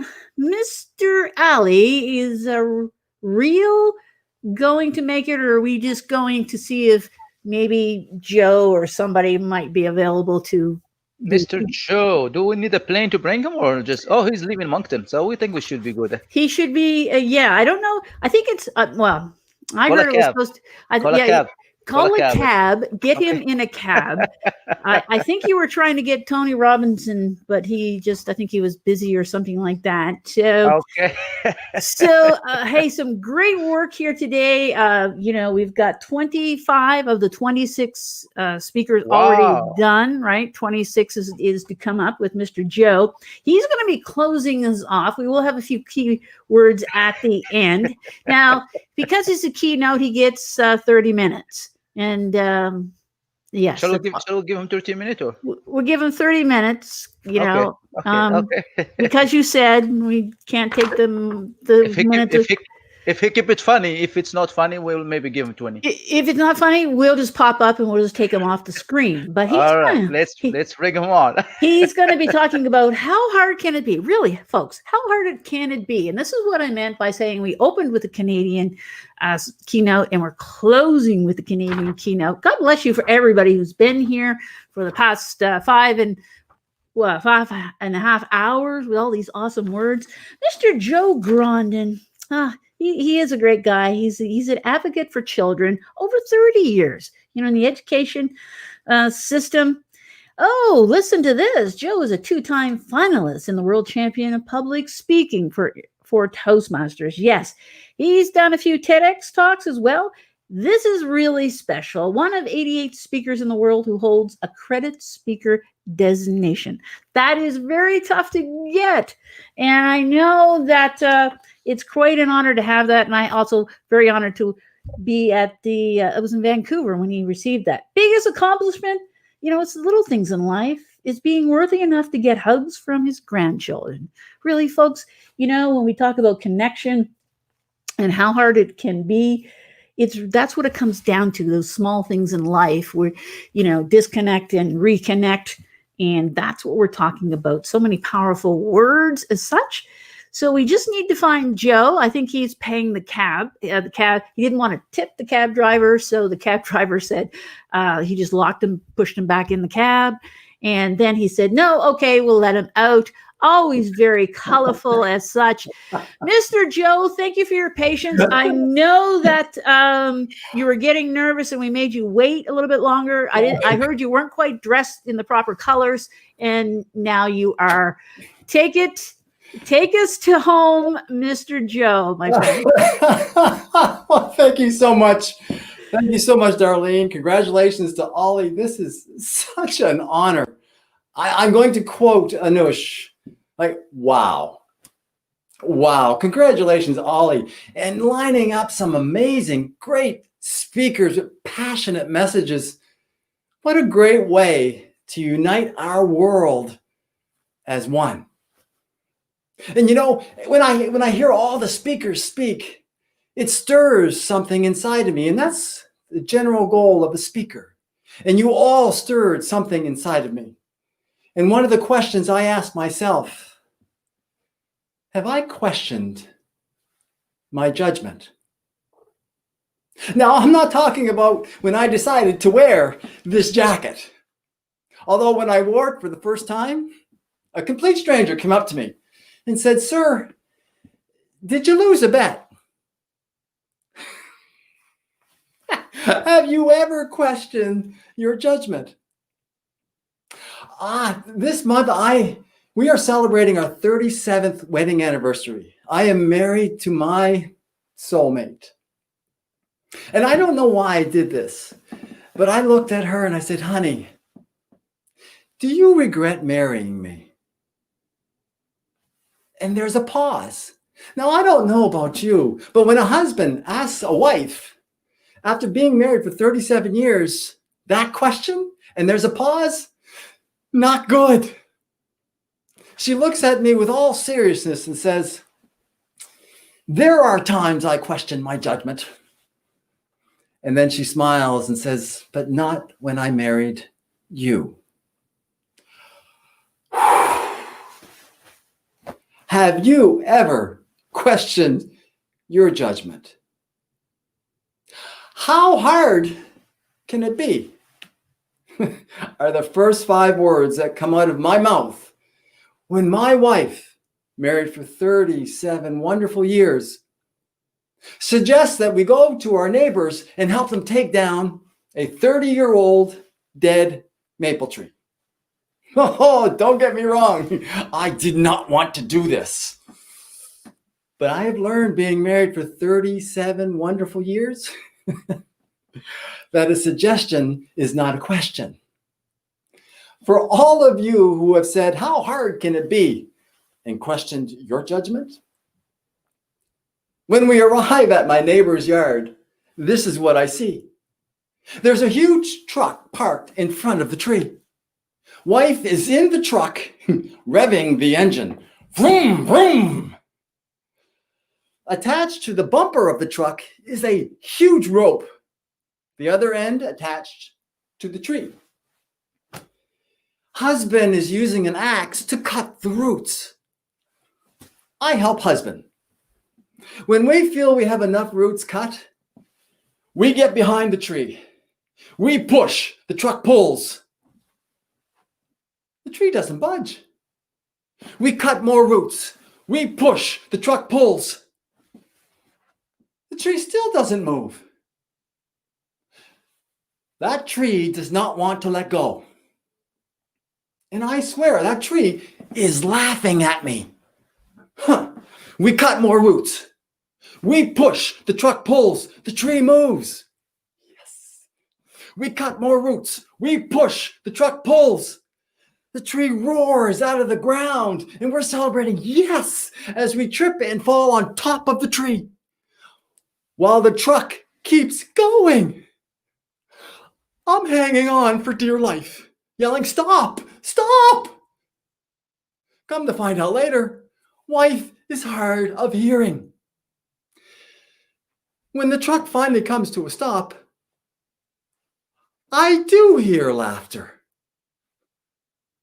And I look over.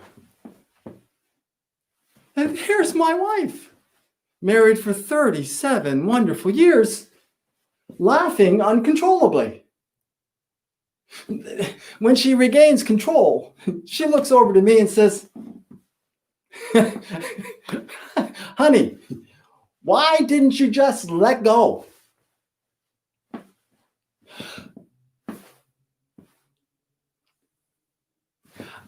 I've got nothing. We cut the tree up into small pieces for firewood.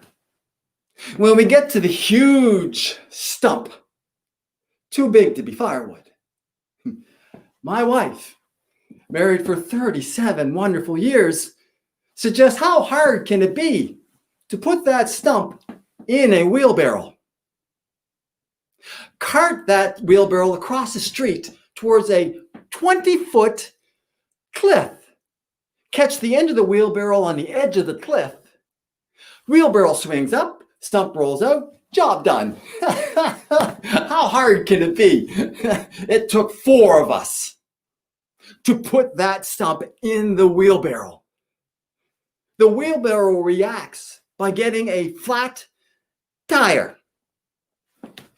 If that wheelbarrow could talk, this is what I think it would say. Get it off! Get it off! My wife, married for 37 wonderful years, volunteers me to operate the wheelbarrow, the flat tire wheelbarrow. As I'm carting this monstrosity of a stump across the street, my neighbor puts his hand on top of the stump, thinking he's helping. But in actual fact, he's just adding more weight. As I get close to the edge of the cliff, I notice the ground takes a 90-degree downward slope. The wheelbarrow gets a mind of its own. It starts racing towards the cliff. I am running as fast as I can. Have you ever questioned your judgment? I catch the end of the wheelbarrow on the cliff, as planned. Wheelbarrow swings up, stump rolls out, as planned. What's not planned is me forgetting to let go of the wheelbarrow. My body shoots out like a cannonball. I roll down the 20-foot cliff, wheelbarrow chasing me. Okay, I'm okay.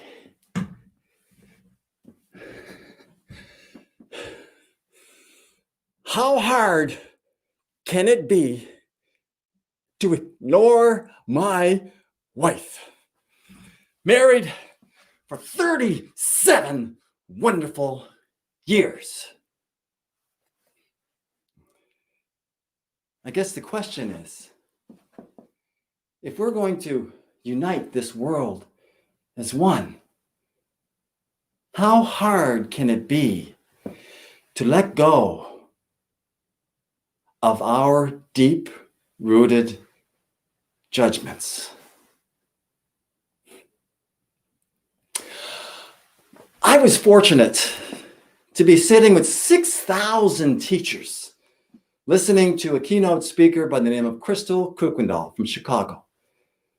And her tagline is that we are merchants of hope, something that I've heard all the way through this summit. Hope. We are merchants of hope. She tells us her story. She's a high-profile lawyer. Husband, a high-profile lawyer. Husband wins a huge case. They're in the hotel celebrating with champagne. They run out of champagne. Husband decides to go outside the hotel, go to a corner liquor store to buy more champagne. At the same time that the liquor store is being robbed, husband is shot and killed instantly. All Crystal wanted to do was to roll up and die. Just roll up and die. For 2 years, all she wanted to do was just die. And if it wasn't for her merchants of hope that lifted her back up, She admits she would not be standing delivering that keynote address. So how can we be merchants of hope without judgment? I believe we need to, and Anne-Marie Collette, you can relate to this, that we need to start with our children. Yes, I've been in the education system for more than 30 years, but I have to admit, my students, my children, taught me more, way more than what I taught them. And this one particular student taught me a valuable lesson. His name is Timmy. Now, Timmy is a grade 5 student in a school that I am the vice principal. Oh, the staff know Timmy quite well. He's always in trouble, always ending up at my office door. He would always start his argument with this. Here's the thing, Mr. Grondin. Here's the thing. After a very long day, Timmy is standing at my office door again. In the back of my mind, always a troublemaker. Once a troublemaker, always a troublemaker. Judgment number 1. I said, Timmy, what did you do now? He said, here's the thing, Mr. Grondin. My teacher yelled out that she was going to get ugly. All I said was, too late.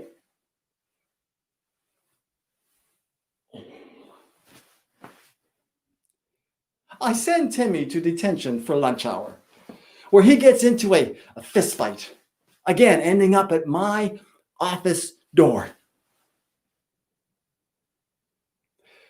I suspend Timmy. I give judgment. As he's walking out of the building, I looked at Timmy and said, Timmy, if you keep this up, you will amount to nothing.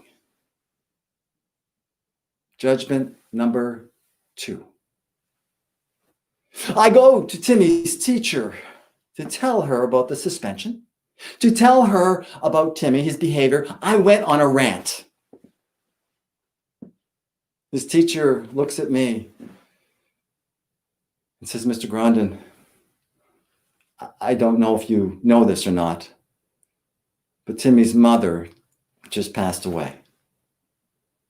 Dad has got a part-time job supporting 4 children.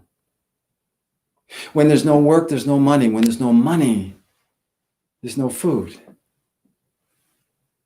Timmy lives in a home that has no central heat.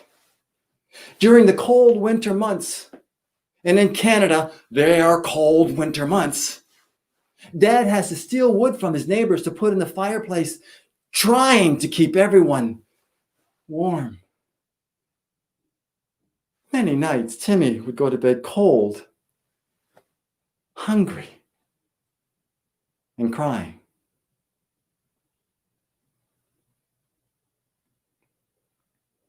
The next morning, I make a point of going to Timmy's classroom.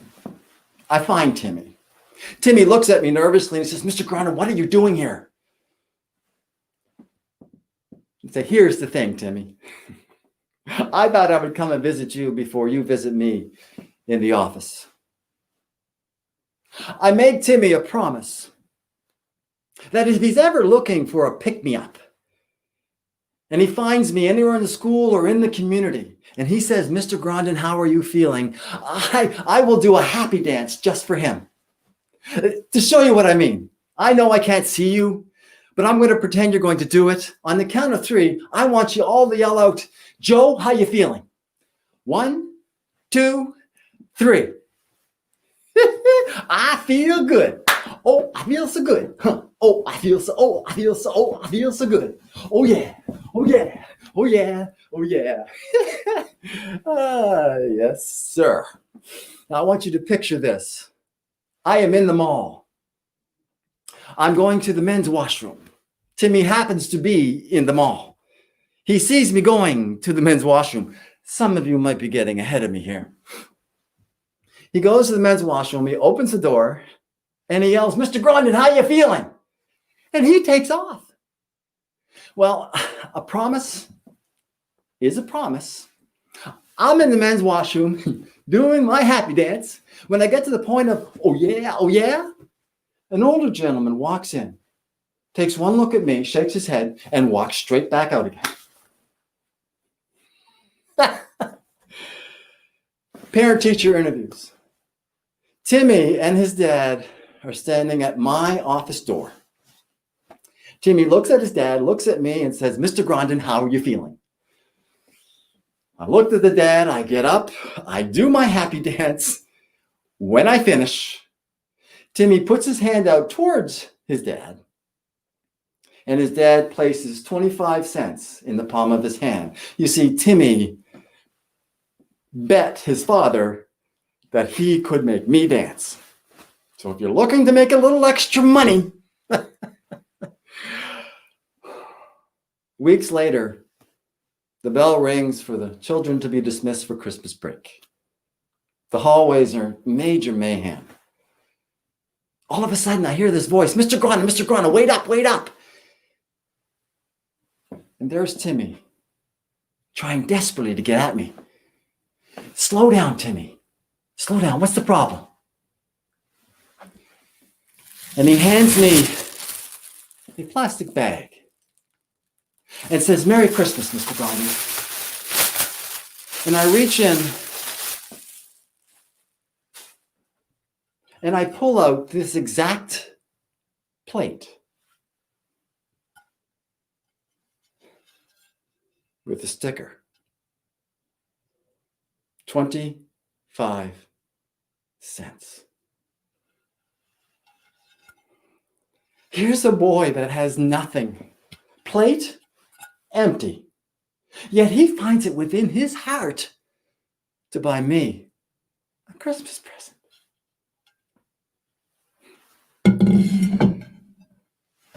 My eyes start to tear. Tears of gratitude, but many tears of shame. Shame of why I could judge another person wrongly. Without warning, I feel his little hands wrapped around me with the words, Merry Christmas, Mr. Grondin. Merry Christmas. After that grade 5 year, I didn't see Timmy for a while. He went to another school until I'm teaching a grade 9 math class. Timmy walks in to my class. I almost didn't recognize him. He had hair down to his shoulders, looked like he hadn't washed it for weeks. Rumor has it he's on the streets doing drugs than he is in school. He took one look at me and said, What's that? What's that?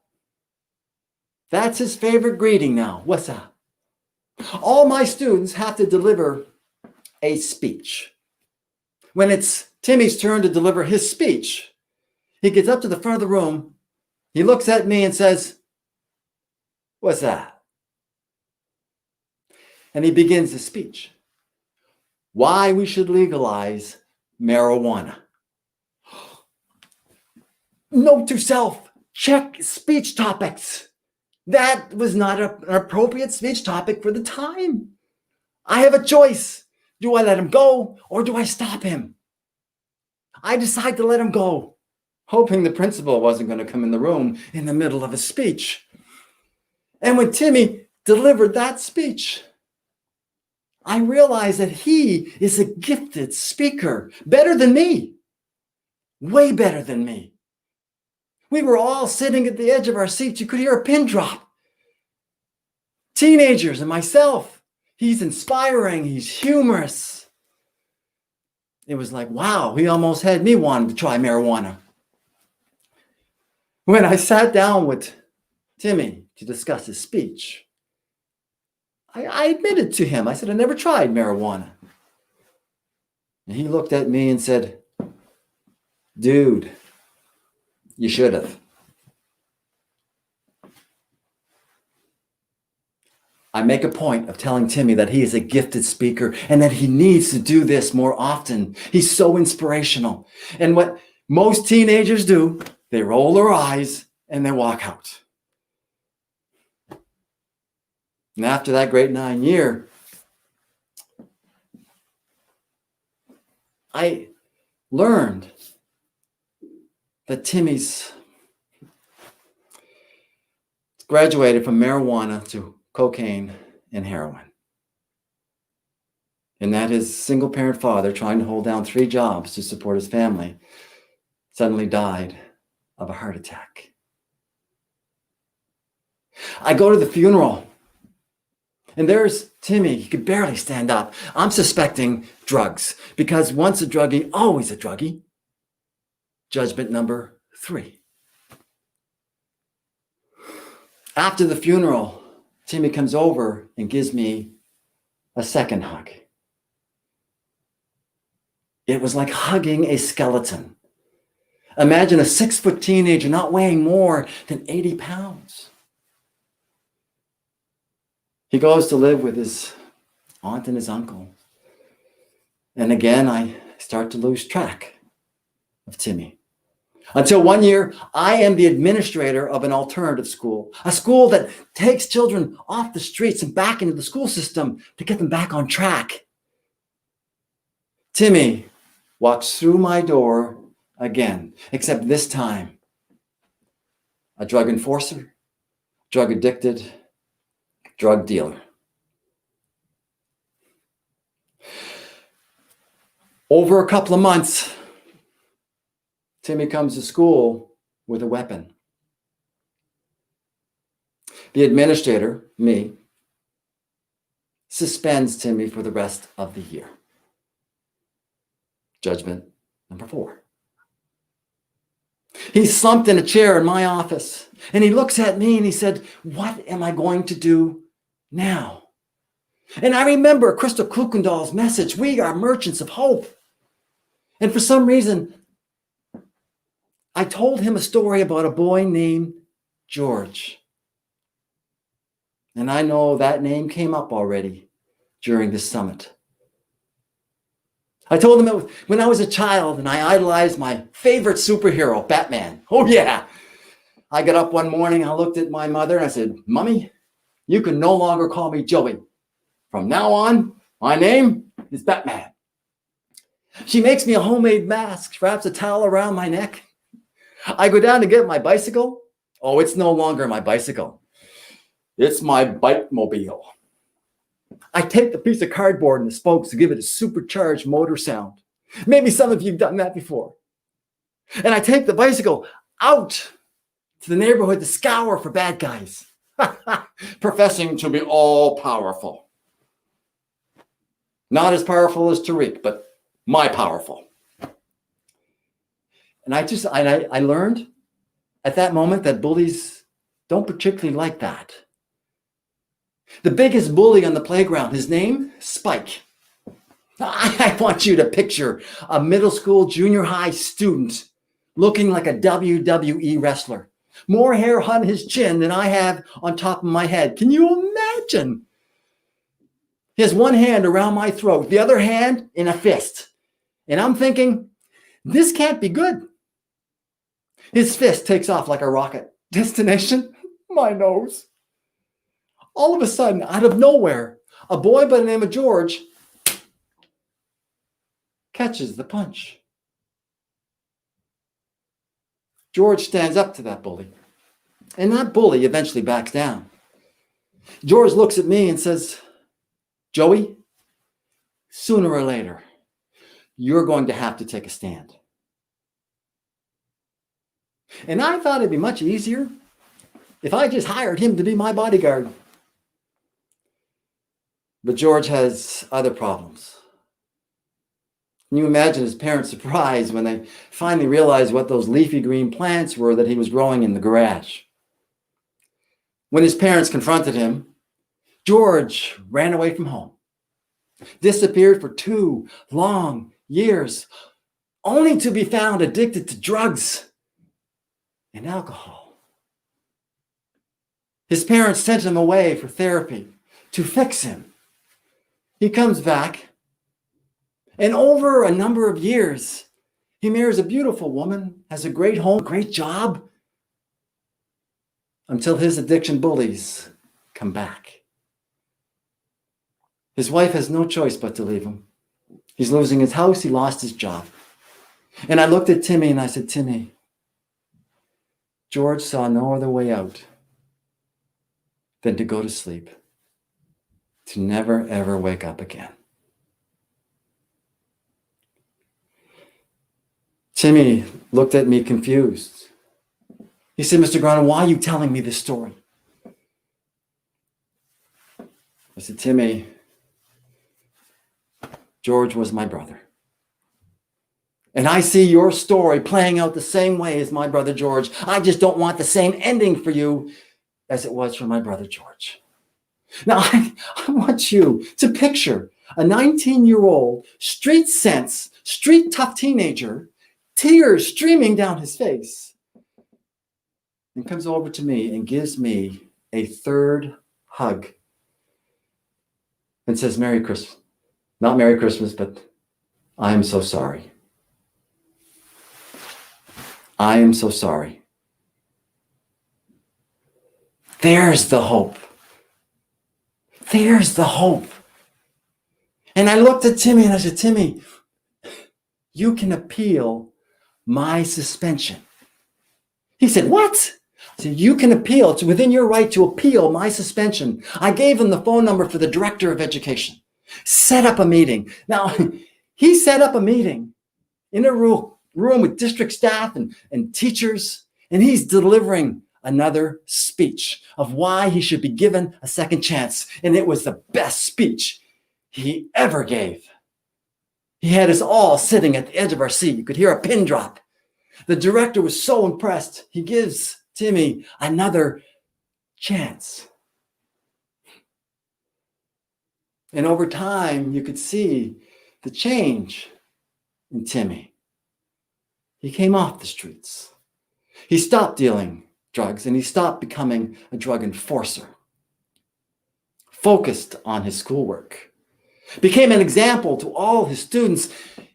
And he graduates from high school. And his graduating class votes him valedictorian of the graduating class. I can remember it like it was yesterday. Timmy comes down to my office and he has this fear in his face, something I've never seen in him, like scared to death. He said, Mr. Grondin, I have to deliver a speech. Can you help me? I said, of course I will help you. But he did not need my help. He delivered that valedictorian speech in front of 400 plus people. And when he finished, he received an instant standing ovation. He had a pick of 3 colleges to go to.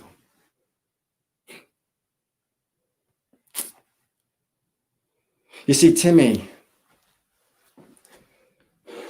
taught me that I probably shouldn't do the happy dance in the public men's washroom anymore. You see, I thought that I was a merchant of hope for Timmy. In reality, he was my merchant of hope because he forced me to question my deep-rooted judgments, causing me to hang on to a belief that divides instead of unifies, forcing him to carry a weight of suppression too heavy to bear. Have you ever questioned your judgment? Can we be merchants of hope? Instead of giving judgment, give hope. In the words of Timmy, here's the thing. Here's the thing that we need to use to help our neighbors, regardless of our differences. Ladies and gentlemen, friends, How hard can it be to let go? Back to you, Darlene. Well, very inspiring, Mr. Joe. And now I know that the jacket had to do with the tree, and you probably wanted the truck to have a flat tire because, and you just got to learn to let things go as much. Joe, you know, it's always wonderful listening to you, the inspirations you provide. I was looking at the feed. Awesome, awesome, awesome. And what a way to end it. You know, no wonder you're such a powerful speaker throughout that whole thing. You know, it's wow, it's been 6 hours with 25 and a half speakers. Why a half? Because we'll give real half, right? We started with Paula starting us off the Canadian bookend and ending up with Mr. Joe Grondin here, one of the awesome speakers and very inspiring. And, you know, the education world was great to have you. Such beautiful souls today we've connected with. You know, the powerful words have been spoken, so many life lessons, storytelling at its best, the positive messages that have been shared. Hey, we've been on a roller coaster because we've gone from tears to laughter throughout. And put in, if you've listened to all 25 and a half speakers moving throughout. Hey, George appeared a few times. What are the odds of that? You know, the power of everybody's dream. The children need to invest so much in our children. They are our future. We do have hope, right? There's a lot of inspiration here. And wow, just very powerful. Hey, a lot of people have found their voice. Make sure you put in what's some of the action items after listening to all these powerful speakers. Mr. Ali, well, Mr. Connector that you have put together has been phenomenal. Thank you, Darlene Smith. Do wonderful, do one and do only MC. You did like a connecting job. You travel with us all over the world, starting from Canada to Kenya to Kuwait to Abu Dhabi to everywhere, to Pakistan to Morocco, and they start Canadian and finishing Moroccan with the Moroccan traditional clothes. And it's all about this vision. It's about connecting. It's about being in this together. We stand together, we fall apart. So find your voice to support. Find the voice for those who have no voice, because it's all starts with us by communicating, by understanding. So what is the action plan from now? What is that we are taking from this? We communicate, we understand each other, we listen to each other. What's next? Next, it starts from us, from within. The next step up. There's no difference between Moroccan, between Canadian, between American, between Pakistani, between Kuwaitian, between Palestinian. We are all in this together. So let's be mindful. Don't blurt what might hurt. Spoken word cannot be erased, because be kind. You never know what people are going through. And as Mr. Joe in his beautiful speech say, with that hope in that kids, giving second chance, is that what we all need. Let's complement each other, not compete.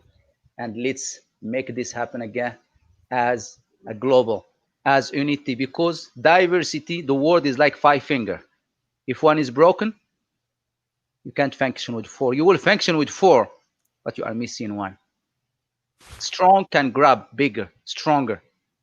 So I want to finish with that. Thank you very much, everyone, for being part of this. And thank you very much, Darlene Smith. And if there is anything, the live will be there. You can watch it and rewatch it. You can connect with this wonderful speaker. If you want to hear about Mr. Joe, he have this beautiful book that called Speak to Reach. And his website was there, joegrondin.com. Also, for my friend Paula Moran, dreaming big and being bold. So with that being said, Darlene Smith, wrap it up from there, my friend, and let's give those wonderful audience that was watching from the morning till now. I can't believe it's 6 hours already. Oh my goodness. I know, but the time has just flying on by. I can see the standing ovations all over the world for this great people, the great summit.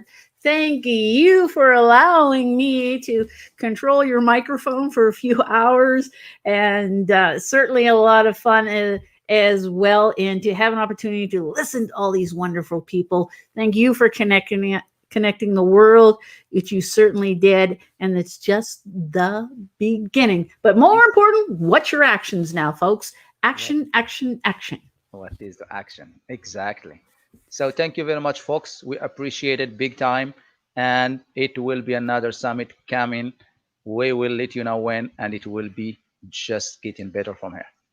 So let's finish with that note, and everyone, please help me give a big loud to Darlene Smith for the good job, and I want to big thank you to Paula Moran who devote her time and get us all inspired from the beginning, for Joe Groundon to finish this, and every speaker without forgetting anyone, starting from Paula, going all the way to Zainab, to Shams, to Tariq, to Peter, to Sadika with her beautiful storytelling, to Ola, to our sister Noma Pomalelo. That's the connection wasn't helping her, but she will record it and we will put it.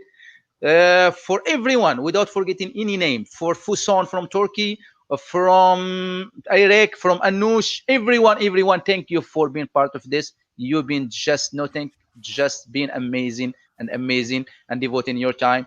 And look at that beautiful smile right there. Happy face right there. Let's finish with this and